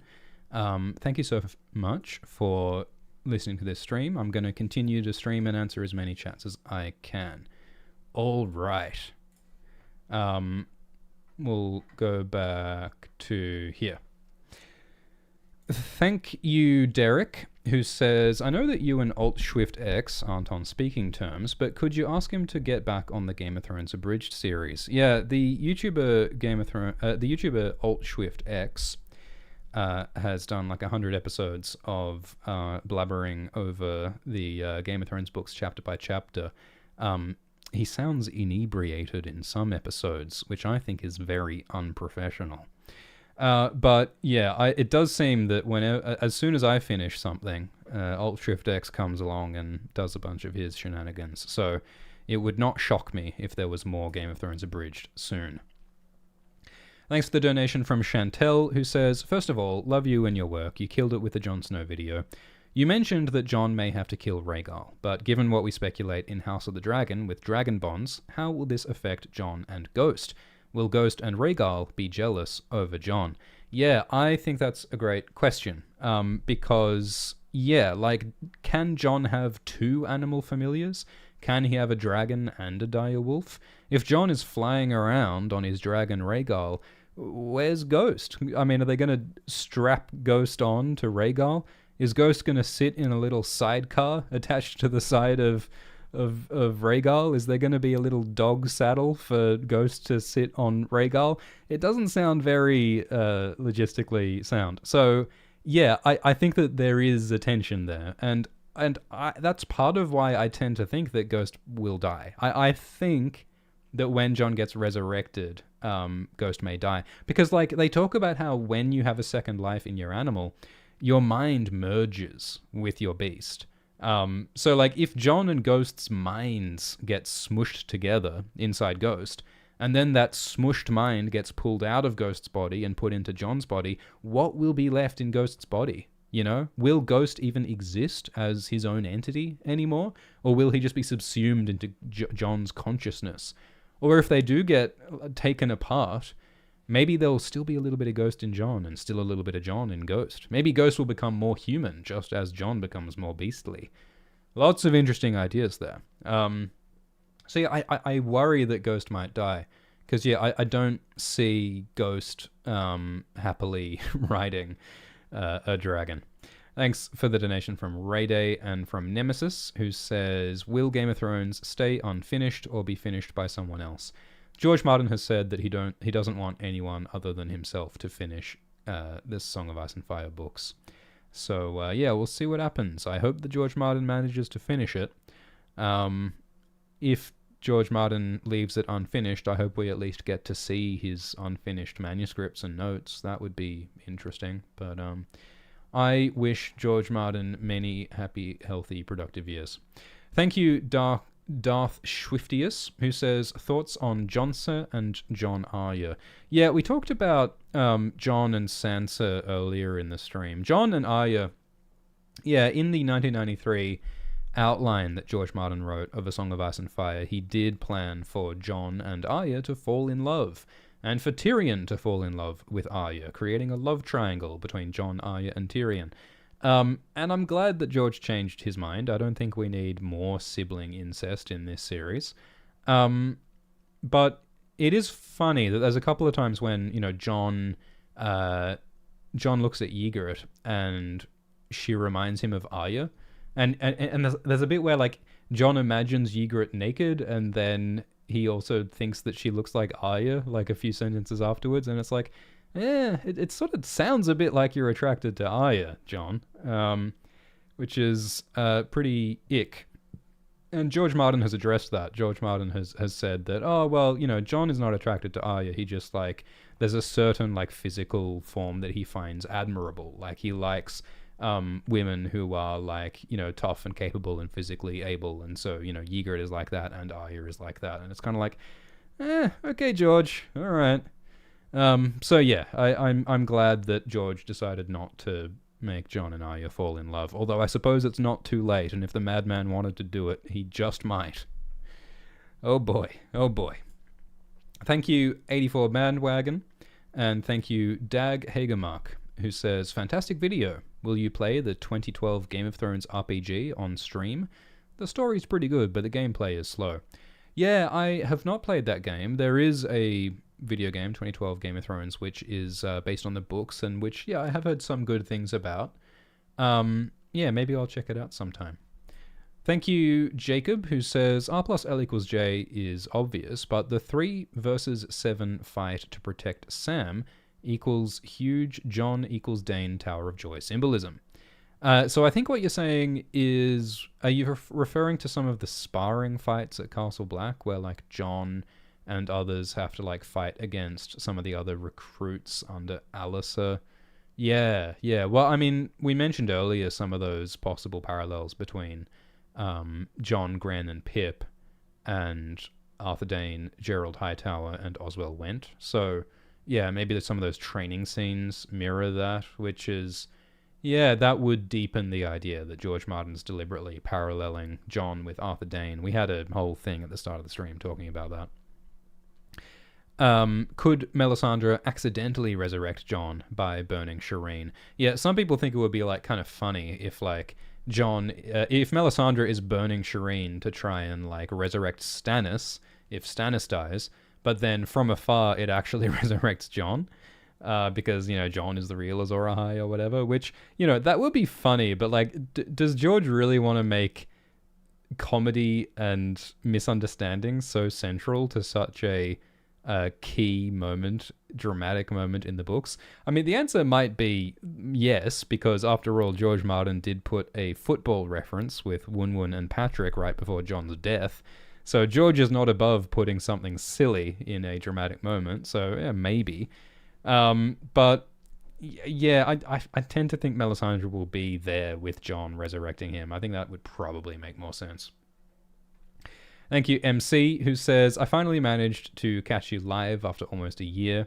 Do you know that Elden Ring, the first Souls game George Martin was involved in, it's also the first Souls game which includes incest in its lore? Curious. Oh no, yes. Well, yes, George Martin did write for Elden Ring, which is a critically acclaimed video game, and George Martin... yeah, maybe he put some incest in it. I don't know. Personally, I'm kind of dubious. I don't know how much George Martin actually wrote for Elden Ring. Like, from George Martin's descriptions, it sounds like just some game devs, like, came to his office from Japan and said, like, hey, here are some pictures of some weird gods that our concept artists drew up. Can you write some, like, mythology about these gods? And so George Martin was like, okay, and he wrote a few pages of, like, what if the poop eater ate poop? And then the game devs were like, cool, thanks, George. And then that might have been the sum total of his contributions. I don't know. I don't know how much George contributed. Maybe there are other interviews that outline this in more depth. I mean, look, I've got to play Elden Ring is what I got to do, really.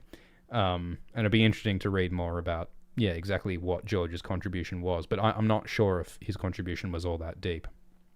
I do know there's an item after you kill the werewolf guy near the start of the game. You get like a dragon sigil thing drop, and it looks a whole lot like the Targaryen sigil. So I don't know if that's a coincidence. Thanks for the super chat from Frust, who says, when do we get the Philosophy of June video? Yeah, so like a year ago in the Real June video, I teased the Philosophy of June video, which I have not yet finished. I'm trying to finish a video that summarizes the philosophy and the themes and the ideas of the entire June series in one video, which, as it turns out, is difficult to do. I've got a script that's pretty good, but it still needs work. And so I'm hoping to finish it soon. Yeah, I mean, with June 2 coming out, now's a pretty good time to finish it. So yeah, I do hope to finish that, and I think it's going to be a really cool video because Dune has so much depth to it, so many ideas about, you know, the human mind and what it means to think well, and the meaning of technology and religion and politics and the environment. There is so much going on, and I think that a lot of people would enjoy a concise explanation of what Frank Herbert is trying to say. So yeah, I am working on it, and I think that it is now one of my main priorities now that the Real Jon Snow is done. Tavestan says Jon Snow is Lisan al-Gaib because yes, there are parallels between Jon and Paul Atreides. George Martin actually has compared Ned Stark to Leto Atreides from Dune, talking about how Leto's fate is similar to Ned Stark's fate. And, you know, some of the ideas around prophecy are similar. Well, yeah, me and Aziz from History of Westeros did a whole long live stream talking about some of the parallels between Dune and A Song of Ice and Fire. So you can check that out as well. Theodore says, have you thought about making a hypothetical video or a stream where you explore what-if scenarios? Maybe. I mean, on Alt-Shift-X, we try and focus on the text. We try and focus on what's in the books. The Real Jon Snow was probably the most speculative video we've ever done. Like, the whole second half of the Real Jon Snow video, that whole second hour is mostly speculation. Speculation based on the books as much as we can. But, yeah, that's probably as speculative as we've ever gotten on Alt-Shift-X. Usually I try and just focus on, like, okay, what does the book say, and what does that mean? If you're looking for wild speculation, maybe Alt-Shift-X is more your speed. I hesitate to recommend that absolute rapscallion, but Alt-Shift-X has done some live streams with Glidus and stuff that do get a bit speculative sometimes, so that might be what you're looking for. John Braxton says, hello Shift, it's good to hear you. If I wanted to send you a gift, is there a P.O. box? If not, it's fine. I know you value your privacy. Much love. Can't wait to see the Squid Dragon. Thanks, John. We don't currently have a P.O. box. I guess it might be cool to set one up. But yeah, we don't currently have one. But it's very kind of you to want to send a gift. Thank you. Thank you, John. Thank you, Giancarlo, who says the nickname Ned for Eddard is too unrealistic. Takes me right out of the story. Anyone named Eddard would obviously go by Jacob. There are some cute nicknames, aren't there? What was... I heard Glidus say that the name Lem Lemoncloak, Lem might be short for Willem. That would be cool. I like how George gets creative with those names. Thank you, Brian, who says, George likes to subvert expectations. At this point, the best way he can do that is let Jon stay dead, and that he really was Ned's bastard. That would be hilarious. That would be really funny. I also think it would be really funny if Jon turned out to be Ashara's son, like Ned and Ashara's son. That would be so weird. But yeah, I don't think that's likely to happen. Aethel Wolf says, what are the odds we'll get a Dream of Spring? No one knows. No one can predict the future. No one can predict when George Martin will finish his books, least of all George Martin. If you put a gun to my head, I think that we probably will get The Winds of Winter. I think George probably will finish it because he says he's 75% done. So I guess he'll probably get to finish that last 25%. Will he be able to go through that whole process again, writing another book? The final book might be one of the hardest books to write, so it could easily take him another decade. Yeah, I tend to think that we probably will get the Winds of Winter, but we probably won't get A Dream of Spring. That's my best guess. But I mean, no one can predict the future, and I wish George only the best. Thank you, Mega Lega Ding Dong, who says, so glad to catch a live stream. Thanks for the hard work. Pinfer says, I love your content. I wonder how the ongoing internet discourse influences George in his writing. Yeah, George has said that he doesn't want to be influenced by, people's theories online. He doesn't want to change his plans just if someone guesses the correct thing. So he tries not to be influenced, although he also has responded to internet discourse a bunch. Like, he's talked about how he's sort of upset and disturbed and confused by people's negative reaction to Game of Thrones Season 8. And he's like, why are people so negative about this? So I think that some of the discourse does bother George, yeah. But he says that he tries not to let it influence his writing. Through the Wormhole says, been reading Michael Moorcock, and I'm starting to see the connection between him, Jon, and Ghost. Elric is called the White Wolf and has pale skin and blood red eyes. Yeah, we talked about a bit of that earlier. Yeah, definitely a huge influence of Michael Moorcock on A Song of Ice and Fire, and Jon and Bloodraven and the Targaryens in general are very much like Elric and Melniboné. Elric of Melniboné was also a big influence on Warhammer 40k, incidentally, with the Chaos Gods and other stuff. So, yeah, if anyone's interested in some, weird, trippy, old fantasy, Elric of Melniboné is fun, and it's super influential on what might be some of your favorite stories. Thanks, Pleb, who says, loved the new video, really enjoyed the concepts you had about the Great White and burning the Weirwood. Yeah, David Lightbringer is a YouTuber who's talked about some of those ideas in depth. But yeah, I loved talking about some of that stuff with the Great Other as well, and glad you enjoyed the video. Thank you, Bumpido, who said, as you're exploring George Martin's writing outside of A Song of Ice and Fire, have you noticed there are proto-Rhaegar type characters in Dying of the Light, as well as in Fever Dream? I have not yet read Dying of the Light and Fever Dream. I must. But yeah, he certainly reuses character archetypes constantly. He reuses, hive minds and certain ideas about, dreams and magic and stars a lot. We made a little short, rough video about Tough Voyaging, which is George Martin's sci-fi series, which has a lot of interesting parallels to A Song of Ice and Fire as well, and that's a Patreon-only rough video currently, which I'm going to try and turn into a public finished video at some point. Thank you, Goose Goes Honk, who says, extremely excited to catch a stream. You've gotten me super into Game of Thrones. Thank you, Goose. JPA says, what if Ned really is Jon's father, and his mother is Lyanna? Jon's still a bastard, and it would give more reason why Ned paused and gave Cersei the opportunity to escape Robert's wrath. Yeah, well, that would be gross if Jon is the result of incest between Jon and Lyanna, but, George does do gross things in his books sometimes. I don't think that's what he's going for, but I suppose it might be technically possible in some ways. But, it would mean that Jon's not a Targaryen and doesn't have a claim on the throne, and leaves a lot of question marks about where his story's going. I think it is important, though, that the thing about, Ned giving Cersei the opportunity to escape Robert, because that's one of several examples of Ned showing mercy. Ned tries to spare Daenerys, and he also tries to spare Cersei, people who are his enemies, he tries to spare them, and I think Jon will embody that by continuing to offer mercy.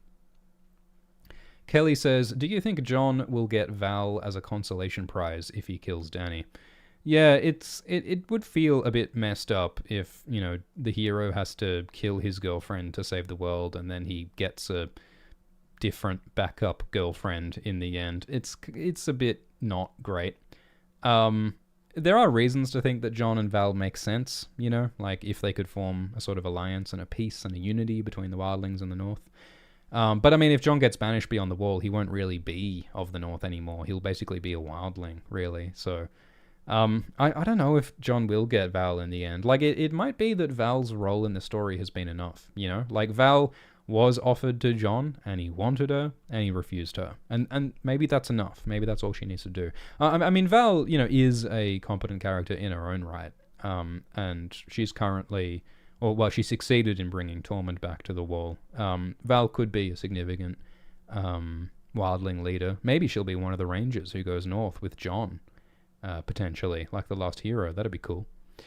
Thank you, Derek. We talked about that. We answered that one. Kelly says, how will Jon get Euron's Valyrian steel armor? I don't think Jon will kill Euron. I think that Euron may be killed by whatever Lovecraftian horror he summons from the depths. But it would be cool if Jon got Euron's armor somehow, because that would potentially fulfill his vision of the black armor. Thank you, Carolina. Thank you, Goose. Goose says that Davos is Azor Ahai, because at the Battle of the Blackwater, there was smoke and there was salt.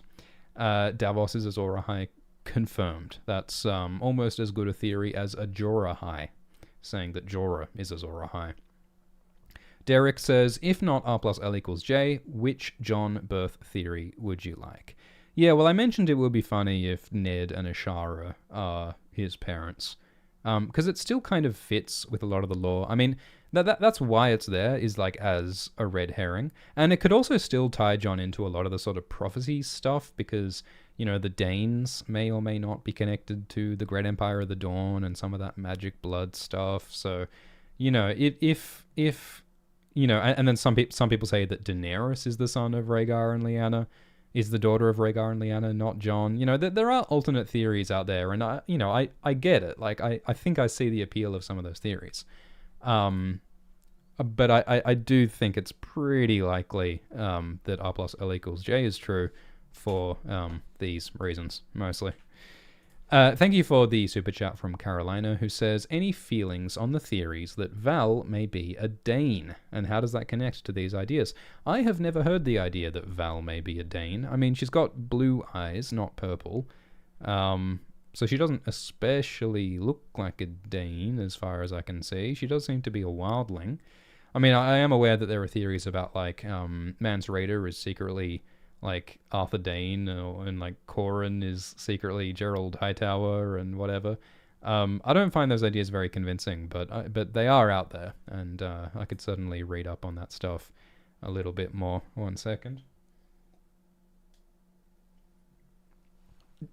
Justin says, been listening to you for years. You make grinding through paperwork easier. Danny says, it's my birthday. Happy birthday, Danny. Anonymous says, have you read Stormlight Archives? Not yet. Kelly says, is that dream of Jon fighting on the wall in black armor with a fiery sword a prophetic dragon dream or a Bloodraven manipulation program? Yeah, so here's an interesting thing. The term dragon dream is never used in A Song of Ice and Fire. Like, the books don't say there's a thing called dragon dreams that Targaryens have. There are bits that say that, Targaryens sometimes have dreams of the future. And some of those dreams that we see have dragons in them. So I'm being very persnickety right now, but the term dragon dream is not so much a thing. But to answer your question, Bloodraven, I think, is responsible for that dream that Jon has about fighting on the wall with the flaming sword and the black armor, because during that dream, there's an eagle that's like flying above him saying, snow, snow. And then Jon feels a gnarled hand grabbing at him, and then he wakes up and there's the raven, Jeor Mormont's raven, sitting on his chest going, snow, snow. So like, I think it's making pretty clear that that raven is somehow connected to this dream that he's having. I mean, it could be totally coincidental and innocent. It could just be that he's hearing the raven, so it appears in his dream, which, that can happen in real life. But I tend to think that, yeah, like Bloodraven or the old gods are controlling the raven, giving Jon the dream. Because, Bloodraven says, I come to people in dreams. I appear in people's dreams.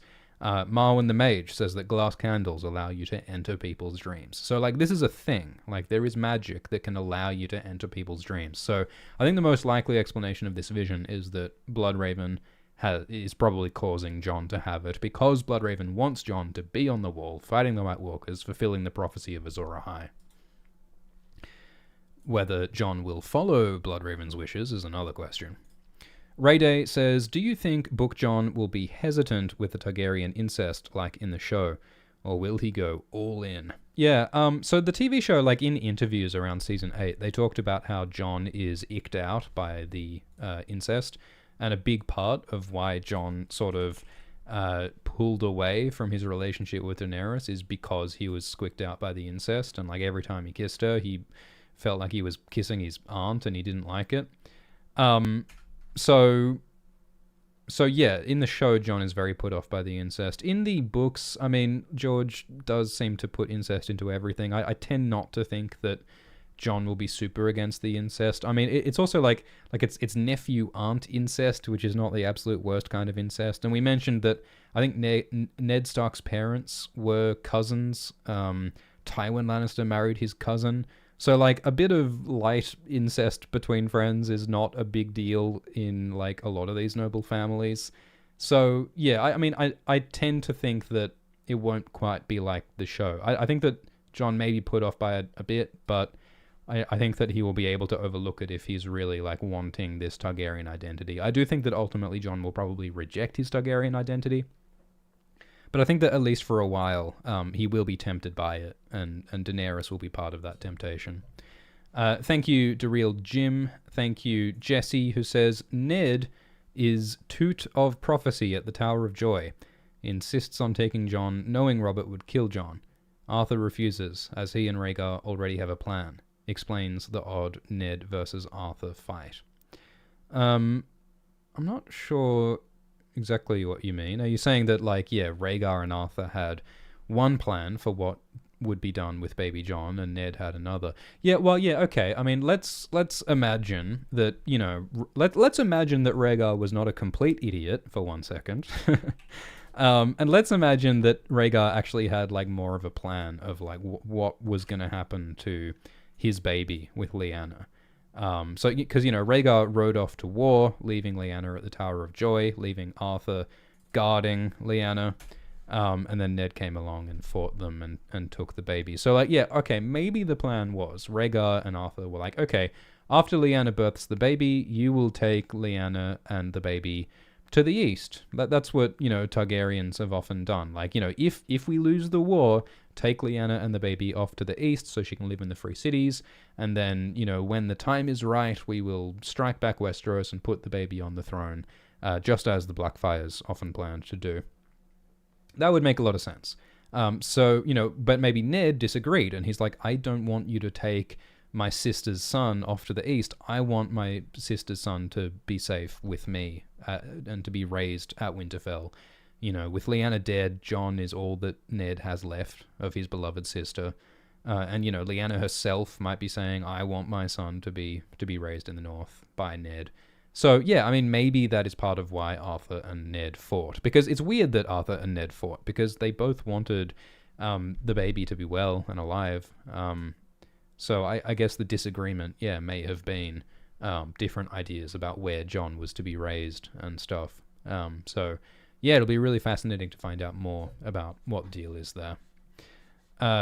Thank you for the super chat from Canacho. Yeah, we did talk about how I think that Ghost will die if Jon gets resurrected. Skirt says, how would Jaehaerys know about Aegon's prophecy when he was third in line? Aegon the Uncrowned would know, because it's passed from ruler to heir, but he left when Aenys died. Yeah, so House of the Dragon introduces this idea that the Targaryens know about the White Walkers and the prophecy of the prince that was promised, and that the reason why Aegon the Conqueror took over Westeros was partly to unite the realm against the White Walkers, and Aegon expected the White Walkers to attack any minute, so he tried to prepare the realm for that. But then the prophecy must have got a bit mixed up because, you know, Maegor took over from Aenys, and then Maegor killed his nephew Aegon, and there was a whole bunch of shenanigans, and then ultimately Jaehaerys ended up on the throne. And then Viserys inherited it from Jaehaerys, and Viserys knew about the prophecy apparently from Jaehaerys. So who told Jaehaerys? Did Aenys or Maegor or Aegon? Who knew about the prophecy at what time exactly? We don't know. We don't know. I mean, this isn't even book canon. This is stuff that's only actually mentioned in the House of the Dragon show. So So I don't know. I have heard a certain harebrained theory that Jaehaerys himself might have made up the entire prophecy. That would be quite funny. Because, I don't know if I love the idea that Aegon conquered Westeros for the prophecy. Like, I kind of like the idea that Aegon was just another power-hungry warlord, like so many others. Like, does everything need to be part of destiny?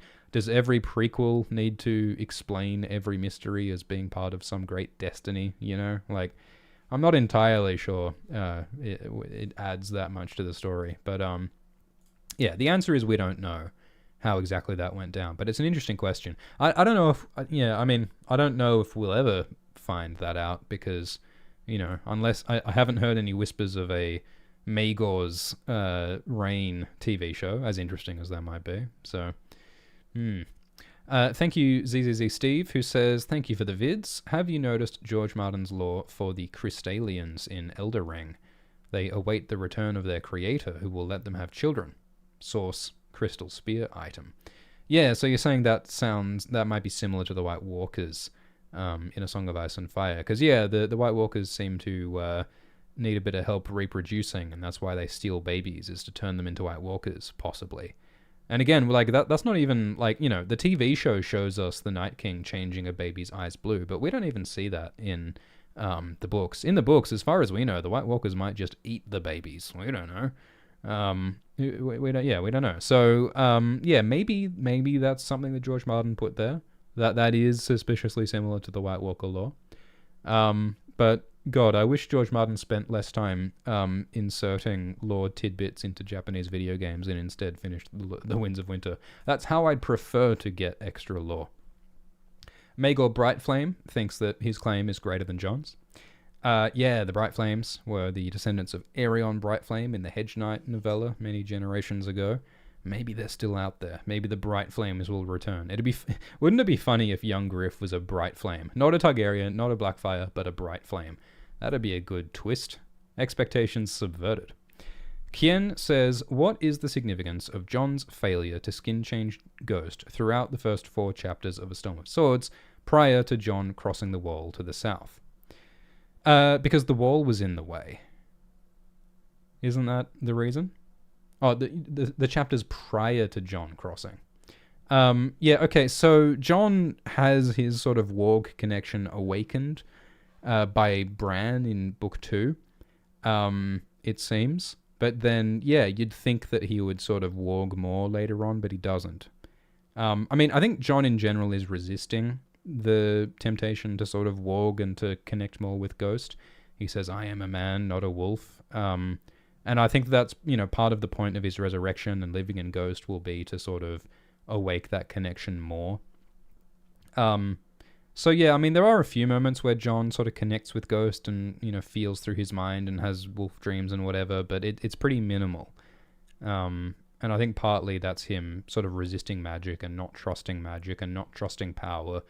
I think skin changing is partly like the lure of power and freedom and temptation, and I think Jon is resisting that sort of thing in general. Thank you for the super chat from Toucan Sam, who says, how do you think the Dayne connection and ideal hero fits in with the theory that Jon will make peace somehow with the others?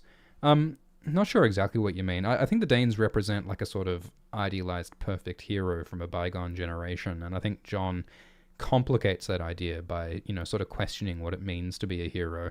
Making peace with the White Walkers, I think that may present itself as an option, but I think that ultimately Jon will find that you can't make peace with ice demons that embody apocalyptic winter. Like, that they're not gonna make a deal that works for humanity. We should not sacrifice babies. I'm not sure what that's got to do with the Daynes, but I think Jon may reject that. Sweeney, g'day Sweeney, says, what do you think is Jon's most symbolically important character flaw? Like honor for Ned, Robb, etc. I think that one of Jon's most important character flaws is his tendency to isolate himself. Like when Jon's having a tough time, like when he finds out that Ned has died, he avoids his friend, and he avoids his friends, and he doesn't talk about his problems with them, and he instead sort of takes that weight upon himself, and he broods alone, and he doesn't rely on others or reach out to others enough. And I think that's part of what leads to his assassination. I think that part of why he ends up getting stabbed is because he sent Pip and Gren and Ed away to other castles, so his friends weren't there to like warn him and defend him when he needed them. So I think Jon has a tendency to like isolate himself, and he doesn't communicate well. Like he also doesn't communicate to the Watch and to Bowen well enough, which partly leads to his death. So yeah, I think that's part of his fatal flaw. And go check out Sweeney's YouTube channel for history videos. Companions says, the Real Jon Snow video was brilliant. You were about the world's worst YouTuber when you started, but you set yourself an ideal, and by gumbo, you achieved it. Do you think Alt-Shift-X is going to make the Jon Snow rap? Yeah, it's been a while now. We've been making videos for a while, and if you watch those old Alt-Shift-X videos, they are very different, and in some ways they are a lot worse. And yeah, it turns out that if you do something for 10 years and you try really hard to get better at it, sometimes you get better at it. And I'm grateful that you all have been supporting me and watching the videos along the way. I don't know what Alt-Shift-X is going to do. Only the gods know what Alt-Shift-X is going to do. But Alt-Shift-X has released raps whenever I've released a big video lately. So maybe Alt-Shift-X will make a Jon Snow rap. Who knows? I shudder to think. Crime Dog says Howland may not have killed Arthur. We know from Duncan Egg that Kingsguard can't harm members of the royal family, which Ned would be through Lyanna. Okay, all right. Interesting. I think that if Ned yeah, okay, yeah, that's an interesting idea that maybe Arthur wouldn't be allowed to fight Ned because of Ned's relation to Lyanna. But yeah, I'm not sure if that would stop Arthur Dayne in this particular situation. But yeah, I mean, it's a good reminder that, yeah, we don't know how Arthur Dayne died exactly. Like, we're told that he fought Ned, and, you know, the TV show shows us Howland stabbing Arthur and then Ned finishing him off. But in the books, we still don't know, so it'll be interesting to see what went down in the books. Thank you for the generous donation from Bumper Dump, who says, thank you for another in-depth analysis of book versus TV character. Your Tyrion and Jon videos are masterclasses. Do you have a theory on how Ned and co found the location of the Tower of Joy? I don't know, maybe Benjen told them. I mean, we speculated that maybe Benjen may have played some role in, like, Lyanna and Rhaegar running off together, and maybe that's why Benjen, like, may have joined the Wall, because he felt guilty about his involvement. So maybe if Benjen played a role in sending them to the Tower of Joy, maybe Benjen was able to tell Ned that that's where Rhaegar and Lyanna were. That's one possibility. Wild speculation. Who knows? Thank you for the generous donation, Bumper Dump. Thank you, Ray Day, who says, do you think Book Jon will actually connect with Rhaegar, unlike in the show, where Jon just rides him like it's another unwanted duty? Yeah, I think that Jon will connect with Rhaegar. I mean, something that we're about to see in House of the Dragon Season 2, and this is not a big spoiler, I don't think, is that it's a bit of a process to connect with the dragon. It can be dangerous to become a dragon rider. So I think it will be a bit of a process for Jon, and it will, you know, test him, and it will involve a bit of, you know, magic and dreams and fire, and I think that it will awake Jon's Targaryen identity. So yeah, it's not going to be like the TV show where it's like a Disneyland ride where Daenerys is just like, hold on, it'll be fun. It's like, I think it'll be a bit more magical and intense, potentially. Transformative for Jon. Leah says, who's your favorite mentioned-only character, and why is it Howland Reed? I mean, Ned keeps saying that Howland is a cool guy. George Martin keeps saying that Howland is a cool guy, but we've never seen him. So I hope that he lives up to his own hype, you know? Thank you, Quibble, who says, is there a chance Jon won't be resurrected? I would be very, very surprised if Jon was not resurrected. Like, I don't think his character arc is complete. If you wanted to get really creative, like, I don't know, maybe Jon could possess someone else's body or something. I mean, if Jon becomes disembodied and if his mind exists in Ghost, maybe he'll be resurrected in someone else's body. What if Melisandre tries to resurrect Stannis, but Jon's soul goes into Stannis, and that's who takes over Stannis' body? That, I don't think that'll happen, but it'll be funny. Thank you, Raydom, who says, I started reading A Song of Ice and Fire thanks to your streams. Bran talking to Theon through the Weirwoods was maybe the coolest thing ever. Yeah, there's like Bran in his Weirwood Dreams Greensight stuff. He talks to a few people through trees, and Ned is one of them. And Jon gets a Bran Weirwood dream, and Bran also talks to Theon. And so in the latest Winds of Winter preview chapter, Stannis is about to like execute Theon under a tree on the frozen lake, and there's like ravens on it, or I don't remember exactly, but I think that some people speculate that Bran might play some role in maybe preventing Theon from being executed, or something magical might happen. It's really interesting, like, you know, Theon's connection to the old gods, because he's an Ironborn, you know, but he was raised among the Starks. So it's like, what does the old gods, what do they mean to Theon? And I mean, you know, Bran as being like, you know, sort of becoming one of the old gods almost, and he having that personal connection to Theon makes it even more interesting. So, fascinating possibilities.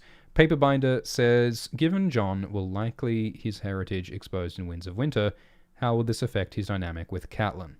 They're both zombies, and he's not Ned's bastard.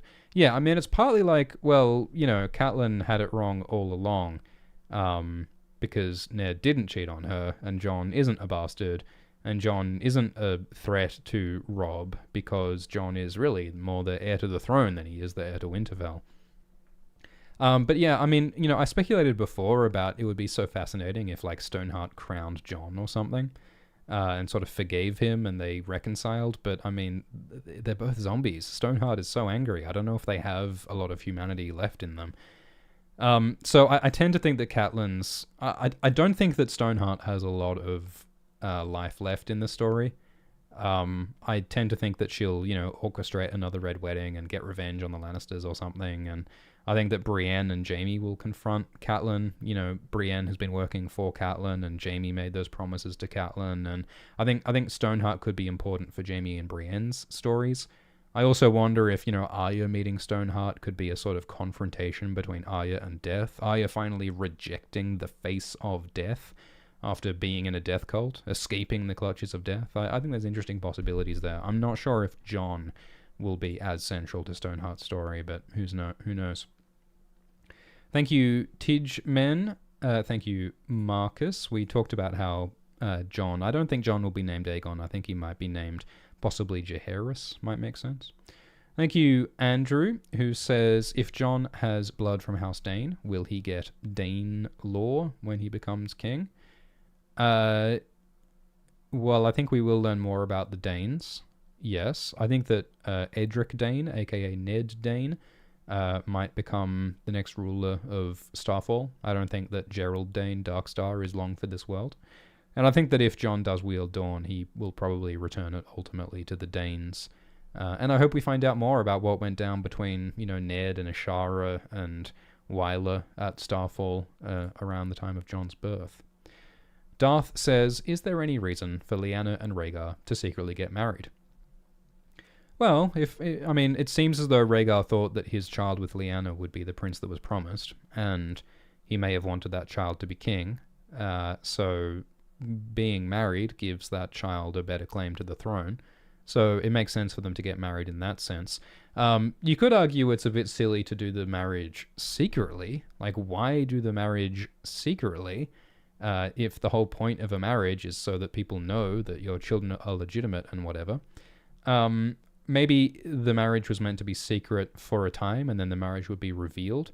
Like, if they just, like, announced, like, if Rhaegar said, oh, hey, Dad, Mad King Aerys, I want to marry this northern girl. There's no way that the king would allow it, and there's no way that the High Septons would allow it necessarily. The power structures wouldn't let it happen. So maybe that's why Rhaegar and Lyanna might have chosen to do a marriage secretly, planning to, like, reveal it later or something, you know? I think that makes enough sense. Magor says, do you think Bran will really become king? It seems strange to have the abomination of the story win.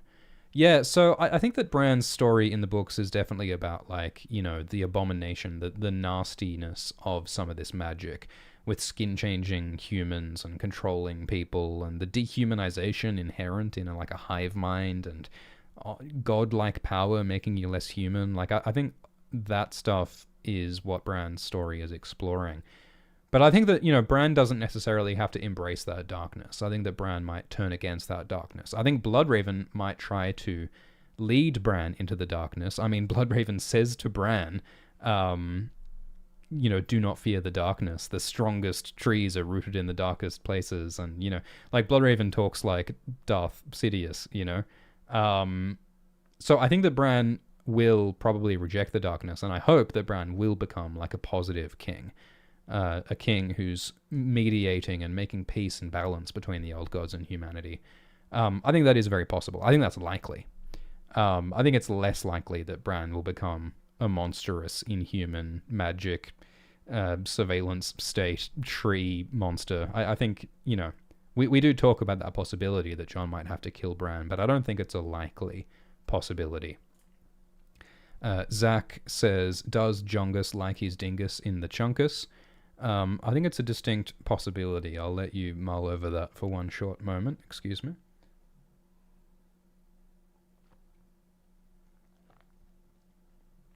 Yeah, we're almost 5 hours in, so I'm doing my best to answer your super chats, guys. Chris says, what is with all the Maesters' first names? They're all so wildly unique. It's driving me mad thinking about it. That's a very specific question, but when I think about it, yeah, you're right. I mean, there's like Maester Crescent, there's Maester Lewin, there's Maester Ebros, there's Maester Pylos, there's a lot of like, the Maesters' names do tend to be a bit more like strange and unique than the others, don't they? Maester Gorman, Maester Medwick, Maester Normand, Maester Lomas, Maester Harmune. Like, so many of the other characters just have names like John and Eddard and Willem.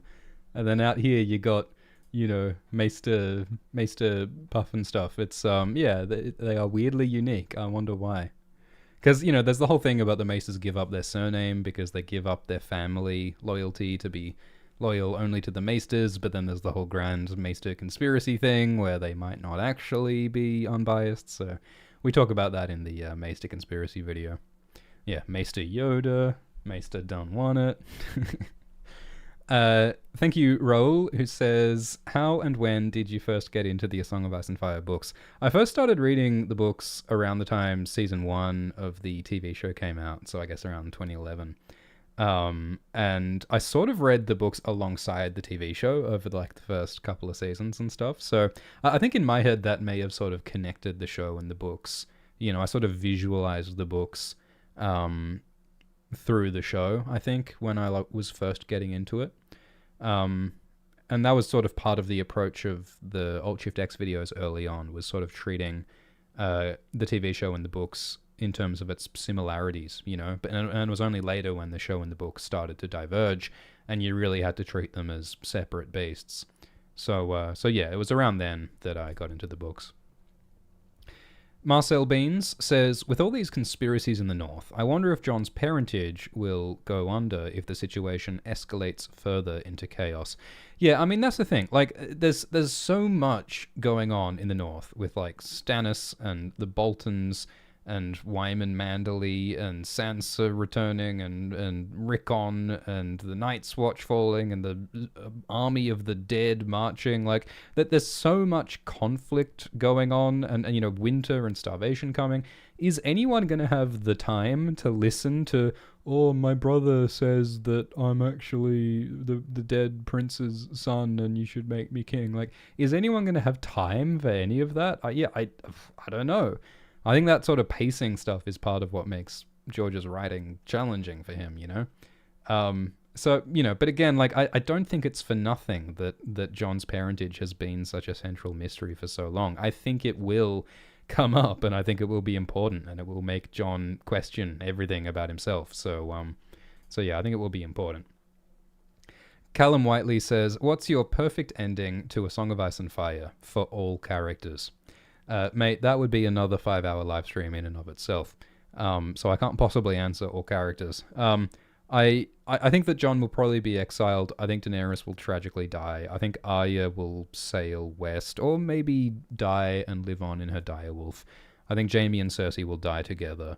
I think that Hot Pie will become a celebrity chef. Thank you for the super chat from ZZZ Steve. Oh, yeah, we did answer that. One-Eyed Crow says, you said Rivendell instead of Riverrun a while ago. Well, we did mention Rivendell when we were talking about the Lord of the Rings stuff, but yeah, I have probably misspoken at least once in this 5-hour live stream. Jassar says, what will Jon do with the people who killed him? Yeah, in the TV show, Jon executed Olly and Alliser and Othel and Bowen, and yeah, I mean, that's a pretty logical thing to do. And it could be a way of underscoring that, like, you know, Jon is a tough and violent character, perhaps a more violent and tough character after his resurrection. So yeah, I guess it makes sense for him to kill the people who killed him. But I mean, I think it's probably more likely that the wildlings are going to tear Bowen apart. Because, like, in the Shield Hall, Jon got all the wildlings pumped up to, like, follow him to fight Ramsay. And then, you know, Bowen kills them. I think the wildlings might tear Bowen apart. So, you know, with all this... And you know, there might be a period of time. It might take a while before Jon is resurrected. By which time, the whole situation at the Night's Watch might be quite different, you know?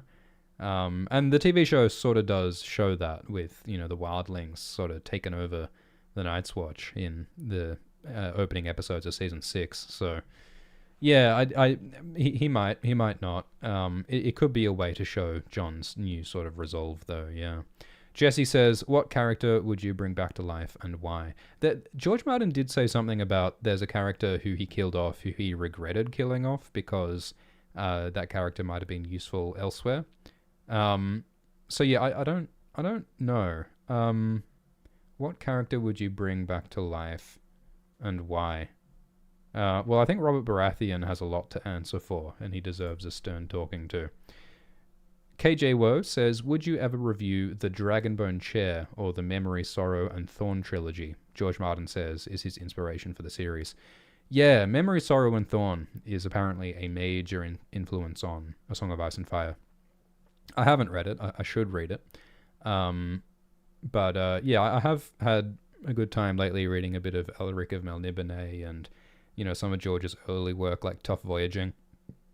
I recently watched Forbidden Planet, which is a classic old sci-fi movie, which is one of George Martin's favorite movies. George Martin actually has a life-size scale model of Robbie the Robot, who's this robot character in Forbidden Planet. And I think you can see a lot of influence from Forbidden Planet on A Song of Ice and Fire, like the way that they talk about the bygone fallen race of super advanced aliens sounds a lot like the description of Valyria in A Song of Ice and Fire. I think it'd be cool to do like a video comparing Forbidden Planet to A Song of Ice and Fire. And indeed, one day, Memory, Sorrow, and Thorn. Thank you, Hater, who says, Lady Stoneheart, Patchface, or Val? Which is the worst character to be left off the show? And why is it Lady Stoneheart? Yeah, I mean, look, Val, we don't really know what Val's ultimate contribution to the story will be. Like, I think that so far Val hasn't done anything so important that she has to be in the story. So, you know, cutting Val, I think, is kind of excusable. Patchface, I love because he's weird and magical and has prophecy. Basically, all the stuff that Dan and Dave hate about A Song of Ice and Fire and cut from A Song of Ice and Fire. But again, I can sort of understand cutting Patchface because, again, like, we don't know exactly what, if any, major contributions he's going to have. Whereas Lady Stoneheart, I think Lady Stoneheart really sort of cuts, like, there's a real clear meaning to Lady Stoneheart, which is that, you know, the Lannisters did all these war crimes, and when a land is beset with horror and atrocity, horrors and atrocities rise, you know? Like, there are consequences to atrocity, and if you do terrible things to a land and to a people, a terrible thing will rise from that land and that people, you know? Like, the Lannisters have been burning the Riverlands, so a Riverlander, Catelyn Tully, rises up with revenge in her eyes, you know? Like, it's about the consequences of the Lannisters' actions, and she will get vengeance upon them, for better or for worse. So I think that Catelyn has a really clear meaning, and I think she'll have really big contributions to Brienne and Jaime's arcs. So yeah, I agree with you, Hater, that I think that Stoneheart is the character who they should not have cut. Thank you, Saint Naive, who says, been watching the progress of this video on Patreon. Wonderful to see the final result. Thank you, Saint. Yeah, we do monthly live streams on Patreon where we discussed the Jon Snow video piece by piece as we were writing it. And if you're interested in seeing behind-the-scenes live streams every month on Alt-Shift-X, you're welcome to sign up at Alt-Shift-X. Patreon.com/AltShiftX. Thank you for the patrons for funding the Real Jon Snow video. There's no sponsor on the Real Jon Snow video. It was funded by patrons, so I'm very grateful to the patrons. Thank you for the super chat from Lala Loopsy, who says, can't watch right now, but the Jon Snow video is great. Now that you've done Tyrion and Jon, maybe Dany could be next. Yeah, I agree that Daenerys is like the next major character to cover. Because I really see Tyrion, Jon, and Daenerys as like the most central main characters in the story. And I've thought that like I really want to finish those three before The Winds of Winter comes out, which I know is, you know, who knows when The Winds of Winter will come out. But yeah, I would like to do the real Daenerys. Right now, I think we've got our hands full with Dune and Hot D and more Song of Ice and Fire. So I don't think we're likely to do the real Daenerys this year. But maybe later on. We probably will hold a vote on Patreon at some future point to choose which character to do next. But I mean, there's a lot of great characters we could do. I mean, the real Bran Stark, the real Sansa Stark, the real Stannis, all of those could be amazing. So we'll see how we go. Thank you, Solemn Days, who says, love your channel. How likely is young Griff to actually win the Iron Throne? I think that it's likely that young Griff will take the Iron Throne. I don't think he's going to hold it for very long. There's lots of little hints in the books and lots of great speculation from the fandom suggesting that young Griff might get the support of the Faith of the Seven and of the Martells and the Tyrells, friends in the Reach. There's a lot of allies that young Griff might use. He might be popular. He might take the throne.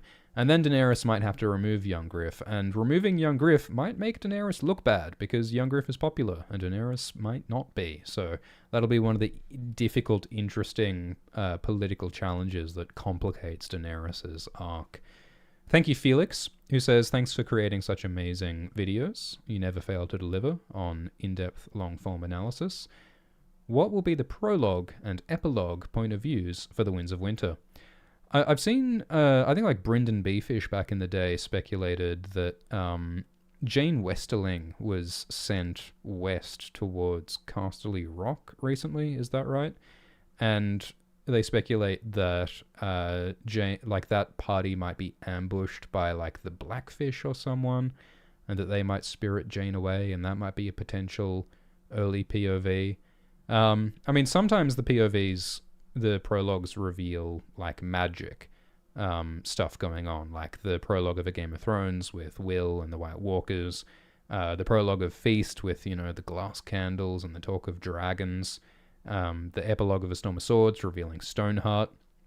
And, you know, The Winds of Winter will have a lot of magic stuff. I think this is when the long night might really begin. So I also think that the prologue of The Winds of Winter might be a good place for some magical danger to be revealed as well.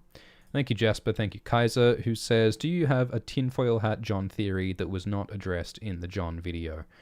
Something crazy. I've covered most of it, but one awful theory that I thought of is, what if... there's this whole mystery about how did Jon find Ghost, right?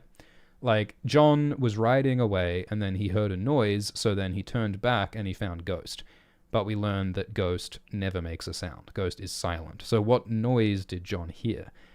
I wondered if maybe Bloodraven might have skin-changed Ghost, or, you know, taken over Ghost, and forced Ghost to make a noise. But since Ghost was so young, like just a little puppy, Ghost's body was like not physically capable of making a noise loud enough for Jon to hear as he was riding away. But Bloodraven, through skin-changing power, forced Ghost to make this super loud noise anyway, and that may have damaged Ghost's vocal cords or something. Maybe Bloodraven, you know, did something to Ghost that damaged Ghost and stopped Ghost being able to make sound. Maybe even just purely psychologically, if not physically. Maybe Ghost is sort of traumatized by whatever the hell Bloodraven's influence was. Because, you know, yeah, skin changing is abomination. Skin changing is traumatic. It's traumatic for Hodor.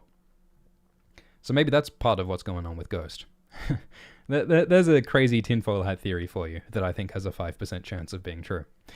Thank you, JT, who says that Jon will be resurrected like Fitz Farseer from Robin Hobb's series. Burek and Borok, Witted and Wargs, Night Eyes and Ghost are too similar. Yeah, I haven't read Robin Hobb, but yeah, sounds like there may be some similarities though. CZA says can't wait for the real Daenerys and House of the Dragon Season 2. Would the real Jaime Lannister be a possibility? Or maybe the real Jaime and Cersei?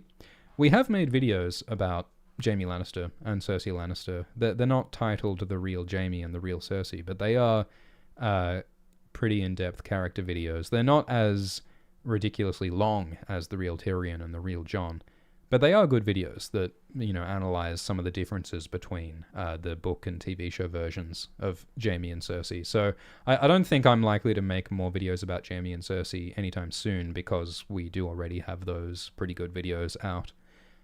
So yeah, I mean, check out those videos if you're interested. Vandal Man wants me to say something silly, which I will politely decline. Sir J says, who would win in a fight, you or Vati Vidya? I would never fight myself. Ice Pepper says, in this video, you stress the crypts as the stone of dragon waking. Why the George Martin thread of Lady Stoneheart or Shireen or any other stone reference? I mean, I think that George's prophecies have multiple meanings. So I think that the strongest explanation of the waking a dragon from stone prophecy is Daenerys, when Daenerys wakes those dragons from those stone eggs. I think that's the most like definitive waking dragons from stone thing. And it's quite funny that Melisandre is in book 5. Melisandre's like, we've got to fulfill the prophecy of the dragons from stone, not knowing that 4 books ago Daenerys already fulfilled it, you know? Like, there's something fun about that, you know, which sort of fits the, you know, prophecies being misunderstood theme. But yeah, you make a good point in that not only is Shireen associated with stone, but Lady Stoneheart is. So wouldn't it be funny if somehow Stoneheart's death led to the resurrection of the dragon Jon Targaryen? That's another interesting possibility. Thank you, Royal Wee, who says, how is Jon a Targaryen if Ashara Dayne is mother and Ned is his father? You're correct. If Ned and Ashara are Jon's parents, then Jon is not a Targaryen. Jon would be a Stark. Or just a Snow. He looks like Ned's clone. There's a good theory for you. Maybe Jon is not the son of Rhaegar and Lyanna. He's Ned. Ned just mitosed. Mitosed? Is that a word? He underwent mitosis, and Ned split into 2 little Neds, and that's where we got Jon. Maybe. Taylor says, will you be watching D&D's 3-Body Problem? I don't want to watch the 3-Body Problem until I've read the book. I've been wanting to read the book for ages. Now that I've finished The Real Jon Snow, hopefully I'll feel able to read the 3-Body Problem. So yeah, I would like to get into that series, but I have not yet. Thank you, Ismail, who says, fantastic work. The way you evaluate character is special. My fantasy pilot was read by HBO and Paramount. We even talked season 2. Can I reach you via email? You are welcome to email, but I get a lot of emails, and I'm really sorry, but I can't read every email. And I especially can't read long things that people send me sometimes. If you are sending an email to Alt-Shift-X, and if you want something, it can be helpful to say in the email what you want. If you send me an email that says, hey, can I send you a message? You've already sent me a message. Just say what it is that you are proposing or want, or what it is that you want to talk about. Yeah, I try to answer emails when I can, but yeah, unfortunately I can't. It's not possible to respond to everything. So I'm always really grateful for the stuff that people send, and I'm always really grateful for the nice words. But yeah, I can't respond to everything. But yeah, my small piece of advice is, if you are emailing Alt-Shift-X or emailing anyone with like a cold email, maybe like be a bit specific in your first email about what it is that you're suggesting, so that, you know, someone doesn't have to email you back to find out what it is that you're suggesting. Anyway, thank you, Ismail. And thank you, Control Cap Lock. And thank you, F. Lundberg, who says, Do you think it's a deliberate parallel that both Catelyn and Jon had their hands injured and developed the tic of flexing their hands? Yeah, it is funny. I mean, George gives the same injuries to a lot of different characters. Like, Tyrion gets these facial scars and Jon gets these facial scars. Lots of characters get lots of lasting injuries in lots of different ways, which partly I like because it shows the consequences of violence. Violence is not fun and it causes harm that lasts both physically and bodily, but also like on the world and the people and the psychology around you. So I think showing the injuries is great. Is George making a deliberate parallel with Catelyn and Jon both having scarred hands? I don't think so. I mean, Jon was burned while fighting the zombies, which is sort of its own thing, whereas Catelyn was scarred by the Red Wedding. Oh, no, sorry, by the Catspaw trying to kill Bran. So, I mean, I guess both those injuries are sort of motivating injuries. Like, ever since Catelyn is cut by the Catspaw, she's very focused on, the Lannisters are out to get me, I've got to kidnap Tyrion. And as soon as Jon gets burned fighting the zombie, he's very focused on, I've got to fight the White Walkers, that's my main goal. So, the injuries are like these reminders that really focus the character's motivations on one conflict, which, is really interesting and makes a lot of sense. But yeah, I don't know if that's connecting Catelyn and Jon specifically. Thank you, Jay Harris, who says, I think George's later edition of the story of Cregan Stark and his 5 sons and the impending She-Wolves of Winterfell novella will rationalize Catelyn's fear of Robb being challenged. Yeah, I think that's a great point. So, like, we were talking before about how, Catelyn is worried that Jon might be a political rival to Robb, and Jon might want to take Winterfell for himself.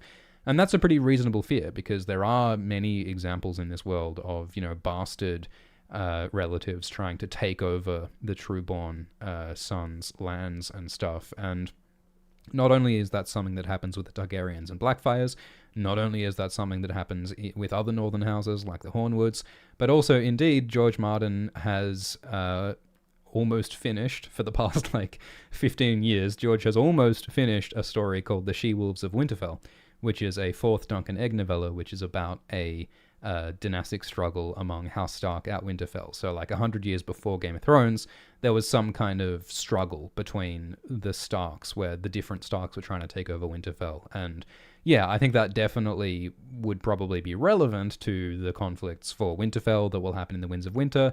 And it sort of justifies Catelyn's fear that, if Starks are trying to take Winterfell from each other, that's exactly what Catelyn was afraid of. So it makes a lot of sense, I agree. Leon says, should George just change the story from the HBO version? Yeah, I mean, supposedly George says, the show's one thing, the books are another thing, they don't affect each other, but I think realistically George probably has been impacted by the reception to Game of Thrones Season 8, and maybe he, there were things that the show did that he's planning to do in the books that he's now like, oh no, people hated the ending, maybe I should change the ending.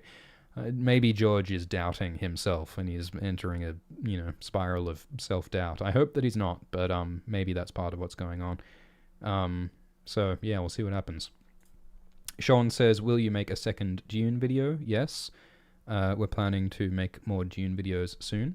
I have a lot to say about Dune Part 2. We responded that as well. We responded to that. We talked about Jon and Catelyn. Reef says, will you fight the evil besmircher Alt-Swift X? I'm American and will even fight those huge Australian magpie-catching spiders to defeat Alt-Swift. I don't know if magpies and spiders are enough to stop Alt-Swift X. Nothing will stop Alt-Swift X. I fear more streams coming from his direction. Thank you, Evan, who says, what are your thoughts on a potential Jon Saturn dynamic? Would a potential assassination or sacrifice of Saturn help push Jon to the dark side? That's an interesting idea. I mean, I feel like with Tyrion and Penny, Penny is this sort of innocent, positive figure who is close to Tyrion. And I have speculated that if Penny dies or if Tyrion kills Penny, that might sort of trigger and represent Tyrion really just embracing violence and hate and negative emotions. And yeah, I mean, I guess Jon and Saturn, something similar could happen. But I mean, It's easy to meme on like people who like ship Jon and Saturn, but like Jon hasn't known Saturn all that long. Saturn has only been around since like the end of book 3 was the first time he was mentioned. So I don't, it's not like Saturn is the most important person to Jon in the world. That would be more like, Sam and Arya, So I don't see Saturn having like a huge impact on Jon's development moving forward. I see Saturn as more someone for like the future of the story. Like, maybe Saturn could be the next Lord Commander of the Night's Watch. Maybe Saturn could, prove himself and have some kind of power in the long run. Like, I see him as a potential sort of next generation character, like Ned Dayne, someone who could really sort of represent hope for the next generation. But I mean, yeah, this is Game of Thrones, and it's also possible that he might die horribly, so let's see what happens. Thank you, David, who says, would you rather a chapter of Jon in Ghost or of Bloodraven in Mormont's Raven, watching it all unfold? It would be very funny to have an entire POV chapter from a character who can only say corn, because he's a raven, just like flying around being frustrated. I mean, I do imagine it must be so funny from Bloodraven's point of view. Like, he's in the body of a raven trying to tell everyone, hey, the White Walkers are coming, Jon is a Targaryen, we got to get our shit together, but like all he can say is corn, and like nothing, no one's listening. There could be something very comedic about that. But yeah, I think that we're more likely to get a chapter from Jon's point of view in Ghost, and I think the title of that prologue chapter will be Ghost, which will be a very cool, evocative title for the first prologue. Wynn says, hi Shift, any commentary on the merit of reading unfinished writing? A Song of Ice and Fire has been my obsession since 2018, and if unfinished, I wonder if that'll fade.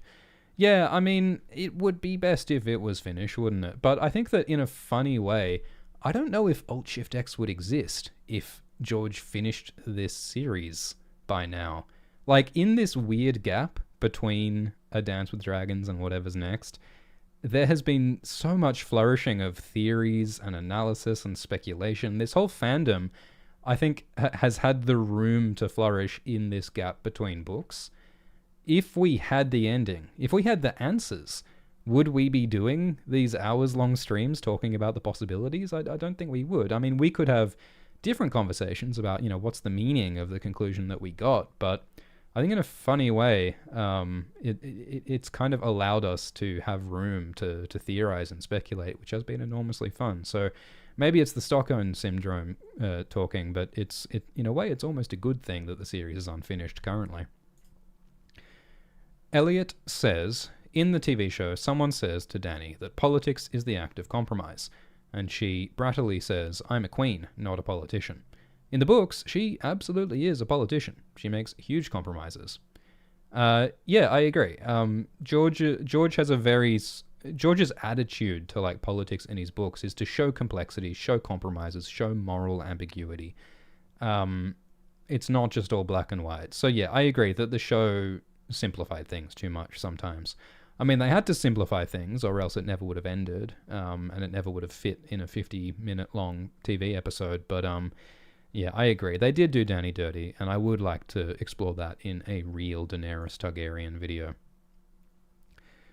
Boki Malu says, Valyrian steel is synthetic starfall metal?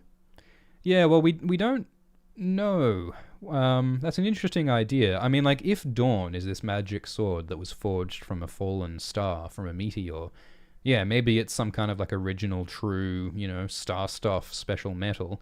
Yeah, and maybe Valyrian steel is some kind of artificial attempt to recreate the power of Dawn through some kind of artificial blood magic means by using, dragon fire and sacrifice and whatever.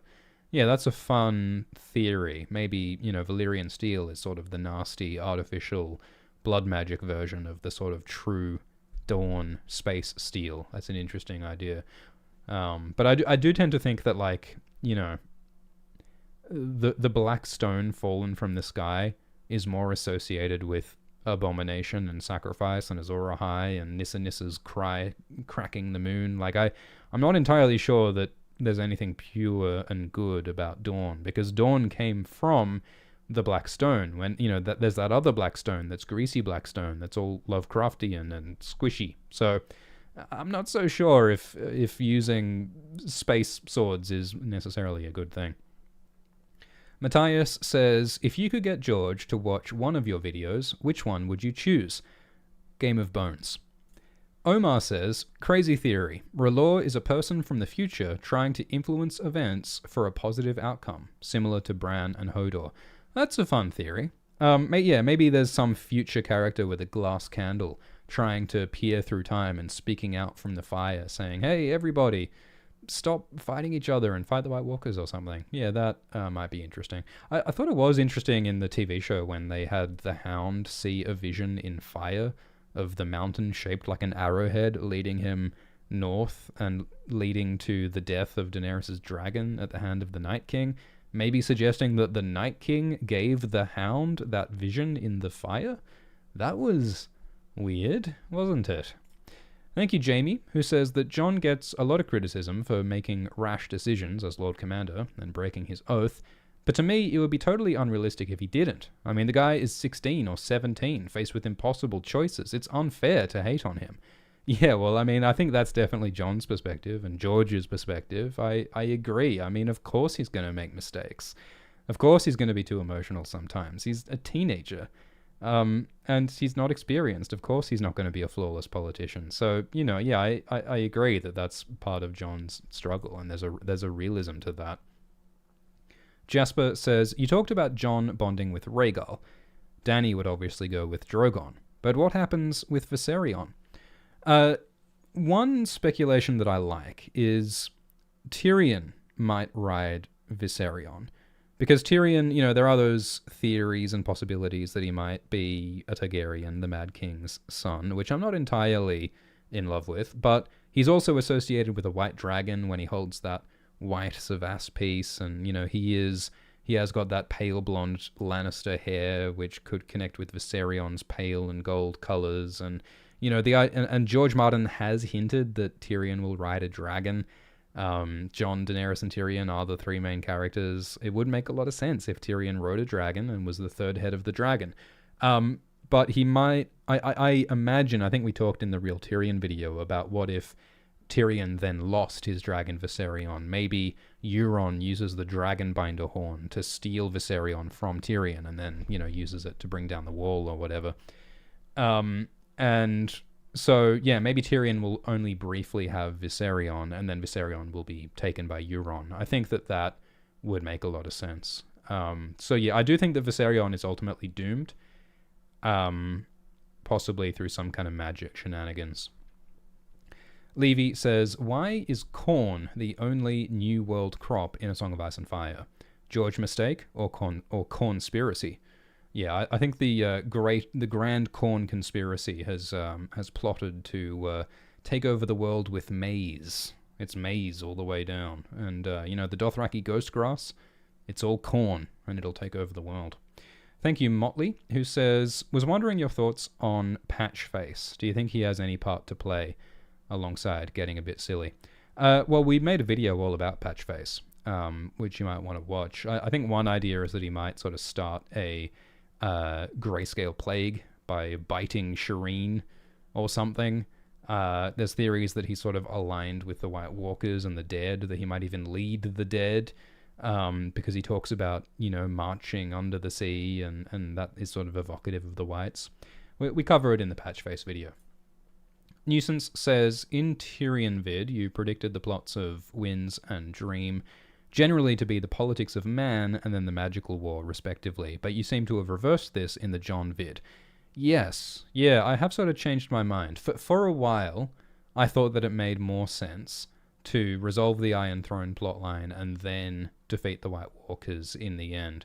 But I think it was like reading those George Martin interviews about the Scouring of the Shire and how much he loves the Scouring of the Shire that makes me think, no, it does make sense for defeating the White Walkers to be the sort of climax, and then dealing with the throne is the sort of epilogue, afterthought, sad Shire situation. So yeah, I think that's the reason why I changed my mind, and I now tend to think that the Walkers will be defeated and then the Iron Throne will be resolved, and not the other way around. Thank you, Tartufo, who says, would the show or the book ending be bad if Jon became the king? There's so many layers to the story, I think it's still interesting.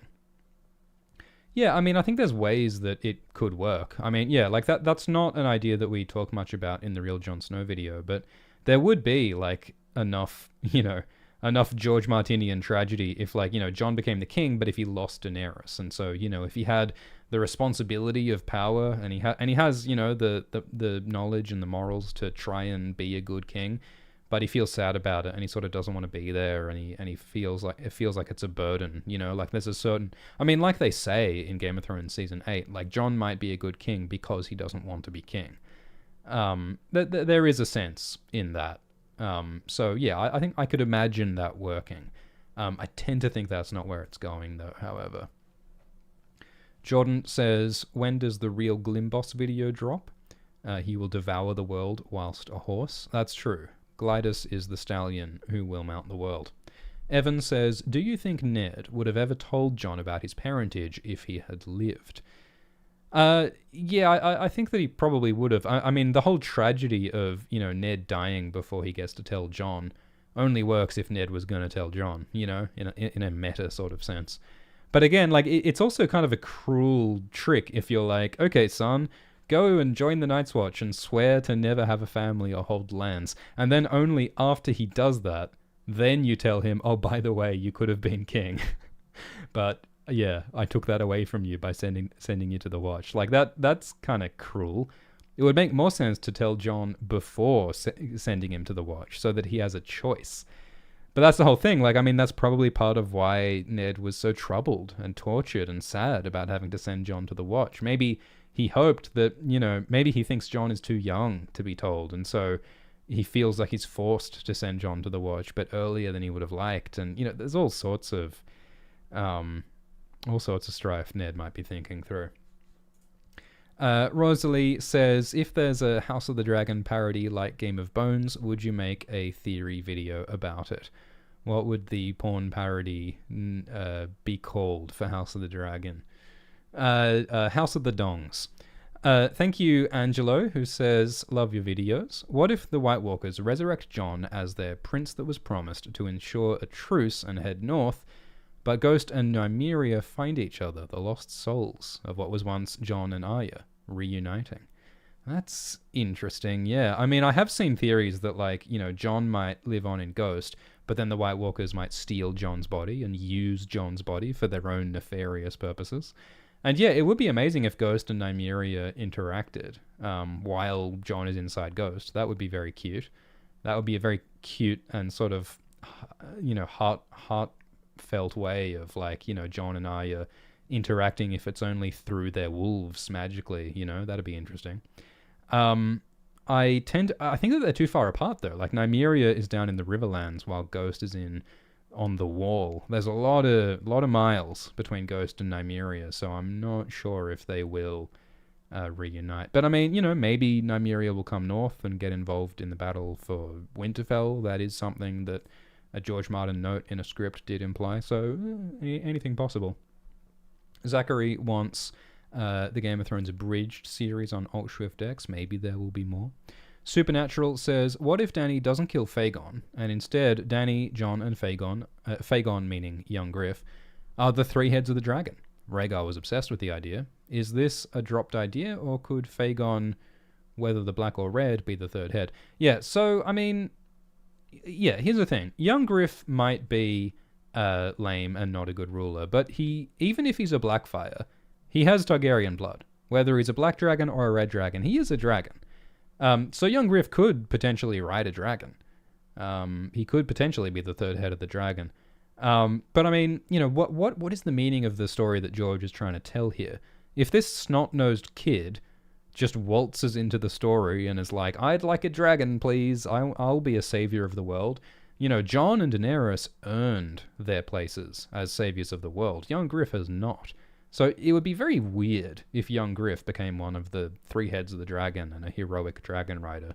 I think George is setting us up for a nasty conflict between Daenerys and young Griff. God says, hey Alt, what are your thoughts on Bloodraven? I really want Jon and Dany to end up happy in the books because they deserve it. What are your thoughts? We have talked about Bloodraven a lot already. I mean, Bloodraven is a trickster and a manipulator, and a politician who makes moral compromises to win.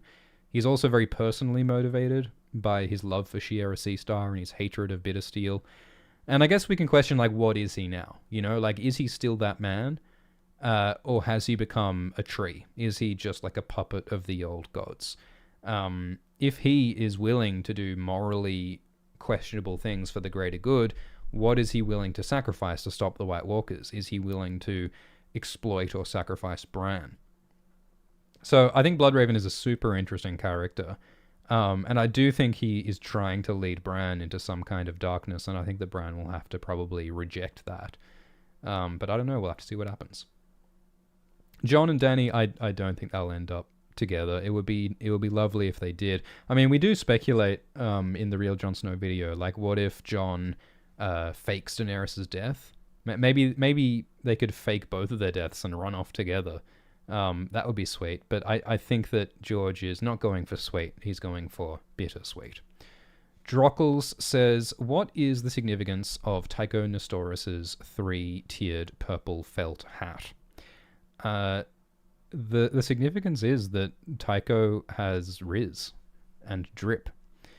Michelle Boo says, what are the odds that... yeah, we did answer that one.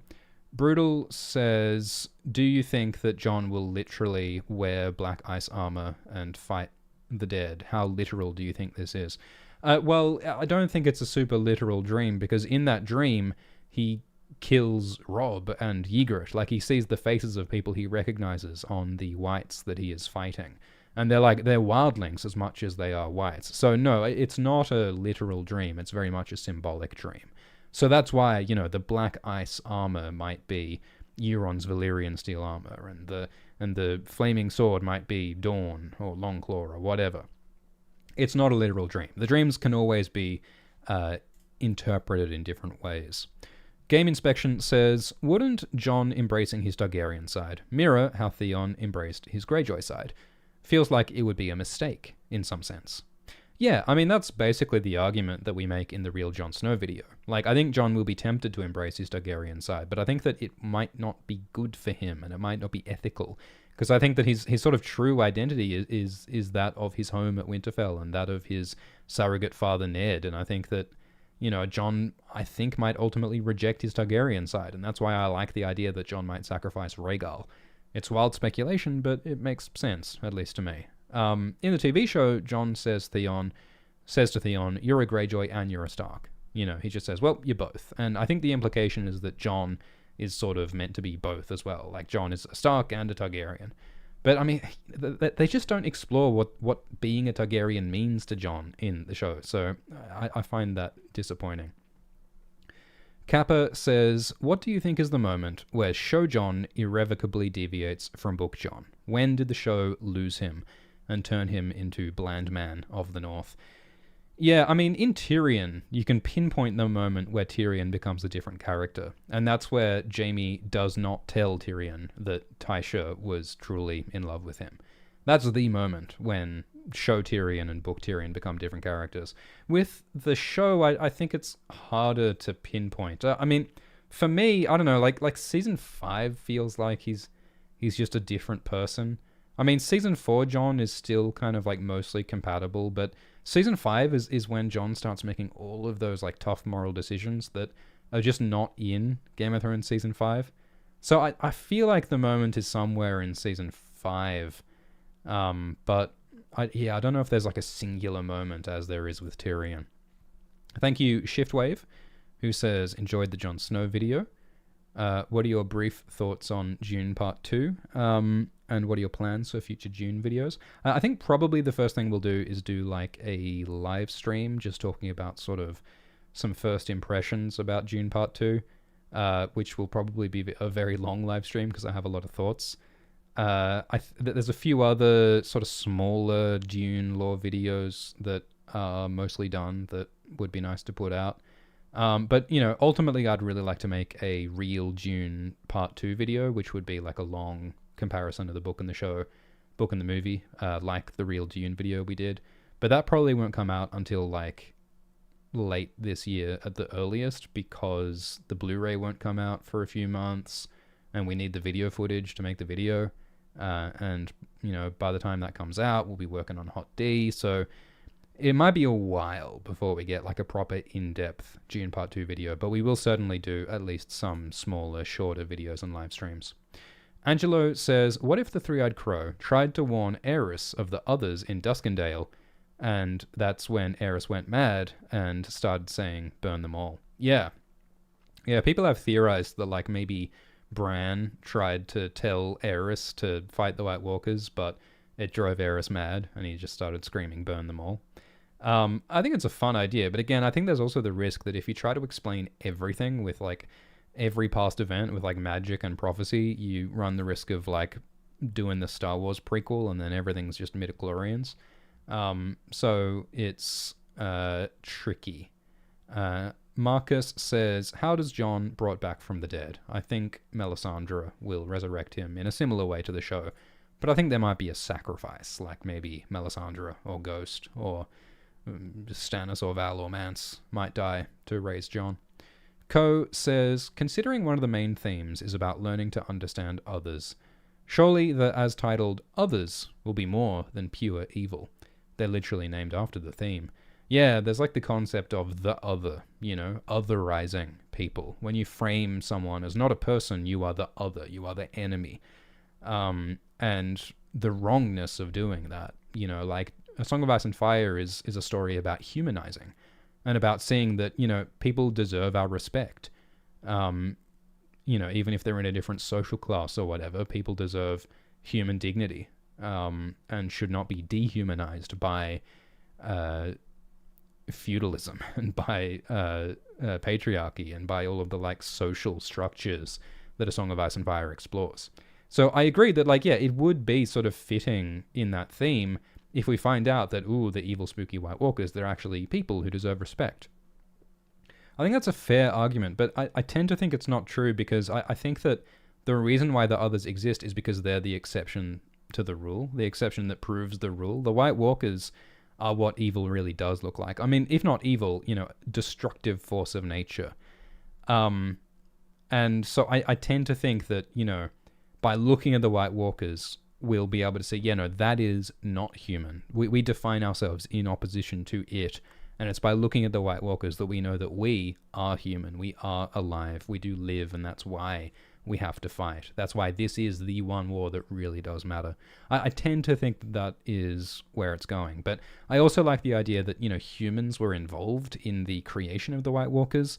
You know, the Night's King may have been involved in causing the White Walkers to exist. The ancient Starks might be responsible. So it's not purely like just some magical thing. It's something human that is the consequence of human choices.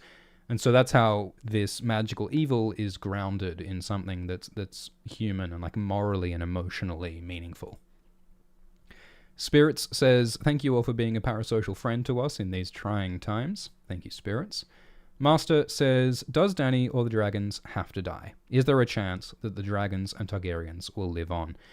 I mean, I tend to think that Daenerys and the dragons will die, but it would be cool if they ended the series with like, and there's still some dragon eggs over there, and so maybe one day those dragon eggs will hatch, and maybe the cycle will repeat, for better or worse. Like, yeah, we don't have to totally extinguish all magic from the world. And for what it's worth, like, you know, back in Book 1, Bran had a vision where he saw dragons in the Shadowlands. So even if all of Daenerys' dragons die, there still probably are other dragons out there somewhere, even if they're not nearby. Sam says, thoughts on Jon and Rhaegar both meeting the Azor Ahai criteria?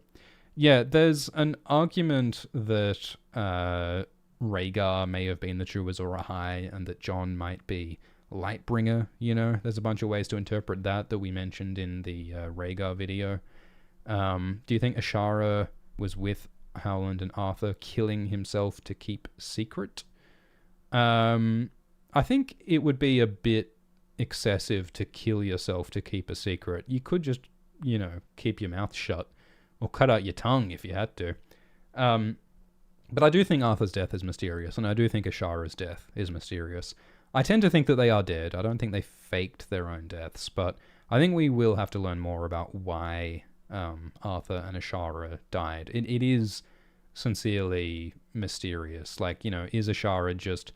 Did Ashara die just because she was upset about her stillborn baby and Brandon's baby, possibly, plus the grief from Arthur's death? I mean, I feel like Arthur's death is about showing, like, the limits and the sort of folly of, like, the knightly ideal, showing that, you know, Arthur was the perfect knight, and Arthur was so loyal and obedient that he would fight for his king until the end. But his king was the Mad King, so, like, it's kind of stupid that the greatest knight of all time died in defense of the corrupt Targaryen regime, you know? So I think that might be the meaning of Arthur's death, but we don't yet know quite how it happened. King in the North said, I'm officially in love with Alyce Karstark. Don't know where you got that image of her, but Seven saved me. The image we used of Alyce Karstark in the Real Jon Snow video was generated by Midjourney, which is an AI image tool. We try to use human-created artwork wherever possible, but in some cases where there's no appropriate fan art, we have used some of those new AI tools sometimes, which are pretty useful and impressive. But I am mindful of, like, the ethical and philosophical concerns about AI. We might be due a Butlerian jihad soon. So, yeah, I try to be thoughtful and respectful and subtle with my use of AI in Alt-Shift-X. We've mostly just used it for really, like, small adjustments and edits and stuff like that. Thank you, Game Inspection, who says, do you agree with the notion that Aegon's dream makes the story one-dimensional? Yeah, I mean, I said before how, like, I don't love the idea that Aegon the Conqueror conquered Westeros because he needed to stop the White Walkers. Because, yeah, like, it does sort of make the Targaryens feel like, oh, they're the chosen ones, they are the destined ones, when part of the point of the story is, like, questioning the idea of destiny and the dangers of prophecy. So, you know, that idea apparently did come from George R. R. Martin, and that's why they brought that idea up in House of the Dragon. But yeah, I'm not a huge fan of that idea, but I mean, we'll see how that idea develops in Hot D and the books to come.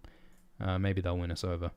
Cal Yeager says, did you get around to Red Rising? Is Red Rising that sci-fi series set on Mars? I never did finish that. It seemed cool, though. Cal Yeager said, something that threw me was the peace theory. Can you speak more to it? Are you referring to the idea of peace between humanity and the White Walkers? Tricky to summarize in depth, but I mean, we talked about how Jon makes peace with the wildlings, and, you know, this series is about moral complexity, not about, you know, pure evil Dark Lords. So it makes sense that Jon might attempt to negotiate with the White Walkers. He does try to communicate with Whites, and he, you know, might try and make a deal like, you know, Craster did and like the Night's King did. And, you know, there are hints like the Black Gate at the Night Fort that might suggest that some kind of deal was in place in the past with the White Walkers. It's all very speculative, but I think it would not be crazy if there was some kind of attempt to make some kind of a deal with the Walkers, but I tend to think that it'll be rejected, because the White Walkers are winter and death and slavery, and not great for anyone who comes up against them. Robert also brings up Red Rising. I have not finished Red Rising. Alt X says, congrats on the longest video yet. My husky, Bruno, had to be put down on the same day that the video came out. Sorry to hear that. What better to help through it than the best Song of Ice and Fire YouTuber making his best video, now waiting for the second best one to drop a Jon rap video. I'm sorry about Bruno, Alt X, but thank you for your kind words. And it was very generous of you to rank Alt Swift X as the second best Song of Ice and Fire YouTuber. I think that's pretty generous, but I appreciate the support. Thank you for the super chat from Leah, who says, think Jon might get a positive resurrection. Yeah, I mean, like, you know, why is resurrection nasty and corpsey for, you know, Stoneheart and Beric and all those other characters? Cold Hands. You know, it seems as though resurrection is against nature and against humanity, and it just seems like not good. Is it possible that Jon's resurrection could be something more like positive and, I don't know, angelic as opposed to nasty or something? I tend to think that George is not a big fan of like positive, like divine magic. Like magic is more dangerous, and magic is more like against the natural order in George Martin's philosophy, I think. So I don't think resurrection is ever going to be like a good thing, quote unquote. Like resurrection might be necessary to allow Jon to, defeat the White Walkers, but I don't think resurrection is ever like the correct or natural or positive or right thing to happen. So, yeah, I think that Jon will be back to life, but he won't be happy about it, similar to the TV show. And while he will get stuff done in the end, I don't think he gets to live happily ever after. Simon says, if Jon ends up being a resurrected champion of an old god, like, Beric seems to be a champion of the Lord of Light, Patchface represents the drowned god, which god would Jon fight for? I mean, I guess one possible answer is the old gods, and another possible answer is the great other. You ask if someone could be the champion for the Seven. I mean, sort of the joke is that the Faith of the Seven is the one religion with no proven magical feats associated with it. I mean, it's funny that some of the legends with Hugor of the Hill talk about, stars coming down from above and marrying a blue-eyed woman, which does kind of connect to some of the Nissa Nissa moon comet and the Night's King blue-eyed wife stuff, which is kind of intriguing. But I don't know if, that's one of the questions we talk about in the video. Like, will Jon be an avatar of R'hllor? Will he be an avatar of the old gods or some combination or something else? I think those are all really good questions. And I think that the answer could be a bit of both. I think there will be, Starky old gods and Targaryen-y, R'hlloric fiery gods, and he'll have to choose. And I think he'll choose the more Stark option.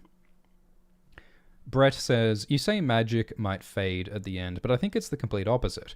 I think it'll have a wizard king like Bran symbolizing a new fantasy era. I agree that, Bran could represent a sort of peaceful, positive, harmony-based sort of a balance between the old gods and humanity, like the Pact. Maybe that could be a kind of a positive thing. I mean, in the TV show, Bran was sort of creepy and weird and didn't quite seem entirely trustworthy. But yeah, I mean, maybe Bran could represent a positive, magical ending in the books. I do think, though, that the White Walkers and the dragons have got to go, though, because, I mean, the history of this world is about the dangers of White Walkers and of dragons. They are destructive forces, so maybe the fire and the ice has got to go, but the magic trees can remain, perhaps. Thank you, Stephen, and thank you, One-Eyed Crow, who says, George Martin writes about those that rise above circumstances to bridge enemy cultures, like Joshua in Fever Dream and Jon in Dying of the Light, and of course Jon and Dany. But Joshua and Jon aren't POV characters. Do you think it's harder to write that theme from a POV? I don't know. I mean, I guess it's harder to be subtle from a POV. Like, when you're inhabiting that character's point of view, you have to be quite direct and explicit about, like, how that character feels. Whereas when a character is not a POV character and you only, like, see that character's behavior and their words, you can leave some thoughts like unsaid, and you can have a little bit more subtlety and mystery, which can be useful because, the less you say as a writer, the more you can engage the reader's imagination. The reader's imagination fills in the blanks with the words that you don't say. So I guess those are some of the advantages and disadvantages of having a POV character. Thank you, Ko, who says, Jon has become other in sequence. He's the bastard, not trueborn. He's the Night's Watch, not Southern. He's the wildling, not Southern. He's other. Yeah, I mean, it's almost like he's become less part of society, like he's become more and more exiled, more and more separated, more and more apart from humanity, and becoming a zombie. Being resurrected makes him even less part of humanity and the natural order. So yeah, I think that's very real. I mean, Jon is very alive and very emotional and very vivacious, for lack of a better word, in book 1. Whereas in book 5, he's so sad and he's so isolated and he takes no pleasure in anything. And like, if that trajectory continues, he'll be a husk like Beric pretty soon. But I hope that, Jon turns away from the dehumanizing magic, and I hope that he gets a bit more of a taste of like life and pleasure before he dies. Daenerys might represent that to him. Hayden says, I think we will see Jon's resurrection from Melisandre's point of view. If so, will we learn more about resurrection mechanics? Or, given George Martin's style of not having a hard magic system, will he have to use another POV?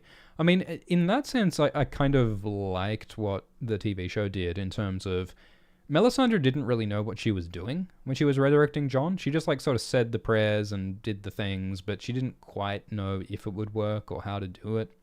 And, it's also true in the books that Melisandre, as far as we know, hasn't resurrected someone before. I mean, there is a pretty convincing theory that Melisandre is a zombie herself. Like, she is also undead, because she's lived for a really long time, and she doesn't need food, and she doesn't need sleep. So she seems to be a zombie herself. So that being the case, maybe book Melisandre does know how to resurrect people, because she has been resurrected. I mean, another very possibility is that Melisandre will give up her life to resurrect Jon, just like Beric gave up his life to resurrect Stoneheart. That would make a lot of sense as well.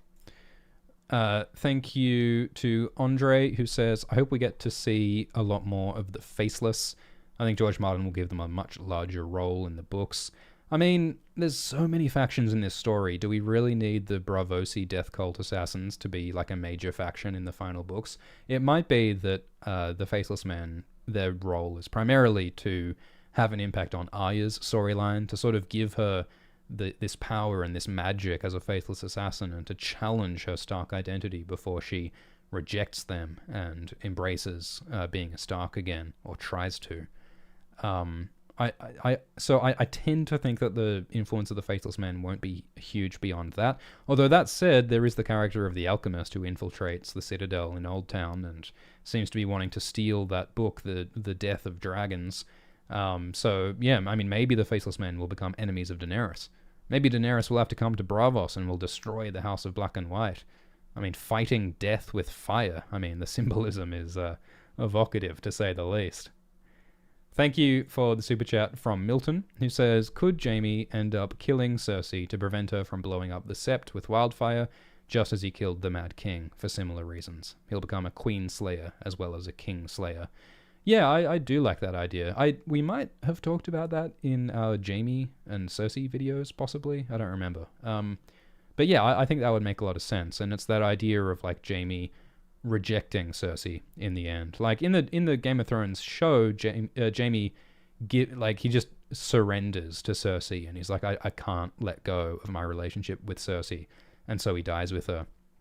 I do think it's possible that in the books he might reject her, but that may not save him from death. So yeah, I agree. I think that Jaime killing Cersei might make sense, and that also fits with the prophecy of the Valancourt, right? Because there's this prophecy about how Cersei will be killed by her younger brother, and she thinks it's Tyrion, but it might actually be Jaime. So yeah, I think unlike in the show, it is pretty likely that Jaime will kill Cersei. Thank you, Elise, who says, from the bottom of my heart, I can't thank you enough for your content. You, Swifty, and Glidus have made this semester at university bearable. Cheers. Thanks, Elise. I'm so glad you enjoy it, and thanks for your donation. Niobot says, do you think Varys is a Targaryen, and would you make a video on him? We have made a video about Varys, and I think that Varys might be a Blackfire, possibly. That might be the reason why he shaves his head to hide Targaryen blonde hair. That might be why he supports young Griff, because he might be a relative of young Griff. This is stuff we talk about in the Varys video. Hotel Yugoslavia says, do you think that Book Jon will make that offer to Cersei in the Dragon Pit that says, help us and then we'll kill you, or is he a bit more savvy? Yeah, personally, one of my least favorite plotlines in the show was when they went beyond the wall to capture one zombie to bring it to King's Landing to show Cersei the proof that zombies exist, so that Cersei would agree to not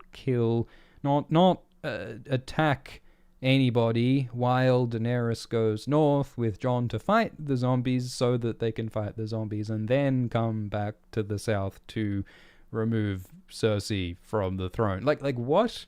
I found that to be so convoluted and unconvincing, and it all hinged on like Cersei being reasonable. It all hinged on, like, Cersei listening to reason, which is not at all what Cersei... That is not Cersei's bag in the Game of Thrones books. So, yeah, I do not think that will happen in the books at all. And yes, I do think that Jon is much more savvy than that in the books. Dan NY says, thoughts on Darkstar. I think that Darkstar will possibly steal the sword Dawn from Starfall. I think that Darkstar will have will get his head caved in by Arya Hotar and Nymeria and Balon Swan. Is that the gang that goes to kill him at the end of Feast? I think that Darkstar's doomed, and I think that yeah, it'll go badly for him. And I think that the inheritor of House Dayne will be Ned Dayne. Thank you, Flemont Brax. Good to see you. Greetings, Shaft, my ex. Recent rumblings suggest that Waymar's sword was claimed by Jon from Wildling Treasures. Do you have any thoughts? I don't recall that. If we look at the bit of the text that describes the swords... Oh, was there like a shattered... yeah, a broken sword with 3 sapphires in the hilt. That is indeed among the things that the Wildlings give. There's no sapphires mentioned in the prologue, though. So, yeah, I can't really research this properly on the fly. But, yeah, I have not heard that. But, yeah, maybe that's a thing. I'll have to look into that. Thank you, Morecross, who says, considering that Lady Stoneheart has Robb's will, naming Jon as his heir, and is on the way north, would it be possible for her to pass on her fire to revive Jon? Yes, I think that is possible, but it's a long way for Stoneheart to get from the Neck to the Wall in winter while there's a war going on at Winterfell. I think that may be difficult. So yeah, I mean, it's not a crazy possibility because, like, you know, like we said before, it would be kind of cool if Stoneheart, like, forgave Jon and reconciled with Jon after her earlier mistreatment of Jon. So yeah, that would make a kind of sense if she gave up her life for Jon, you know, to fulfill Robb's will. That would be cool, but I'm not sure if it's likely. Mike says that Daenerys has a vision of sleeping with a man with an icy cold rooster. People usually attribute that to Euron, but it could also be Jon, her icy undead lover. Yeah, I agree. I think that the dream is probably from Euron, because Euron wants to marry Daenerys, and when the Kraken weds the dragon, let all the world beware. But I agree that, yeah, like, Jon is also icy and undead, and so maybe it's his icy phallus that Daenerys has that dream of. That could make sense. Brian says, Bloodraven and Bran will become enemies. And then we get into a bit of gang war theories, which I will politely pass on. But thank you, Brian Callahan.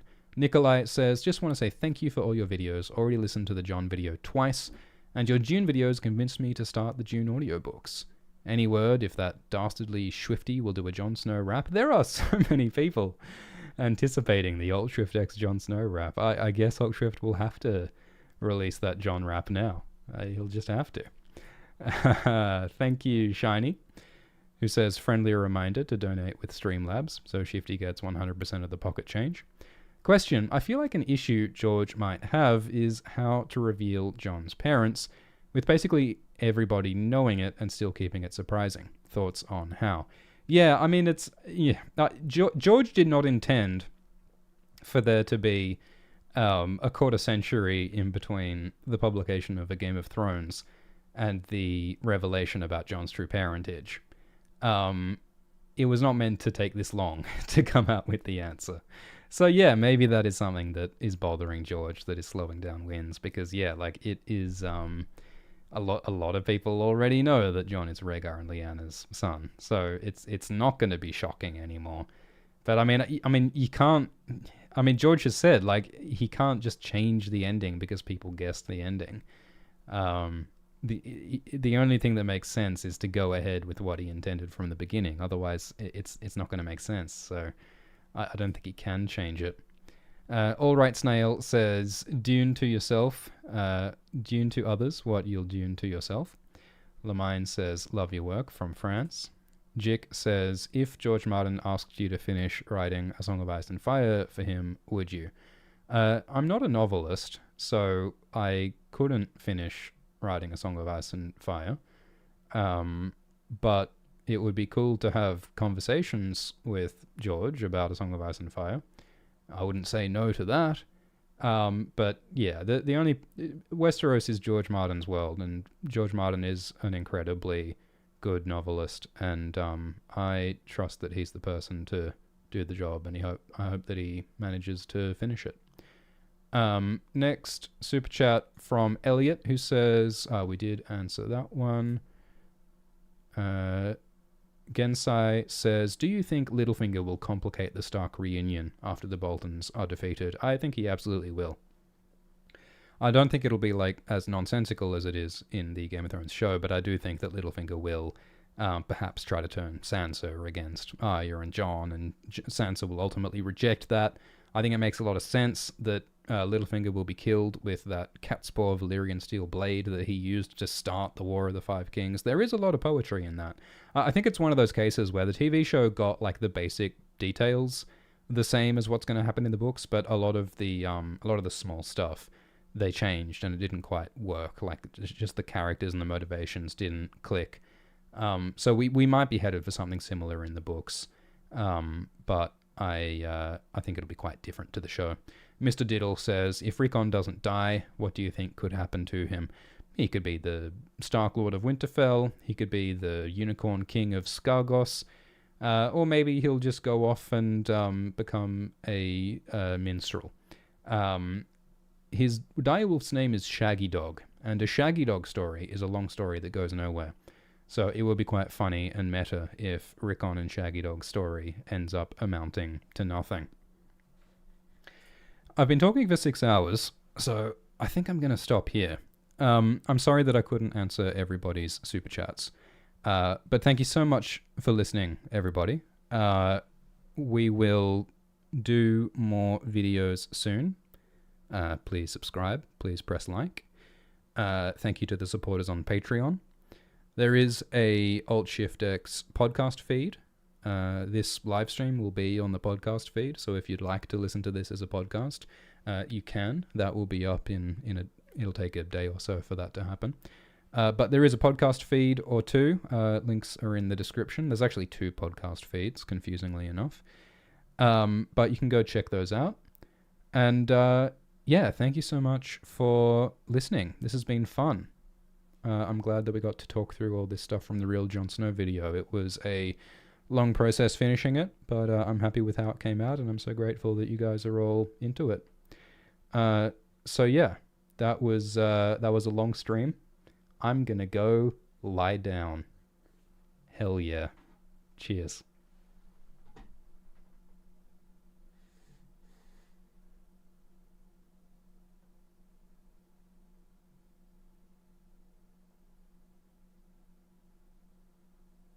Oh, and thank you to Schubert Reads for moderating. I appreciate that.